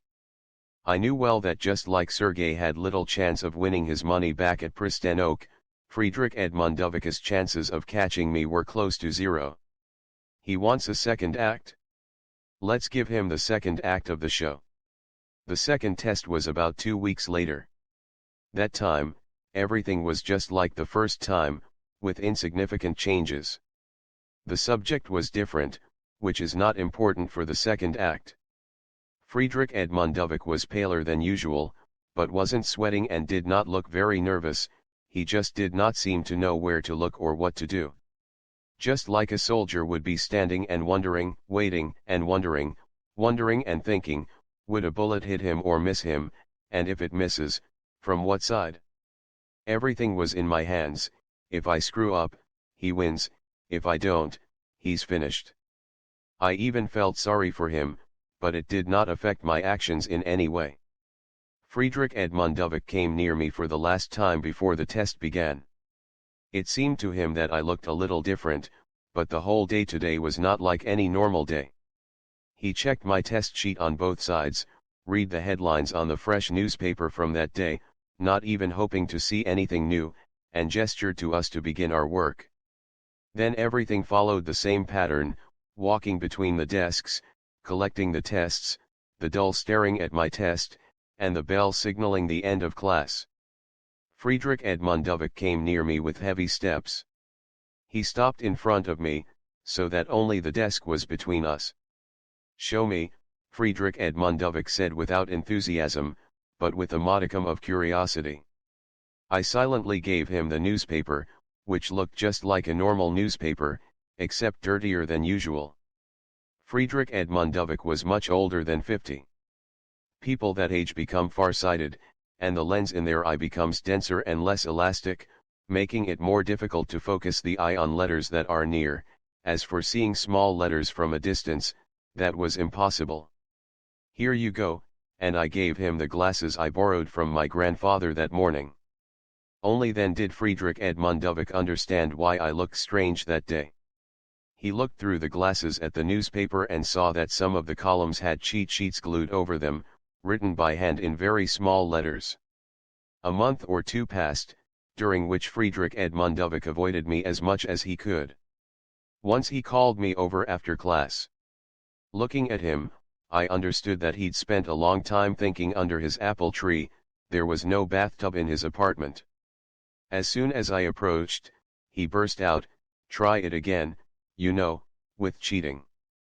"Well, I guess I could." I began my third and last act. "But you know, Friedrich Edmundovich, I regret that I can't reveal to you all my cheating secrets. I have already revealed 2 methods to you, making them useless. I can't do this again." "You don't need to reveal it this time, I will figure it out myself," Friedrich Edmundovich said with an inexplicable confidence. The third test was not much different from the first or the second. Only that time, I did not have glasses on, and right before the start of the test, Friedrich Edmundovich asked me to remove the newspaper. I expressed a protest based on my desire to preserve public property.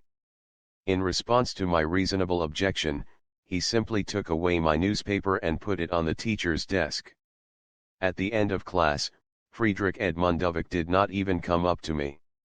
When he verified that my answers corresponded word for word with whole paragraphs of the civil defense textbook, he stood up, gathered his things, and left the classroom. I was the only spectator of my grand finale, my show, my battle, my victory. The other participant was not a spectator. He did not see anything, and did not want to see anything else. There were rumors that shortly after our duel, he took early retirement, withered away, and disappeared from the public arena. Friedrich Edmundovich probably never did find out how I tricked him 3 times. In the art of magic and illusion, you can't leave the viewer with nothing. If the viewer is left with nothing, he will keep looking and, in the end, may arrive at the correct solution. The ideal magic trick is when the viewer thinks he knows how it's done, but his guess is wrong. Since the respected reader has paid, I am assuming, honestly earned money for this book authored by me, the reader has the legal right to know exactly how I really tricked Friedrich Edmundowicz. Each time, I memorized whole chapters of the civil defense book, and at the actual exam, I never peeked anywhere or copied anything. Only when my answers on the test were word for word the same as in the book did Friedrich Edmundowicz start to believe that I was cheating. At the first exam, the risk was that Friedrich Edmundowicz could have asked me to move the newspaper, taken a magnifying glass, and seen the almost invisible writing on the desk. I could not have read that writing myself from a 20-centimeter distance. Besides, I took the remainder of the pencil lead from the pencil that I used to write on the desk, reduced it to a graphite powder, and sprinkled it on top of the writing. When Friedrich Edmundowicz was checking my work and comparing it to the book, I blew away the graphite powder and the writing became clearer. I could not have moved the newspaper during the exam, since Friedrich Edmundowicz could have suddenly and unexpectedly turned in my direction. At the second exam, I replaced a regular newspaper with the modified newspaper only after I turned in my test. Only at the third exam did I not need to demonstrate anything. I planned to use the same method, which had served me well 3 times during my civil defense lessons, for my essay, with some modifications. Just like anything in life can be divided into 3 parts, my preparation for the exam essay was divided into 3 unequal parts. First, I needed to guess the subject, second, I needed to prepare a text, and third, I needed to memorize that text. My approach to all 3 parts was well practiced and guaranteed to produce results. Sun Tzu said, 13.5. Now this foreknowledge cannot be elicited from spirits, it cannot be obtained inductively from experience, nor by any deductive calculation. 13.6 Knowledge of the enemy's dispositions can only be obtained from other men. It must be noted that the exam offered a choice between 3 subjects, which significantly simplified the situation. Back in Chernivtsi, I asked many local students of the physics department of the university what the essay subjects were.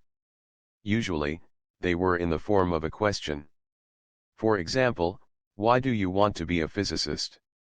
Does human life require unattainable goals? What are a person's obligations to society? To be safe, I picked 4 different subjects. They were so different that when put together, they could completely and multidimensionally describe the moral life of a Soviet person. The fragmentary nature of my prepared essays was an important factor. All the essays consisted of 7 parts, where each part could be an independent mini-essay, or could become a part of any other essay. Many of the parts contained quotes from famous people. There are many famous people, of course, so I limited myself to the current members of the Politburo and famous Soviet physicists. The quotes could not be long, to avoid arousing suspicion in the examiners. They could not be about anything concrete, so I could put them anywhere. That's when I understood the definition of a quotation, it's when a famous person says something that's not concrete. For example, the Nobel laureate in physics Petr Leonidovich Kapitsa, a great physicist and a brilliant man, said, "Nothing prevents a man from becoming smarter tomorrow than he was yesterday." Another example, the Marshal of the Soviet Union, the General Secretary of the Central Committee of the Communist Party of the Soviet Union Leonid Ilyich Brezhnev, whom the citizens still consider the best leader of the country in the 20th century, said, or someone said for him, "We live today the way we worked yesterday, and tomorrow we will live the way we work today." I would love to see the examiner who would dare give me an unsatisfactory if I quote our dear leader Leonid Ilyich Brezhnev or other members of the Politburo of the Central Committee of the Communist Party of the Soviet Union. It wasn't much of a problem to memorize the 4 essays. I must note that I had an accordion folded cheat sheet in my pocket when I entered the great physics lecture hall. I took a seat in the last row. That's all that was interesting about this exam.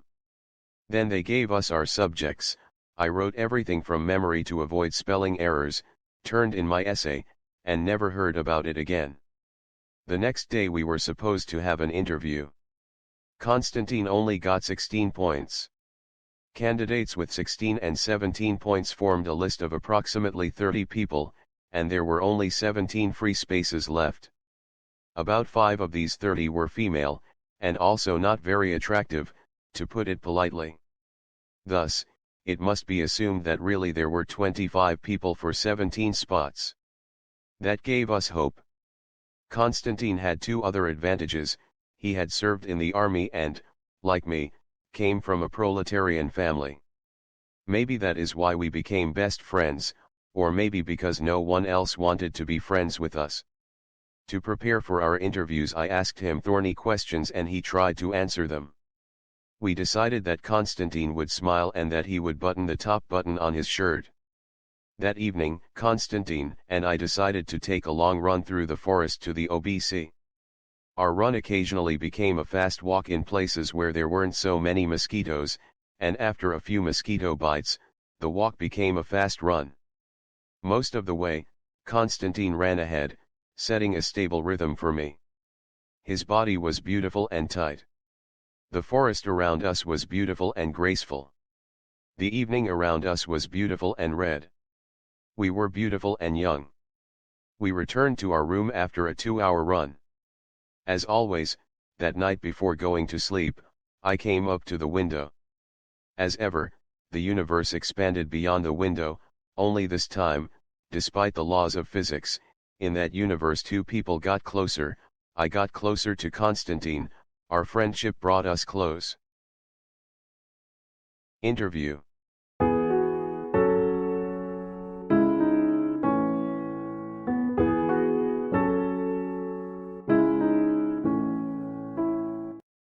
To battle. I woke up at 7:07 and finished my water. Today was my 6th test, 6th battle, my last test, my interview. Konstantin was still sleeping. Today was my interview, and what I would be talking about, I had no idea. My interview began at 11 a.m., and I had no plans for the next 4 hours. Konstantin's interview began at 3 o'clock after lunch. I had a passing score, even higher than passing, but the list of admitted students would appear only tomorrow. My transformation from candidate to student would not happen before tomorrow. I asked many former candidates who had experienced this stage in the recent past. Their stories were so different that I found nothing in common. My wartime equivalent of this interview: a disabled person goes on a reconnaissance mission, to the rear of the enemy's lines, at night, alone, and he forgot to take his crutches. As long as I don't say something stupid, some horribly stupid thing. I repeated to myself, listen, listen, listen, listen carefully to the questions, think, think, think, think about everything, look for tricks, don't invent anything new, look for answers in the old and time-tested phrases. And also, never joke, I can demonstrate my wit in front of my friends. This interview was like the last minute of a soccer match that I was winning with a score of 3-1. I washed and looked in the mirror. I did not like what I saw. What could have changed in 3 weeks? I looked tired, bags under my eyes and a dull gaze. Am I out of energy? I had noticed earlier that I ran short distances better than long ones. Maybe I looked like that because I hadn't had breakfast. I quickly got myself ready and left the room and the dorm, to get far away from that mirror with my face in it. At the cafeteria, 2 servings of cream of wheat and 2 glasses of sweet tea significantly improved my mood. Exiting the cafeteria, I headed along the path to the forest. I did not want to see anyone. Coming up to the first bench, I sat down and started thinking. Hey, hey, hey. Where is the fighter who lives inside me? I said quietly after verifying that there was no one around. I remembered my teachers and mentors in Chernivtsi, my relatives, my mother.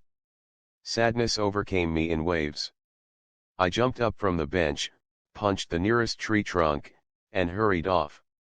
There was 1 more hour before the interview when I came to the main building of the university. I sat down on a bench opposite a big birch tree and started counting its leaves, from left to right and from top to bottom. Two happy female candidates walked by behind me, perhaps they had already been admitted to the humanities department. Their conversation seemed to me to be the melodic ringing of two bells. After I'd counted the first 1,000 leaves, strength began to pour into my body. I concentrated my attention on every body part, from the little toe of my right foot to the top of my head. The speed of the infusion of strength increased.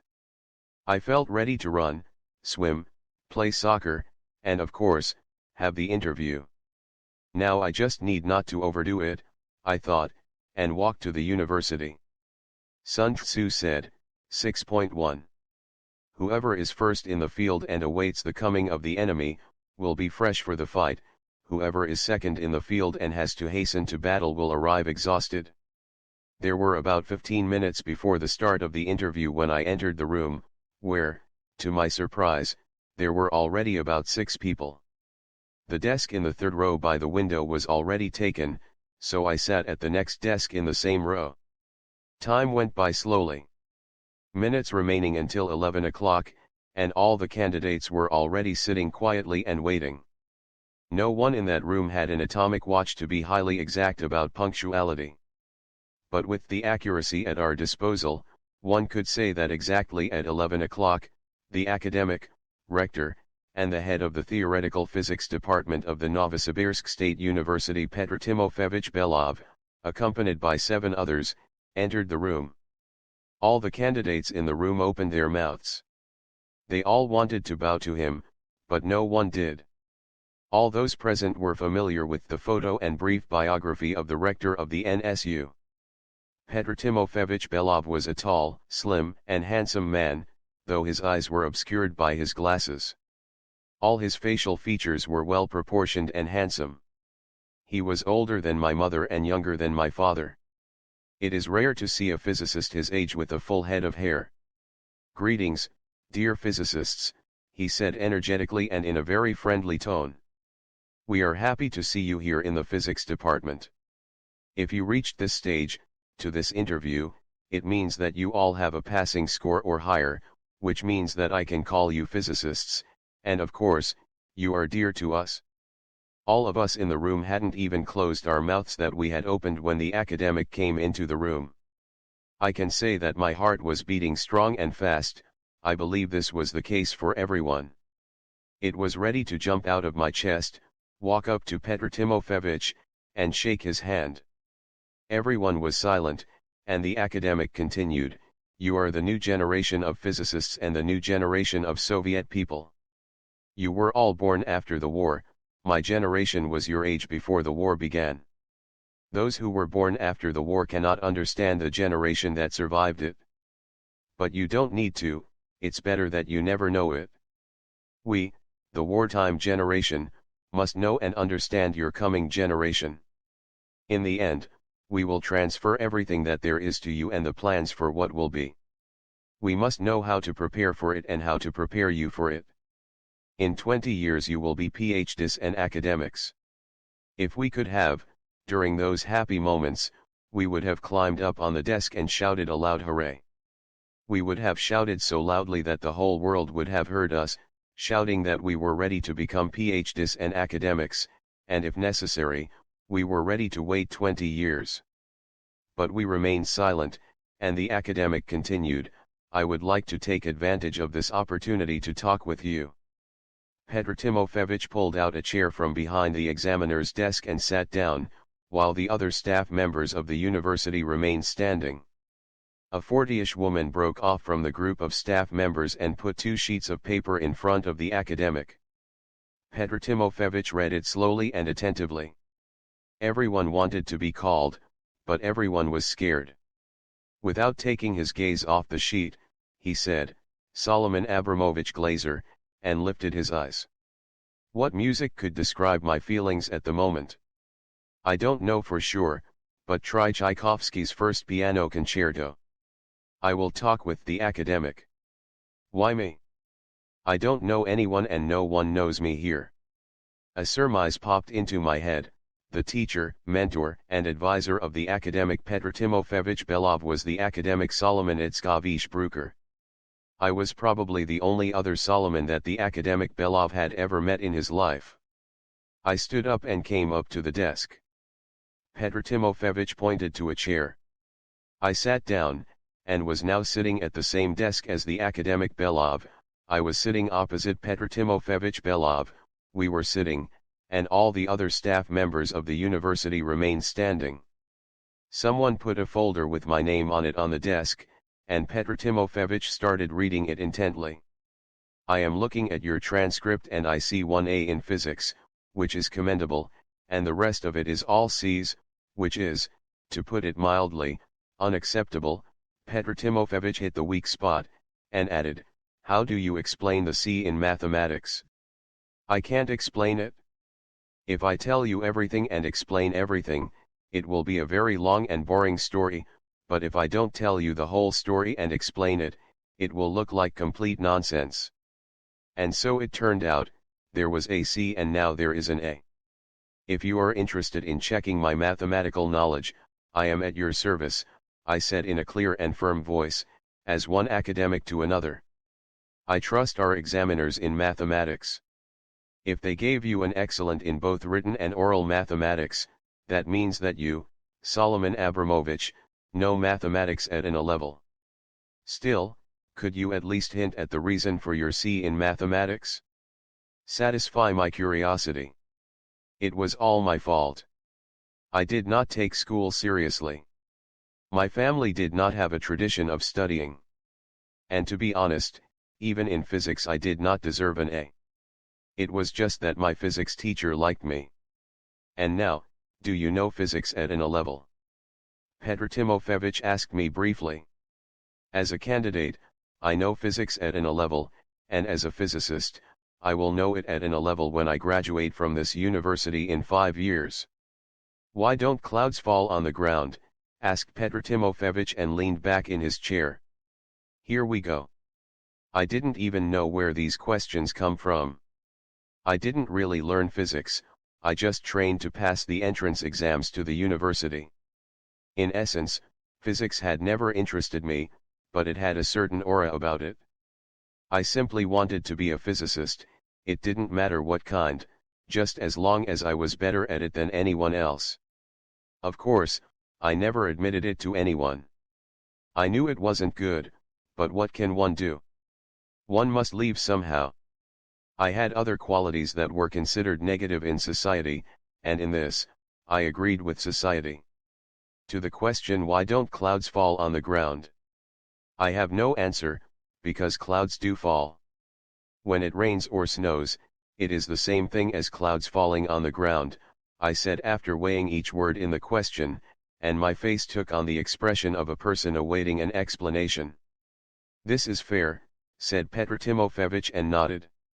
"My question requires additional definitions. There are rain clouds that really do fall on the ground.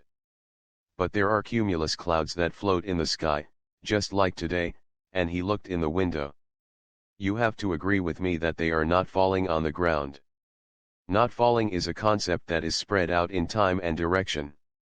I am ready to admit that in the given moment and given volume of space, the part of the sky we can see through the window, those clouds are moving. Moreover, I can estimate the speed of the cloud as 10 kilometers an hour, approximately eastward. But it is hard for me to determine the vertical component of the speed. I remembered my 7th grade geography class, when I was still afraid of my teachers and was a model student, and added, I must add that 5 hours ago, when I woke up, there was not a single cloud in the sky. I must also suppose, and this is very probable, that tomorrow at 6 in the morning, the sky will be blue and cloudless. This is a natural cycle. The water on the ground evaporates and rises, forming clouds. The cloud turns into rain and returns to the earth. From the above, I must conclude that the clouds are in vertical motion, at an indeterminate speed, up from the ground and then down to the ground. The falling of the cloud to the ground is motion toward the ground. I must say, Solomon Abramovich, that I like your logic and your persistence. This is a good quality for a future physics student, though you used it to avoid answering my question in an essential and complete way. Now I must only surmise that you are unfamiliar with the processes of Brownian motion of molecules and convection, which are what prevent a heavy cloud, much heavier than air, from falling onto the ground. You surmised correctly. I did not know that Brownian motion of molecules and convection keep a cloud in the sky. I believe it will not surprise you that I know neither the facts nor the theory related to this. I came here not to be a physics professor, but a student. I will learn everything I need to. Let us meet in 5 years and talk again. I agree. Goodbye, until we meet again, said Petr Timofeyevich, letting me know that I was free to go, and added, I wish you luck. I left the room, left the university, and walked along Ilyich Street to the pancake place on Morskoy Prospect. I liked pancakes a lot, though eating at the pancake cafe was twice as expensive, if you count it in calories per kopeck, as university cafeteria. I wanted to eat, but more than that, I wanted to reward myself for successfully completing all the exams and tests. And most of all, I wanted to tell someone that I personally, one-on-one, had a chat with the academic Petr Timofeyevich Belov. The Pancake Cafe was occupying a part of the first floor of one of the apartment buildings. The entrance was at the back. Until I came to Akadem Gorodok, I had never had pancakes. When I tried them, I loved them at the first bite, for the rest of my life. Siberian pelmeni were the only worthy competitor to pancakes and were in the same league as Chernivtsi dumplings. It's easier to hang oneself than to choose between pelmeni and dumplings.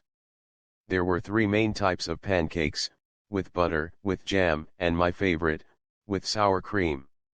I must note, however, if Chernivtsi pirozhki are a tenor aria from a Puccini opera, pancakes are like playing a balalaika with one string. I will understand those Siberians who want to disagree with me. They had never been to Chernivtsi and tried our pirozhki, and I also think that many of them had never heard Puccini's operas. At the same time, I understood it well. If you don't want to lose your friends in Siberia, don't say anything bad about their pancakes.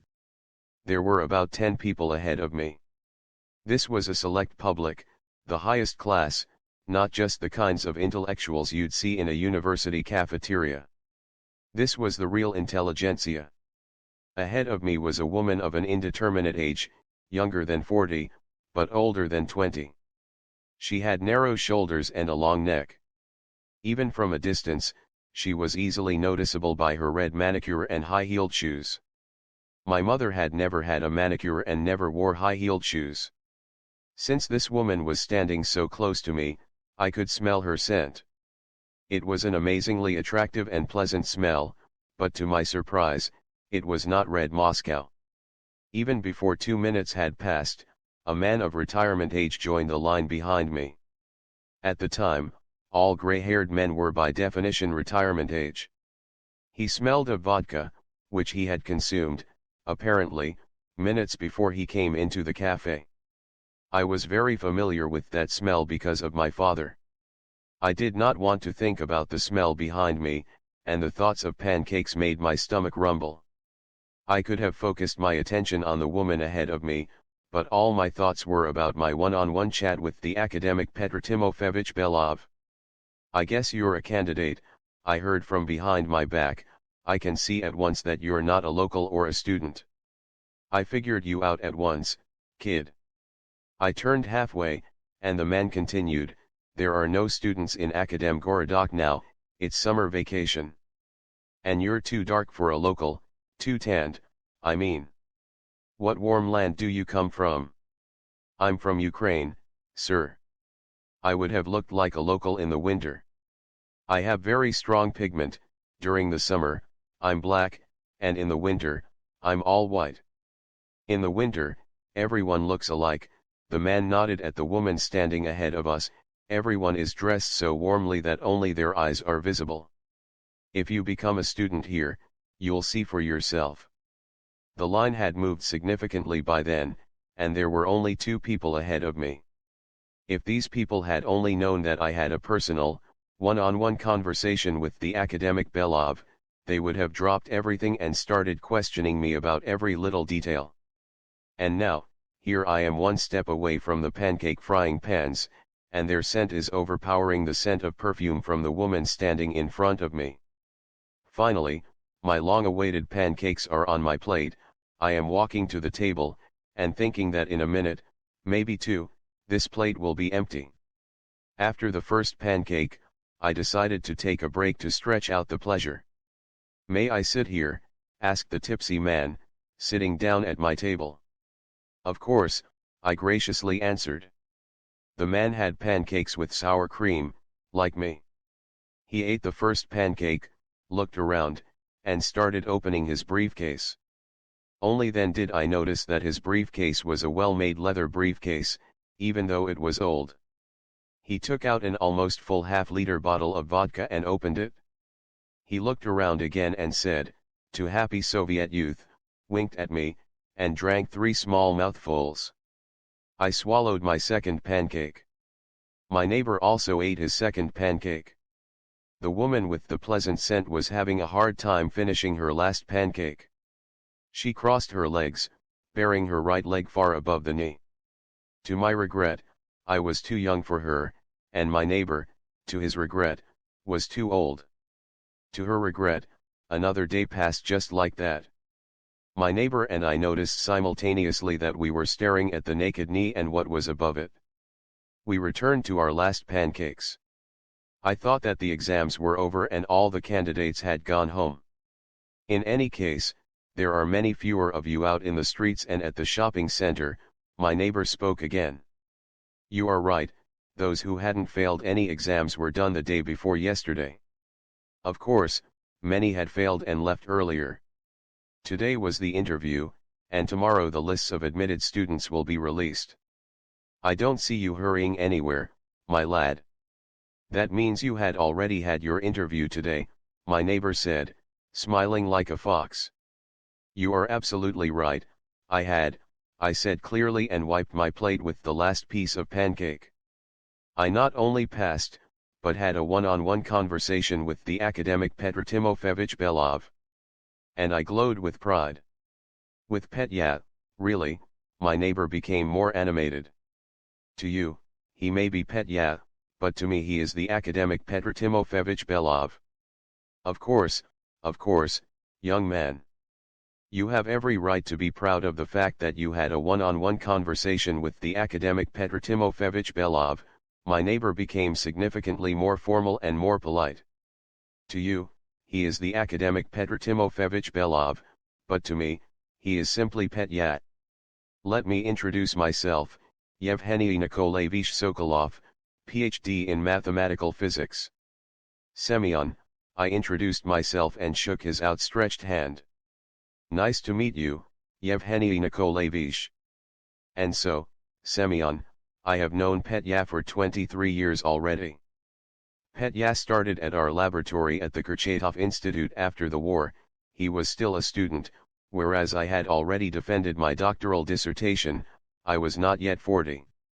In 1955, Petya defended his candidate's dissertation, and in 1962 his doctoral. That same year, Petya and a few other people from our laboratory moved to Akademgorodok. So that's how it was, Semyon. How great! What people! What a life! I was delighted. And in our town, just provincial boredom. No physicists, no research institutes, no advanced science. Everyone who can, just leaves, some to Moscow, some to Leningrad, and some to Akademgorodok. Suddenly, I felt something between awkwardness and self-pity, and said, "You know, Yevgeny Nikolaevich, my father is a great guy. He has never raised his hand to me, though he drinks almost every day.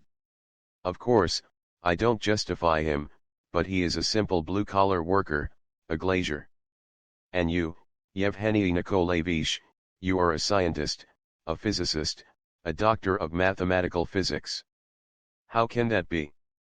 "Oh, Semyon, Yevgeny Nikolaevich sighed deeply, "I will not tell you any sad stories, I will not be a fly in your ointment.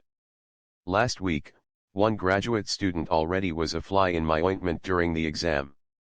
So, Don't worry, Yevgeny Nikolaevich, my ointment jar is big and nothing can easily spoil it. I see you are a good guy, Semyon, and it's easy to talk to you. Let's get out of here. If you are going to the dorm, we can walk together. I live on Tereshkova Street. We left the Pancake Cafe and walked about 200 meters along the path between four-story buildings.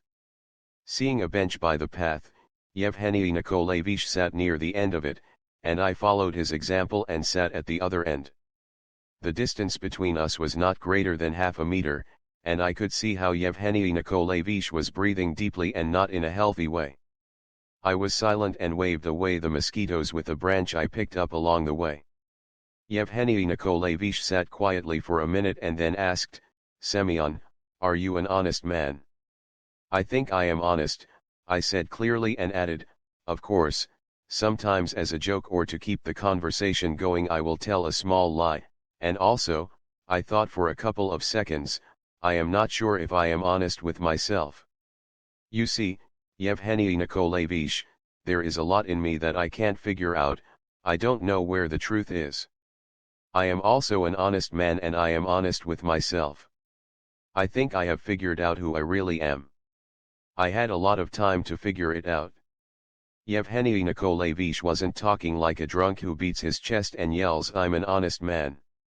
Instead, he looked intelligent and reasonable. "What's the point if we don't tell the truth? No point, just a waste of time. I do not have a lot of time left. I can't waste time like that. I often waste time and try to convince myself that I'm thinking of something, or resting after some hard work, but I really know that I'm simply being lazy. 8 years ago, my wife and I came here to advance science in Siberia, leaving behind 2 daughters and 3 grandsons in Moscow. Now I have 4 grandsons, the oldest one is a little younger than you, Semyon. I visit them twice a year. I love them, the little scamps." Yevgeny Nikolaevich started breathing even harder. "My wife did not like it here, she had objective and subjective reasons. Anyway, that's how it was. She lived here for 2 years and then went back to Moscow. She is happy there, now there's a new man in her life as well. I worked at the Kurchatov Institute for 17 years, and prior to that, at various agencies with numbers instead of names, that even my wife didn't know about. For the past 20 years, I've been working on thermonuclear devices. Less than that, actually, for the past 2 years, I've been retired." "Do you mean the hydrogen bomb?" I asked admiringly. "I worked on that too, but we will not talk about it." Yevgeny Nikolaevich put his right index finger to his lips for a couple of seconds and looked around. "I mean controllable thermonuclear energy. I was responsible for all the magnetic and electrical calculations for the tokamaks. 10 years ago, we launched tokamak T3 at the Institute of Atomic Energy.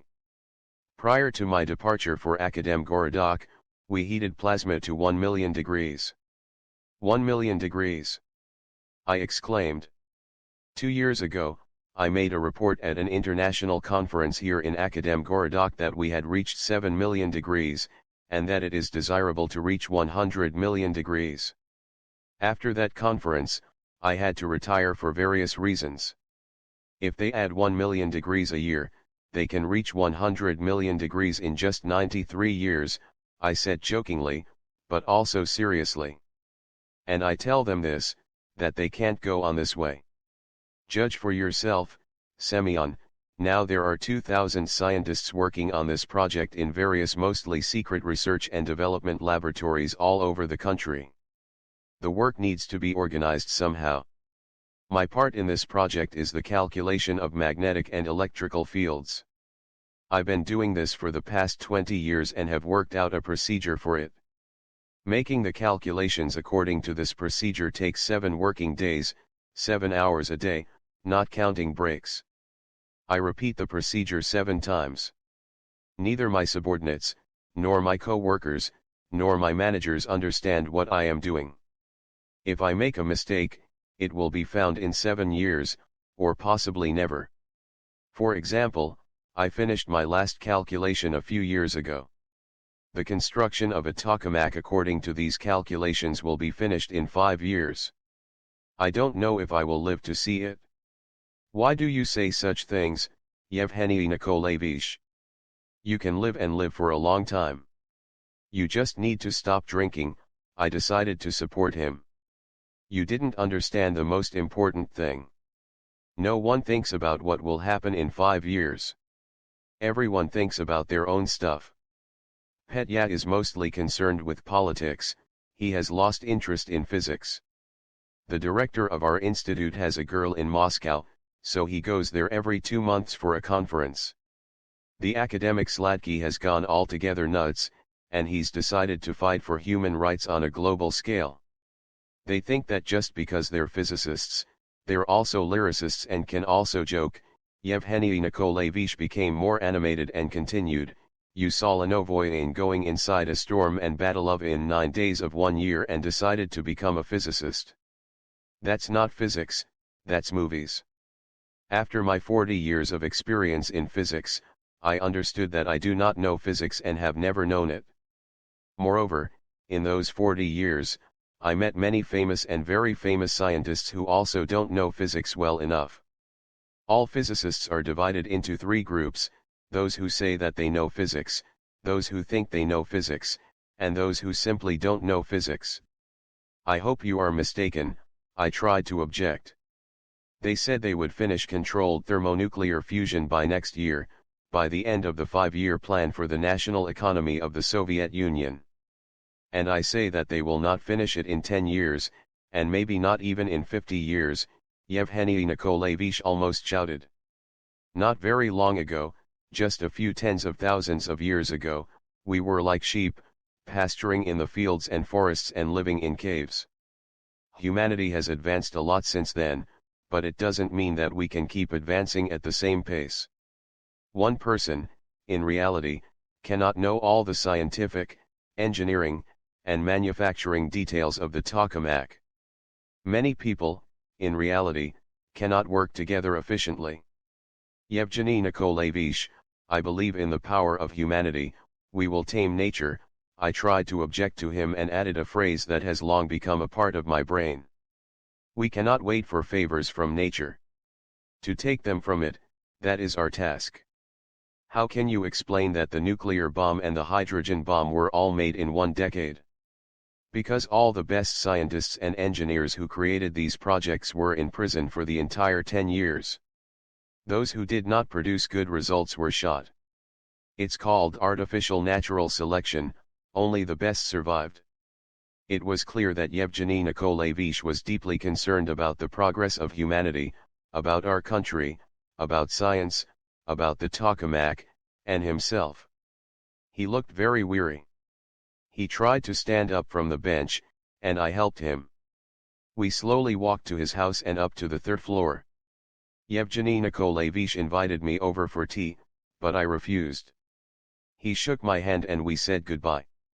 "Rest well, Yevgeny Nikolaevich," I said, leaving. Victory.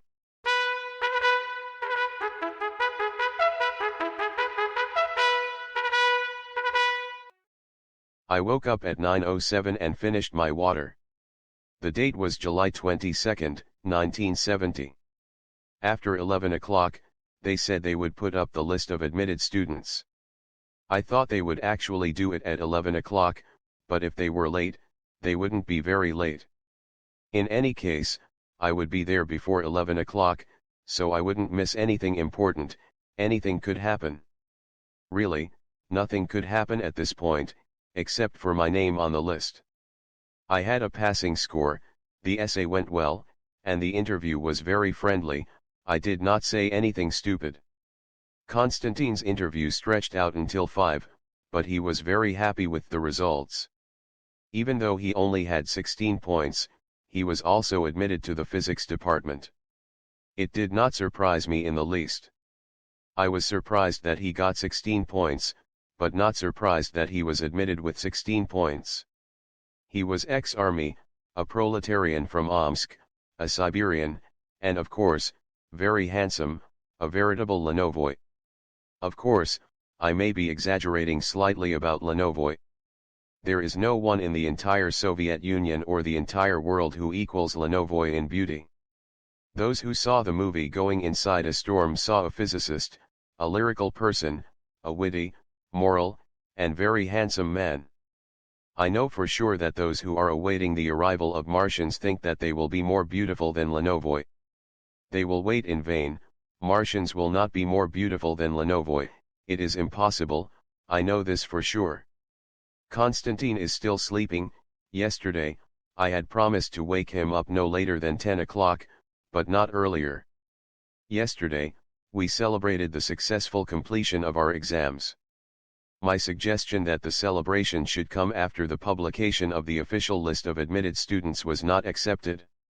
At about 8 we gathered in the large room, where there were the 4 from Barnaul, myself, and Konstantin with 2 of his friends from Omsk who got into the mathematics department. All the foodstuffs were laid out on the table, and the friends from Omsk brought a bottle of vodka. I had not known then that alcohol in a dorm means guaranteed expulsion from the university. We are sitting and eating and talking about different things, like the babbling of a brook. Not more than an hour had passed before one of the mathematicians, Vladimir by name, says to me, "Semyon, why aren't you drinking?" "I want to leave more for you," I tried to joke it away. "No, Semyon, we are friends. We're not some kind of drunks here getting sozzled. A half-liter bottle for 8 people is not real drinking. Even if you tell someone about it, they won't believe you. Semyon, let's drink to our admission and our friendship." Vladimir took the bottle and glass from the table and came up to me. "Volodya," I said in a friendly tone, "of course we are all friends, but I am not going to drink. I can't, I have a rule about it. I have sworn not to drink vodka, and I hope you understand me and forgive me for it." "I see that there are 7 Siberians at the table." Vladimir's face changed and became a little aggressive, and he continued, "Tell me, please, are we in Siberia or God knows where? You have a rule, but we have our own rules here in Siberia. You have come here to us, Semyon, and have to respect our Siberian rules. It seems like I'm visiting you, not you visiting us. There are no rules like that in Siberia, Volodya, or anywhere else." I felt myself losing control of my voice. I got up from the table and decided to go back to my own little room. Supper was over anyway. Vladimir blocked my way. He held the bottle in his right hand, and in his left hand, he had a faceted glass that contained no more than 25 grams of vodka. The path between the bed and the table was too narrow for 2 people to pass each other. I felt ready to fight, but decided to make one last attempt to prevent the fight. "Let me pass," I said confidently. "And if I don't, what will happen?" Vladimir spread out his arms and pushed me with his chest like a rooster. "Nothing will happen. Let me pass and everything will be okay." "I won't," Vladimir said in the mocking tones of a drunk. Even though Vladimir was taller than me and looked rather athletic, I was stronger. It could have been a fair fight, but the sight of a bottle and a glass in his hands made me a little wary. In the space of a second, I evaluated the situation from all sides, but my hot blood played the decisive role in my resulting actions. I turned sharply, grabbed the chair by the back, and lifted it up above my right shoulder. Looking like an aggressive Japanese samurai, I said, "Listen well, Vladimir, because I will now hit you with this chair, first in the left ear and then in the right, so that you will never hear anything else ever again." In the phrase quoted above, I have omitted about 10 indecent and obscene words that I had appended to almost every word. I was able to swear well even in elementary school, and I got additional lessons in it to improve my competency while working with the student construction brigade and at the construction and repair agency. "Stop it at once, you roosters," Konstantin said sharply and imperiously. "If there was a reason, it would make sense, but you're fighting for nothing, you milksops, you should be ashamed of yourselves." I immediately felt ashamed. I lowered the chair and took 1 step backwards. Vladimir also took 1 step backward, turned around, and went around the table to his seat. I think he was also ashamed, and with that he sobered up completely, even though he hadn't been really drunk to begin with. Konstantin continued, I've known Vladimir for a few years, from Omsk, but you, Semyon, are a mystery to me. Until now, I would have been absolutely sure that you had never been in a fight in your life. I thought you'd never even raised your fist at someone. Now I have seen with my own eyes that you are capable of it. Semyon, can you tell us honestly whether you're capable of taking the next step and actually hitting a person? And if we set aside your idiotic rules, the person you were getting ready to hit is your friend. Kostya, I'm sorry, I said, took 2 breaths, and continued, and I apologize to all of you guys. Of course, I acted thoughtlessly. Actually, I had thought about it, but acted in defiance of my decision to not escalate the conflict. The hot blood went to my head. As for your concrete question, Kostya, I don't know the answer. Maybe I would have hit him. Now we will never know. Human behavior cannot be extrapolated into the future. We can't know what would have happened if nothing had intervened. I believe that you don't know, but I do know, Konstantin said playfully. You don't know, Semyon, how many times I fought, both in the ring and off the ring. I think it's no less than 200 times. After thinking for about 5 seconds, Konstantin continued, I can tell what to expect from a fighter by his eyes. I could see clearly by your eyes, Semyon, that you would not hit Vladimir with the chair. It does not mean that you're generally incapable of hitting a person. It just means that you were incapable of hitting Vladimir today. Let me philosophize a bit now. Konstantin looked up as if reading something on the ceiling. After you hit someone, assuming that it happens sometime, everything changes. After that you won't hesitate before hitting someone, you'll just hit without thinking. I fight and don't think about it, it just comes naturally. Fighting is an indivisible part of me. I will remember your words, Kostya.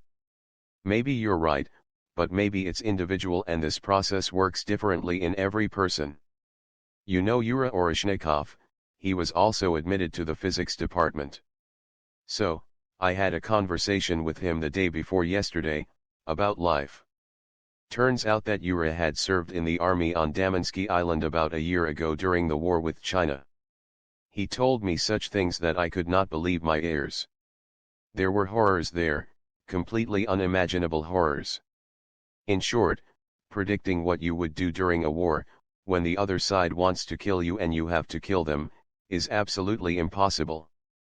It became late, stuffy, and we felt sad.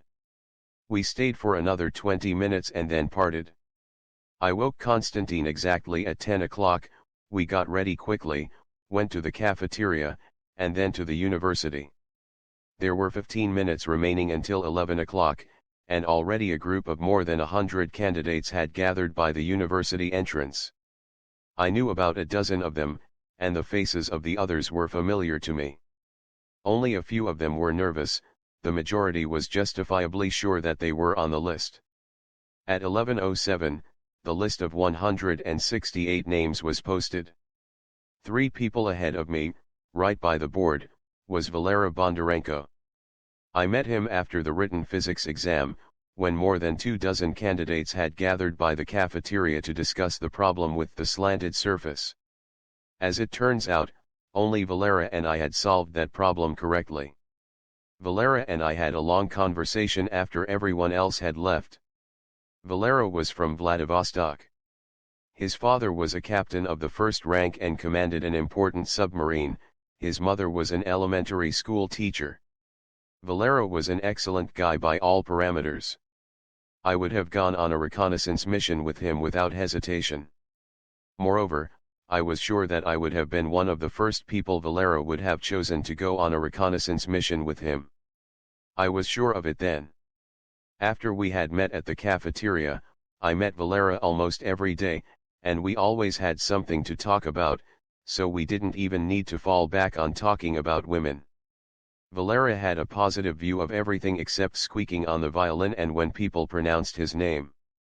He thought that his name had a Ukrainian peasant connotation. Valera had 19 points, just like me. Our admission to the university was inevitable, and we decided that in September, we would share a room at the dorm. Joining us provisionally were Konstantin and Sasha, also from Vladivostok. At that stage, Konstantin and Sasha didn't have a passing score. Valera poked his finger at the list of admitted students and announced for everyone to hear, "Sasha, look, Solomon Abramovich Glazier will be studying with us," laughing and intentionally affecting a Yiddish accent, and then turned to his friend Sasha, who also started laughing. People who have never been to Siberia, reading my reminiscences about certain Siberian young men, will reasonably say, it can't be that Siberians can be like that. I will always be ready to answer, of course, they're not all like that. I wasn't intending to react in any way to Valera and Sasha's behavior. To them, I was simply a friend named Semyon. They were laughing at my real name, that's all. I was actually surprised myself when I found out, at age 15, that I was not Semyon, but Solomon. I could not understand then, and I cannot understand now, how educated people can take me for a friend and my name for an enemy. Had they never considered me a friend at all? I will fast forward and note that in September I moved into a dorm room with Valera and that we remain friends to this day. To this day, Valera calls me Semyon, even though he knows my real name. And to this day, I do not know if Valera had noticed the episode by the bulletin board, and how it affected our friendship. As for me, nothing had changed, except that I understood that I would have to go with someone else on a reconnaissance mission. Reconnaissance is a dangerous business.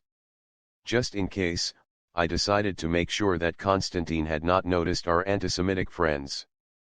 Fortunately, Konstantin was busy trying to reach the list along the right side. Without any rhyme or reason, the list of admitted students contained Konstantin's name in 8th place and mine in 36th place. Is this really it? I asked Konstantin. The ending of the first stage and the beginning of the next, Konstantin announced ceremoniously. My first stage will end when I return home.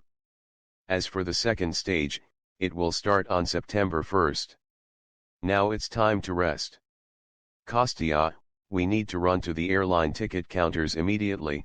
In 10 minutes, there will be a crowd. I ran and Konstantin ran after me. It was the closing of a cycle. The airline ticket counters were just a few meters from the bus stop where I got off the bus on July 6. Konstantin decided to depart by train that very day, and I got a ticket for the next day to go to Moscow. There were no airplane tickets from Moscow to Chernivtsi, but there was always the possibility of the train. Packing didn't take long. My spare underwear and socks were already drying on the foot of my bed. Konstantin turned in his sheets, pillowcase, and towel. He came up to me and we shook hands firmly. "Goodbye, until September 1st, I said. "Until we meet again on September 1st. Take care of yourself, Semyon," Konstantin said, turned sharply, and left the room. I was left alone in an empty room. I did not want to be alone, so I decided to go have lunch at the cafeteria before it closed. Until my arrival in Akademgorodok, for 9 months, I had lived with constant internal pressure. Every day, that pressure grew and grew. The past 2 weeks, I had kept my internal pressure at a maximum. Sometimes I feared that my outer shell would not stand it and would crack at the point of singularity.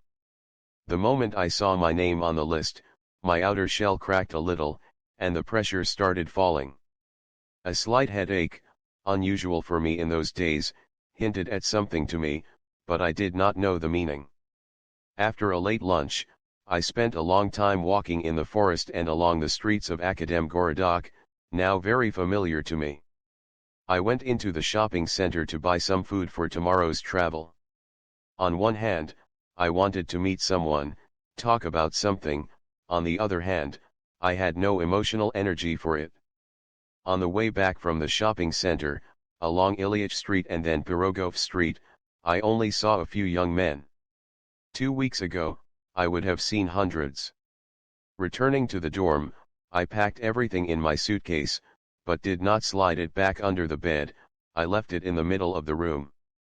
I put my chair by the window and sat down, looking out the window. Outside the window, the treetops swayed slowly and soundlessly. Even though I did not see the trees on the other side of the dorm, I clearly imagined them and felt that I was surrounded by thick forest on all sides. I neatly erased from my imagination the street, the dorm, and the dorm across the street. Now I was sitting in the chair, alone, in the midst of an endless forest. I could have ordered my chair to fly above the forest to the sea, to the mountains, or to the desert, but I did not wish to do so. What happened in the past 17 days? It was time to do a full and objective accounting. A 17-day period is too short to change a man. This takes time and energy. It was accepted, I had not changed. Even though I had not changed, my circumstances could have radically changed.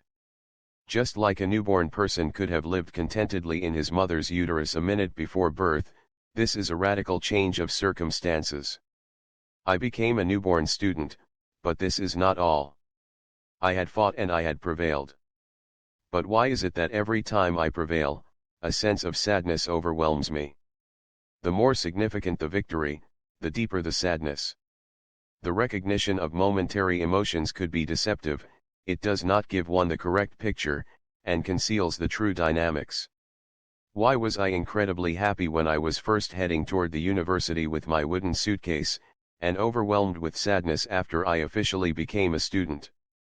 Why was it that when I started writing this book, people asked me if I'd lost weight or taken up exercise, because I was looking so good, and now I am writing the last lines and, I have to admit, I want to be done with this book as soon as possible. Maybe I am a person of process, a person of accelerations. I am not a person of constant speed and positions. If my coordinate system is standing still or moving at a constant velocity, I do not feel anything. But as soon as it accelerates or decelerates, I feel positive or negative forces. My best times were during Goldman's first sessions. It was just like the 1st of May, only an order of magnitude better. I always remember the 1st of May as being sunny, though, statistically speaking, the weather couldn't always have been good. Early in the morning, an orchestra gathered outside our windows. There were flags, we could hear constant laughter. For some reason, I always remember the 7th of November in Chernivtsi as cold and rainy. Other people probably also feel the same about the difference between beginnings and endings. We all love the first snowfall, but by the end of winter, we can't wait for the snow to melt. What an excited feeling of anticipation accompanies the appearance of the first green leaves in early spring, and yet, in August, we are tired of the dusty and faded leaves? And how can one compare the first sensual touch of one's beloved with anything that happens afterwards? And so, everything has an inspiring beginning and everything has a monotonous ending.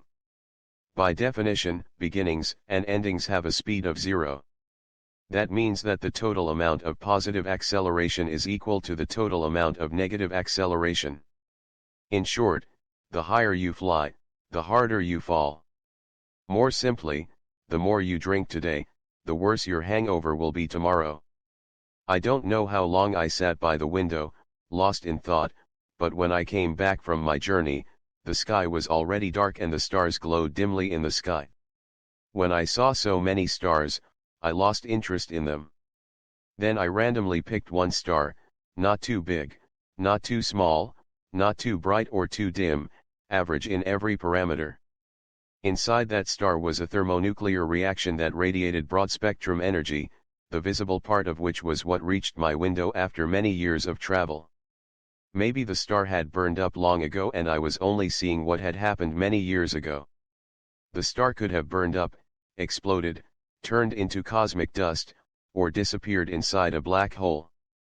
Maybe there were planets around that star, and thinking and feeling creatures on those planets. The star went out and everything died. For some reason, I felt sorry for that star that was still glowing, even though it may not exist anymore. Suddenly, I felt something terribly false, or at least very stupid, in that pity. How could I have fallen so low? Whose fault was that? We could figure it out and find whose fault it was, but let's leave that for next time. Now I need to determine my own guilt.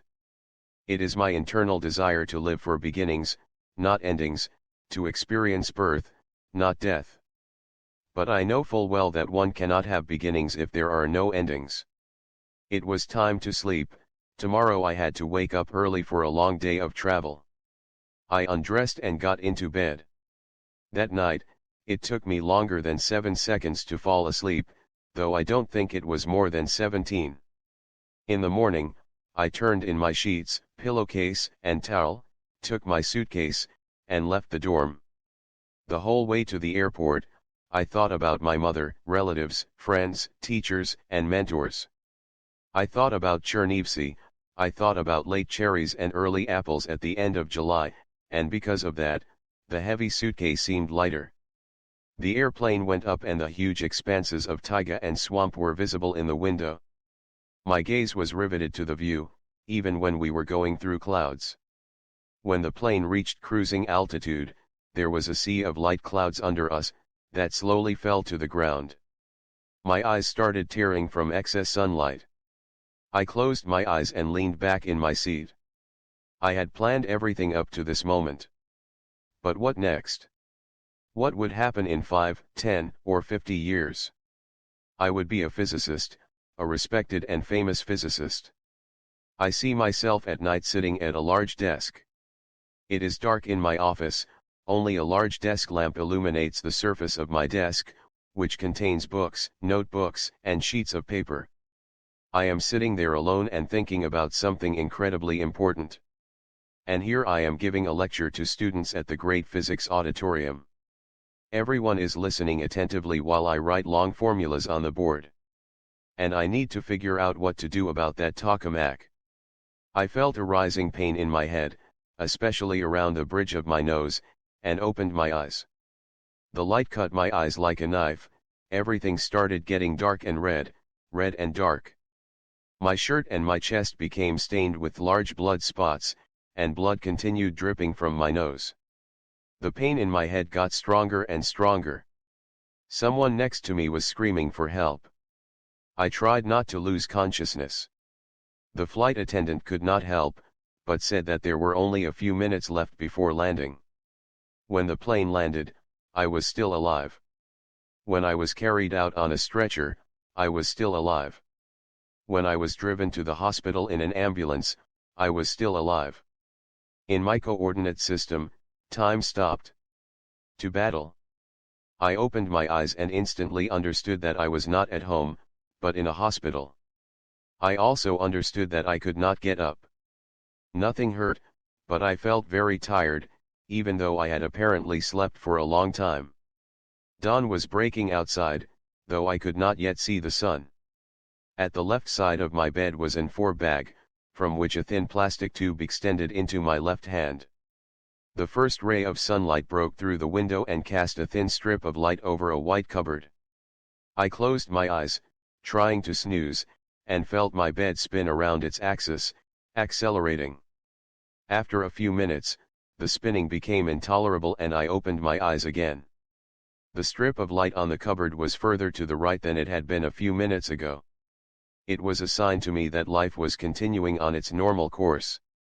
I felt that time was passing, but everything else had stopped, or if it was moving, it moved very slowly. Even my strange and fragmented thoughts slowly limped around the inside of my skull, often stumbling. There was no chronological or logical order to them. It seemed to me that this was all a part of something from my past, something that had already happened to me. What was it? Where was it? When was it? The Art of War.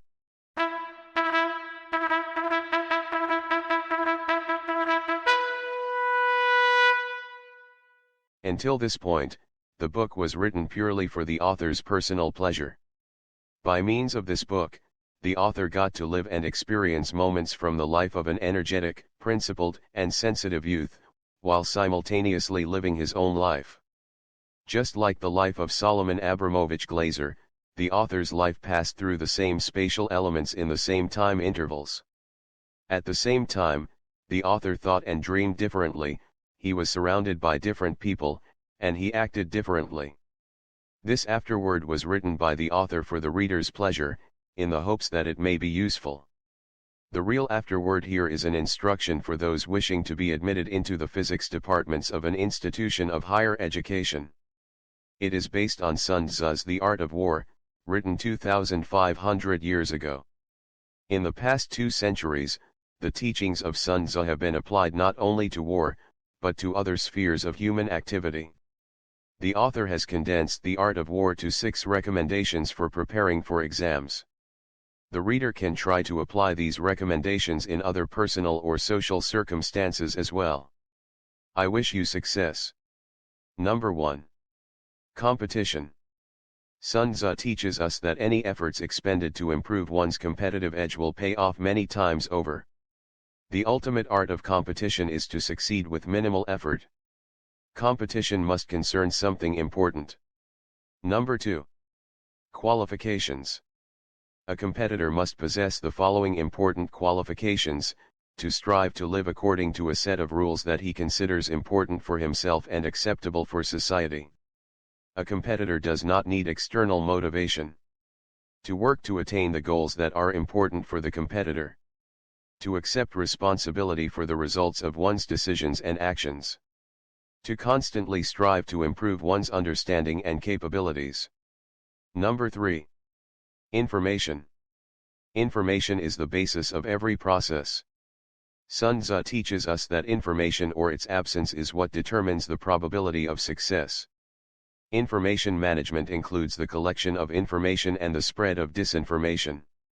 Reliable and true facts always precede successful action. Number 4. Planning and execution. Competitiveness is based on effective execution. While planning is important, it is action that forms the basis of success. Sun Tzu teaches us that a competitive advantage arises from the creation of opportunities and then using those opportunities at the right time. One must control one's desire to act by patience. If you have to compete at many points, due to limited resources, you will be weak everywhere. Even the best strategy will not result in success if you do not have enough resources. Number 5. Practice losing. Sun Tzu recommends that the competitor not hope that everything will be okay. Instead, rely on good preparation to attain success. Expect the worst. Competition does not happen without mistakes, tactical retreats, and short-term losses. You have to use your mistakes as learning experiences. A good competitor has to compete after a temporary defeat by a better competitor. Number 6. Increase your chances of success. Success is the goal of competition. Apply simple methods first and perform them well. If they do not work, you still have time to apply other methods. Effective competitors combine expected and unexpected tactics depending on the situation. Inventiveness is the only weapon that makes us invincible. The power of inventions, not necessarily very complex or laborious ones, makes success a certainty. Speed and inventiveness are the keys to success. The best strategies have no form. If your strategy is a mystery, it cannot be countered. The less your competitor knows about where you intend to direct your attention, the stronger you are. Maintain control and keep your strategies a secret. When your competitor displays a weakness, move quickly without warning. The successful competitor moves forward and burns the bridges behind him.